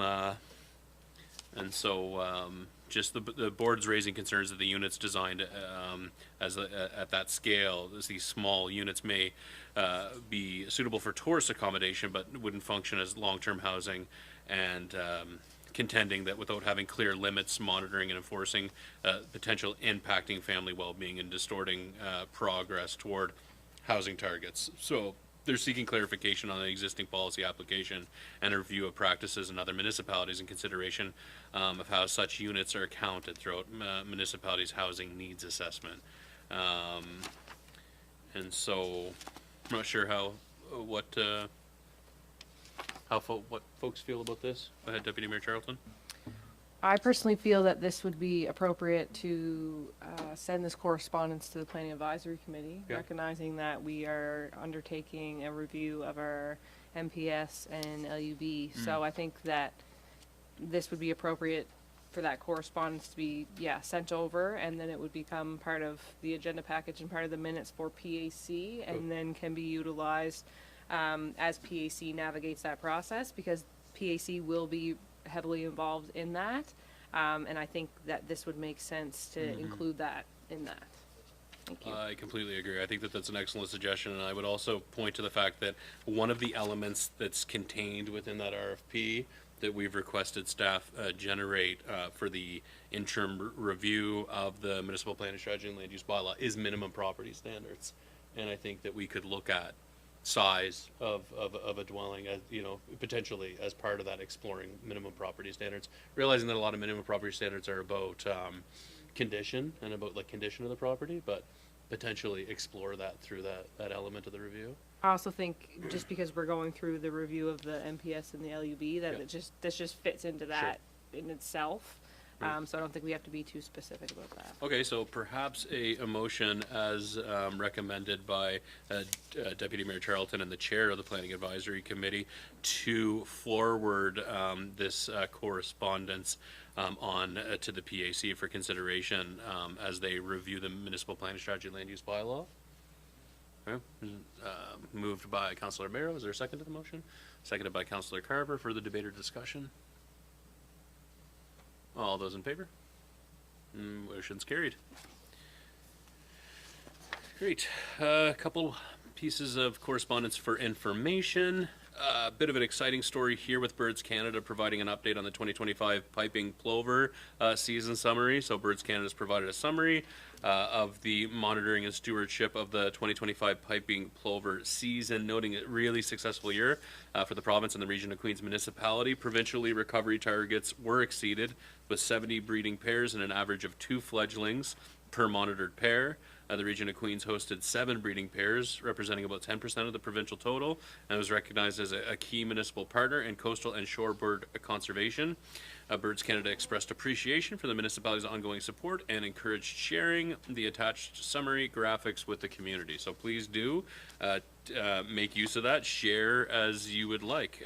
This is a great news story as we see some healthy repopulation of the piping plover along our shores here. Any further comment on that piece? Yeah, sure. Would you, like to have the region of Queens share it through our official accounts? Yeah. Okay. Is that something, CAO or municipal clerk, do you want an actual motion of council around the sharing? You're okay to share away. Share away, folks. It's a great news story. And then a resident concerned about changes to the garbage and recycling program. We received correspondence from a resident expressing concerns regarding recent changes to the garbage and recycling program. The writer notes potential hardships created by the removal of certain materials from curbside collection, particularly for seniors, residents with limited mobility of transportation, and those on fixed incomes who may be unable to access distance recycling depots. Concerns were also raised regarding the adequacy of the current privacy bag allowance for residents requiring disposal of medical or incontinence-related waste, as well as the risk of increased illegal dumping. Correspondence requests that council review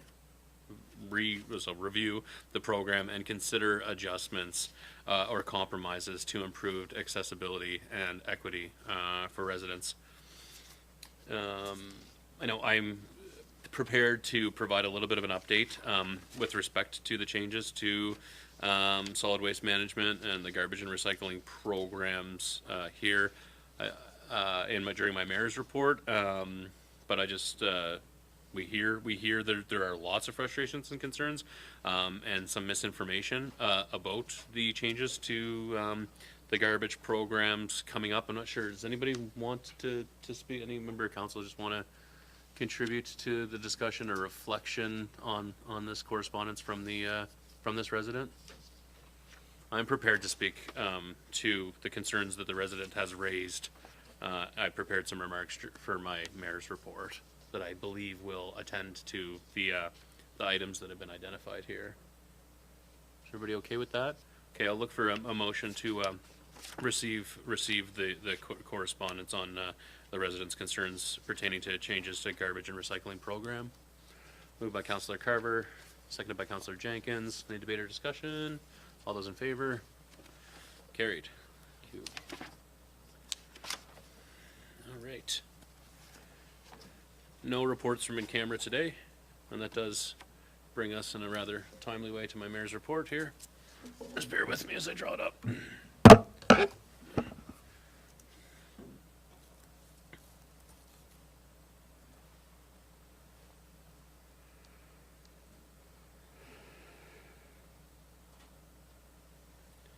Okay.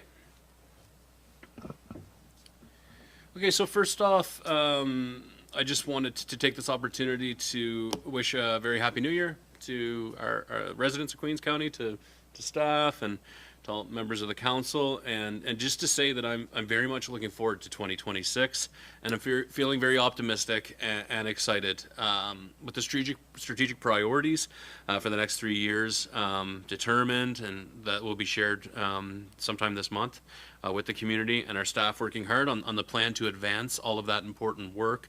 I believe that we are poised to make some really significant progress in the year to come, and that is very exciting. And so, while feeling optimistic about what's to come this year, I do also want to recognize that there have been some significant frustrations and confusion among the community, and people are feeling this frustration throughout our community, and particularly as it concerns changes to waste collection and some persistent issues with the surface of Town Bridge.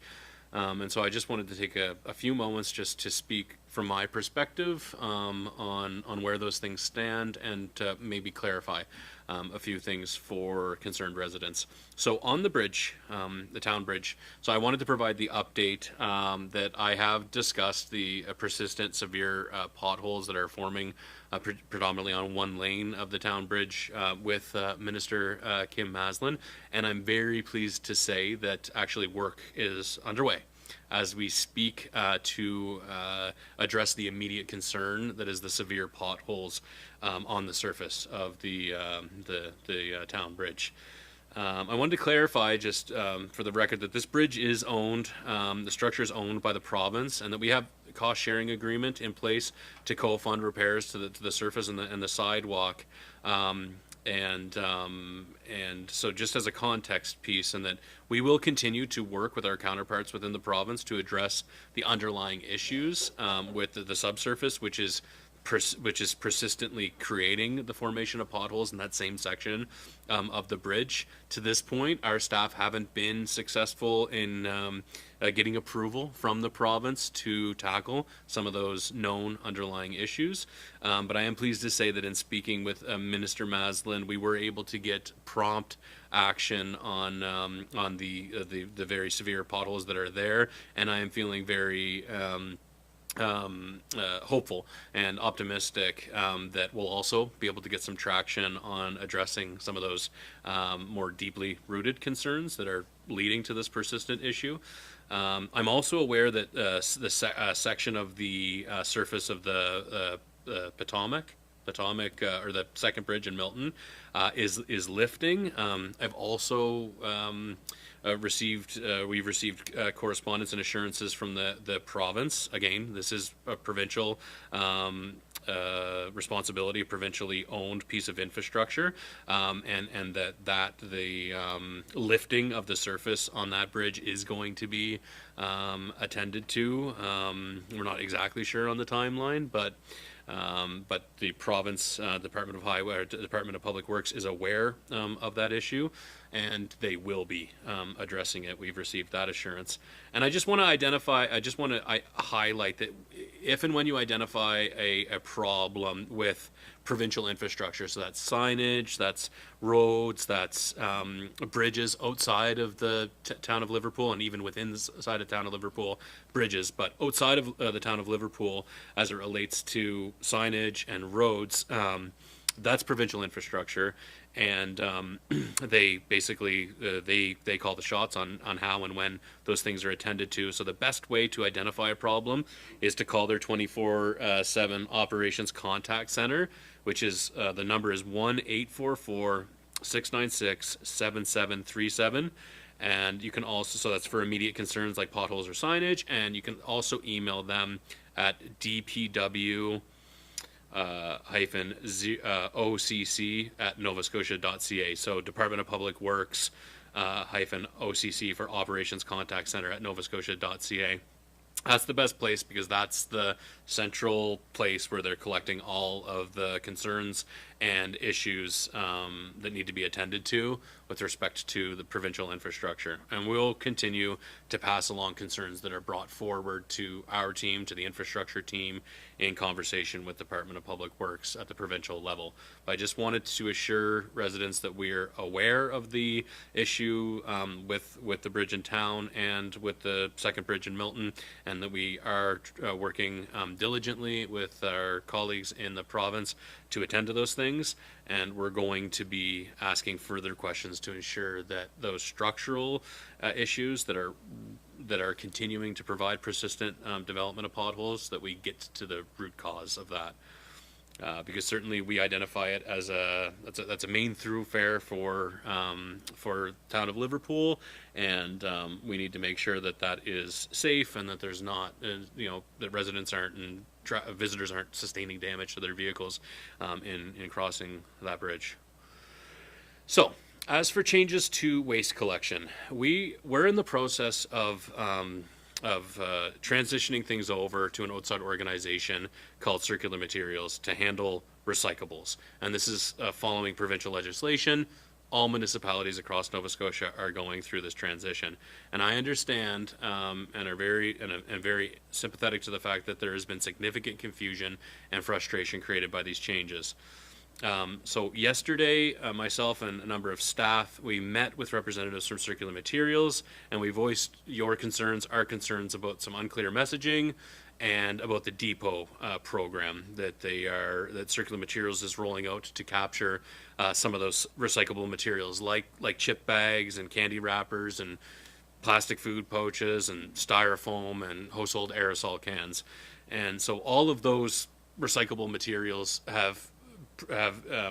were always just thrown out in the garbage. This is an enhanced recycling program, and the provincial government has mandated that Circular Materials has to have some capacity to collect and deal with these materials, but they don't have the capacity or the program in place where they can deal with those things at the curbside, and so that's where the DPRO program comes from, and Circular Materials has provided an update that I wanted to share, that Queen's Enviro Center on Sandy Cove Road will now be accepting, or very shortly by the end of the week, accepting those materials that I just mentioned, which cannot go out to the curb as blue in the blue bags. But I also wanted to confirm too that the mobile depot on Hibernia Road in Caledonia will also be accepting those materials. I know that there was some confusion and mixed messages about that,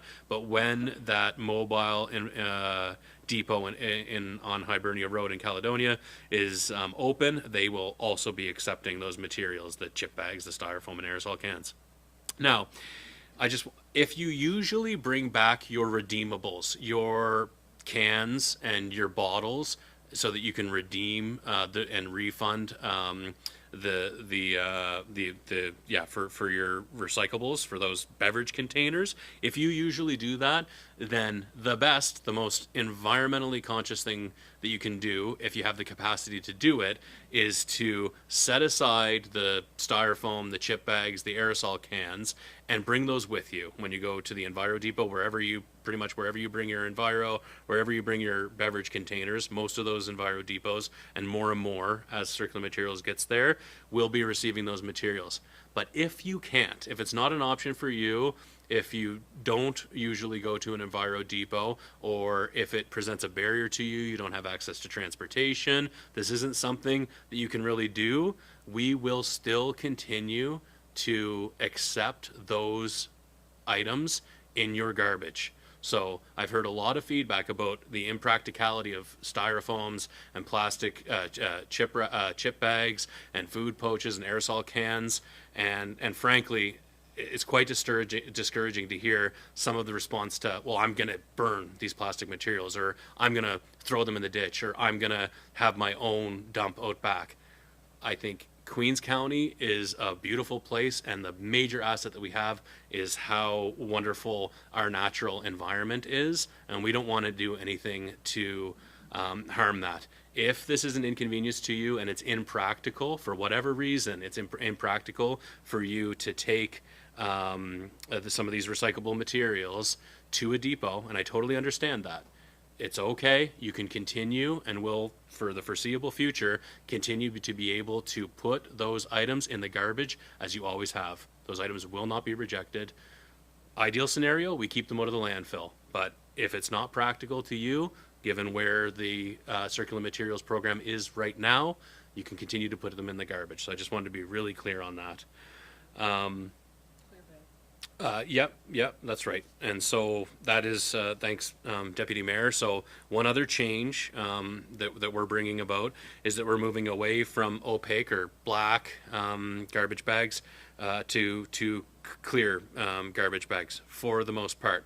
There's going to be a grace period with respect to this. I understand that lots of folks have lots of black bags that they would like to use up, but so there's going to be a significant grace period. We're not going to be enforcing the changes to the clear bag requirements until this summer. And even at that point, though, this is going to be a process that we work through you folks and help residents understand what the expectations are around handling of the garbage. And you will always be allowed to have one big black garbage bag that goes out with you. And I know when speaking with a lot of folks and speaking to other councillors, a lot of folks only have, after you sort your recyclables and you put your compostable organic materials in the green bin, a lot of households don't have much more than one bag. So you'll be able to have that one black garbage bag, and if you have more garbage than that, what we're asking is that you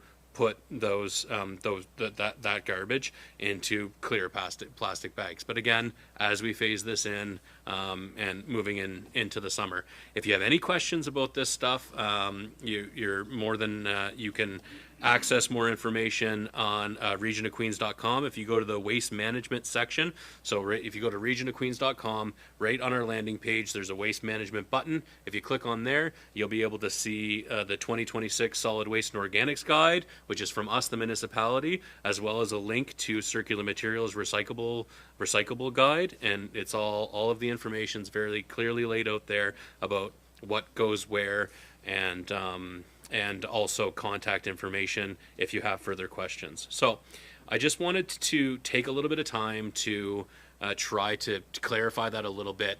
There's not a big difference to the way that you're expected to handle your garbage. There's a few more things that you can now recycle instead of throwing out, which is good. We're keeping those things out of the landfill, and it doesn't create more work. It's the same expectation as it has always been. I understand that there's frustration. I understand that the depot program is not ideal, and we're going to continue to work with Circular Materials to figure out the way to make that as convenient as possible. And I just wanted to remind and really drive home the point. We understand that folks have barriers to accessing depots. If that is not a practical thing, if that's not realistic for you, just continue to put those materials in the garbage. You will not be penalized. We will accept your garbage. So I want to be really, really clear about that. As we move forward with this, there are going to continue to be more changes. Circular Materials is continuing to roll this out. What I'm committed to doing is providing clear information.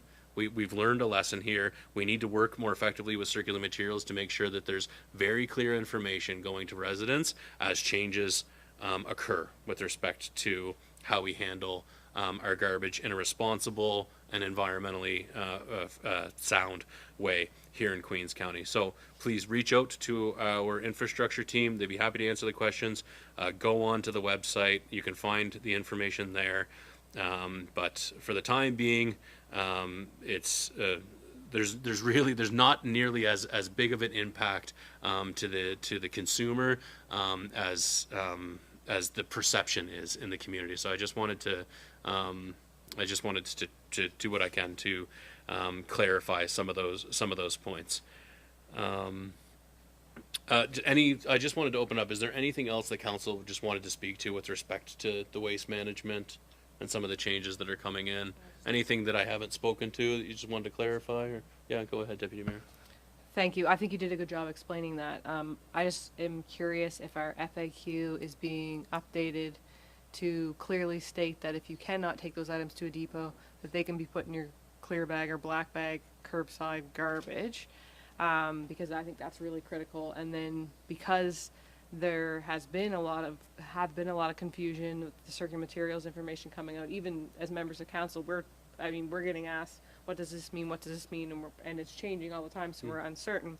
But I guess I would like to see a post on our social media just a simple post that doesn't have tons and tons of information, but just highlights this one specific thing. Because I think this has really been a sticking point for residents and has been the most concerning because of the barriers that it creates. So if we could just have a post that just highlights just that you can take it to a depot program, yeah. Or if that's not accessible to you for any reason, you can put it in your garbage at the curbside so that people understand they can do that.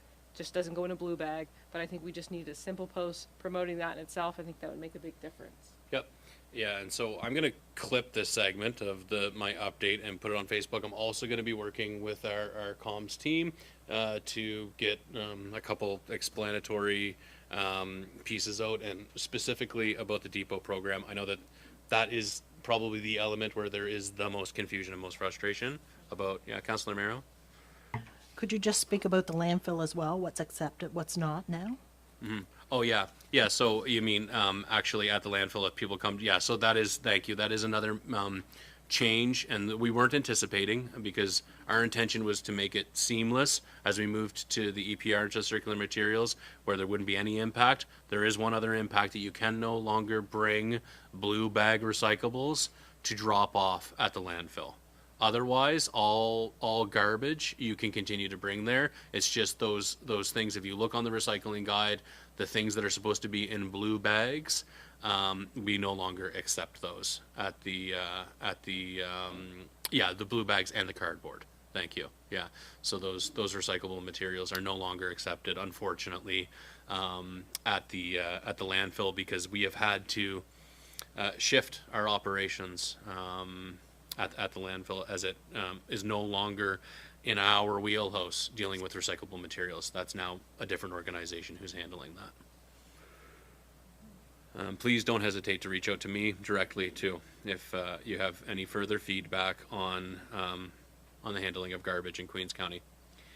And then lastly, and apologies for the long-windedness of this update, but I just wanted to highlight what was an exciting event that occurred on December 15th, where Member of Parliament Jessica Fancy, Minister Kim Maslin, the provincial government, as well as myself, and we were joined by the Queens Neighbourhood Cooperative Housing Project to celebrate the progress toward building 30 new affordable rental units on Lawrence Street.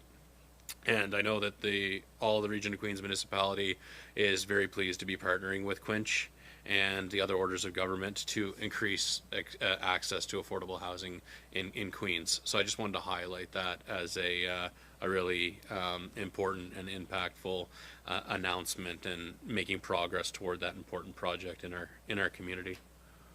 Is there any other updates that council? Is there anything I missed? I'm sure there's something I missed. Okay.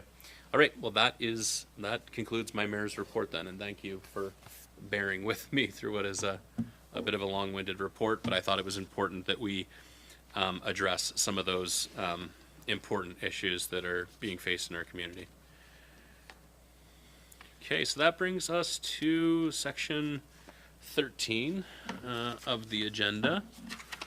And council reports. So 13.1 is a certificate of recognition. And so the Nova Scotia Federation of Municipality municipalities has a years of service awards program, and some time ago, our esteemed colleague, Councillor Fancy, surpassed a milestone for his years of service, and the NSFM is just now sort of, and I'm gonna put a dig in on Mayor Pam Mood, who's the past president of the NSFM, but just now they're catching up on these things. So here's the actual certificate of recognition for 10 years of service as a municipal councillor for the region of Queens Municipality. And on behalf of the NSFM and Mayor Mood, I wanted to just present this it says in the year of 2025, even though it's been some time since Councillor Fancy surpassed his 10 years of service. But here you go. Here's your plaque, Jack. Here, come on camera. You on camera? Yeah, kind of, yeah. There you go. Okay. Thank you for your service.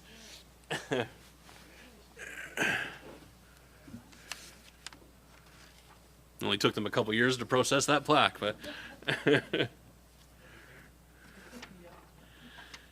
And then 13.2, I will hand it over to the aforementioned Councillor Fancy for a report on social housing.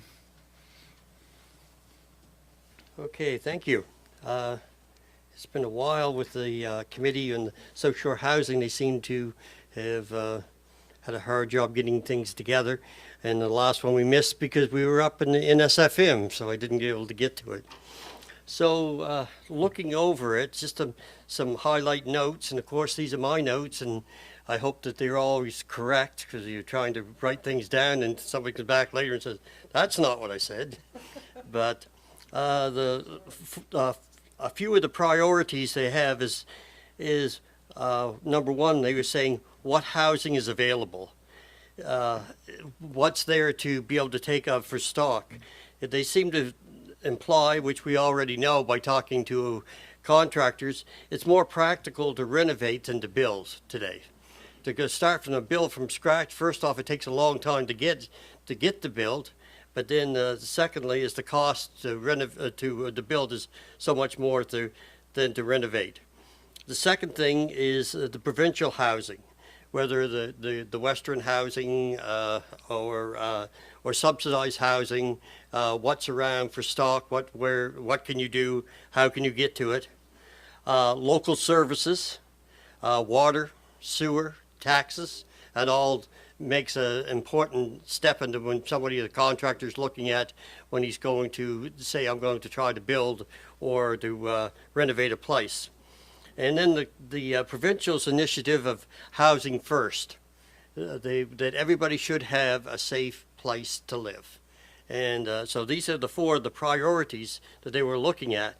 So along with that, there were a lot of some of the housing initiatives going on right now, and it's so hard always to know what's going on in other counties. But by going through this, I can be able to find out some of the things that they're doing in Lunenburg even at this time. Some service fees have been waived for affordable housing in Bridgewater. So it's one thing that we can look at is if somebody comes forward with a affordable housing initiative. So Shore Open Doors is in the process of renovating, my understanding, 2 separate buildings into affordable housing. One of the buildings will be a women's shelter or a transition house, which they're hoping to have open 24 hours a day. The other buildings will be mortgaged through housing trusts for up to 30 years. So it isn't like somebody's always just got the money, so they have to mortgage to go forward to be able to pay for these things. And in that, the tenants will pay, I think, 30% of their income. So that's how they make it into affordable. So you would know what you're going to have to pay to get there. So again, these are things that they are just in the process of doing right now. In Lunenburg, they are converting one wing of a church building into affordable housing. Again, you look at what's the stocks around about and what you can make over. So, we've seen a couple of church buildings made over into different things. So when we see a building come up, we should be looking at it as what opportunities we can do with it. As we talked here before, there was discussion on micro homes. which is what we were talking about here, the homes that are really too small for family to live in, but yet are called housing units, which we should be making, which is going back to PAC to look at, make sure that the buildings are at least livable for the people that are going in there, that they don't have to be cramped in. And we need to have a meeting with the landlords to help them to be better aware of all the grants that are available. I think that a lot of times landlords and contractors don't always understand what's always out there and what can be done. It would also be great to have another meeting with the contractors. We had one back probably 7 or 8 years ago, had one over in Bridgewater. It was really, really good because a lot of the contractors came, a lot of the people from up in the provincial come down and be able to talk to them, told them what they could do, how they could go with different steps along the way. I think it's time for another one of those so we can be able to, if we want to get housing going and we want to get affordable housing going, we're going to have to go that way. As we understand, I get it all the time. People will say, look, there's new housing being built, but it's not affordable. A contractor can't build affordable housing. It costs them real money. It costs them, when they put out those prices, if you understand how much they're paying for the building, how much they're building and everything else, the cost they have to make that feasible is not affordable for most people. So how do we make it affordable? And that's one way, is it's going through initiatives from the government and being part of Quench. And this was I don't know, must have been probably a 6 or 7 year get through government grants and go through all the hoops that you have to get to where we are. It takes a long time to get done. So if we go, I'd like I said, I see this what happened. Like I said, I'm on the Quench board. I understand what's going on there. Saw some different things. We've been very proud of what's going on in Queens, but I'd like to see us as a council put our own stamp on our 4 years, that we come up with some kind of program that we can be able to see, that we can go forward with, to say that we did things with housing. I like to see, I don't want to take credit for the past, I want to take the credit for the future where we are. Thank you, Councillor Fancy. I love the idea of doing some informational programming with landlords as well as contractors about what programs are available and how they can take advantage, how they can create non-market and affordable housing and it still work within their business model. Do you know, through your contacts, are there any resources available through the province that we can leverage to, like if we were to host that, but so as not to reinvent the wheel? Do you know, are you aware if those types of informational sessions have occurred elsewhere? My assumption is that it's consistent across the province, those types of programs. Do you know, is that something that we would have to create ourselves, or, you know? You know, I had a lot of contacts. I don't know, these government people seem to be moved out fast as they come in. So I tried to call a couple of them up again, and they're no longer there. Okay. But I know we can go through Social Housing and find out some names. We can, I'm just trying to think who all the other people we can be able to approach, even go to Quench. I think Shack. Yeah. I think the people around the table at Shack, at the Social Housing Action Coalition, that probably is because within that network, someone who might have is that something that you could bring forward and ask the question and say, hey, if we're gonna look at doing some informational sessions for landlords and for builders and contractors in Queens, if there are resources that are available, is that something you could take forward? Oh yes, well, see, like I said, the last time it was down in Bridgewater, so I was down there representing us right when we were down there. But I think it's time for us to have it here. Yeah. And I understand they want to do things in Bridgewater, but we see all these initiatives that's going on. They aren't here. Yeah. They are still even with the what's the other one there? Program, I forget what it's called there now. But anyway, there's other programs they're using down there, and we're not doing that. We need to know what the programs are, what they can be. We can do it. It's just a matter of us. If you want me to go forward to find out some names, I can get some names, and we can see where we can go. I think so. Yeah. Yeah. Thanks for that. Any other questions for Councillor Fancy? I wanted to highlight that I was invited by Ms. Drzina, who was having a meeting with SODA, with South Shore Open Doors Association as well, because at a Queens Connect, was it the Community Wellness Network? We had the new, I believe, executive director of SODA was present there, and she made the observation that, and we hear this quite frequently, the organizations that receive funding to support Lunenburg and Queens, and they don't have much of a footprint in Queens. And I had asked the question, what do you think is the root of that? And that has prompted a bit of a discussion around that.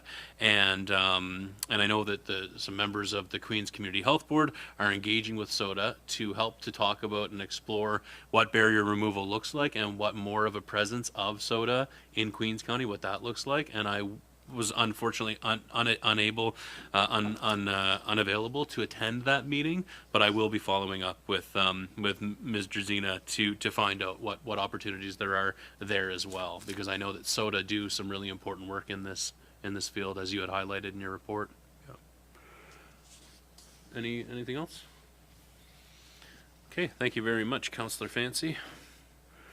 Okay, there's no new business, so at this time, I will look for a motion to move to closed session.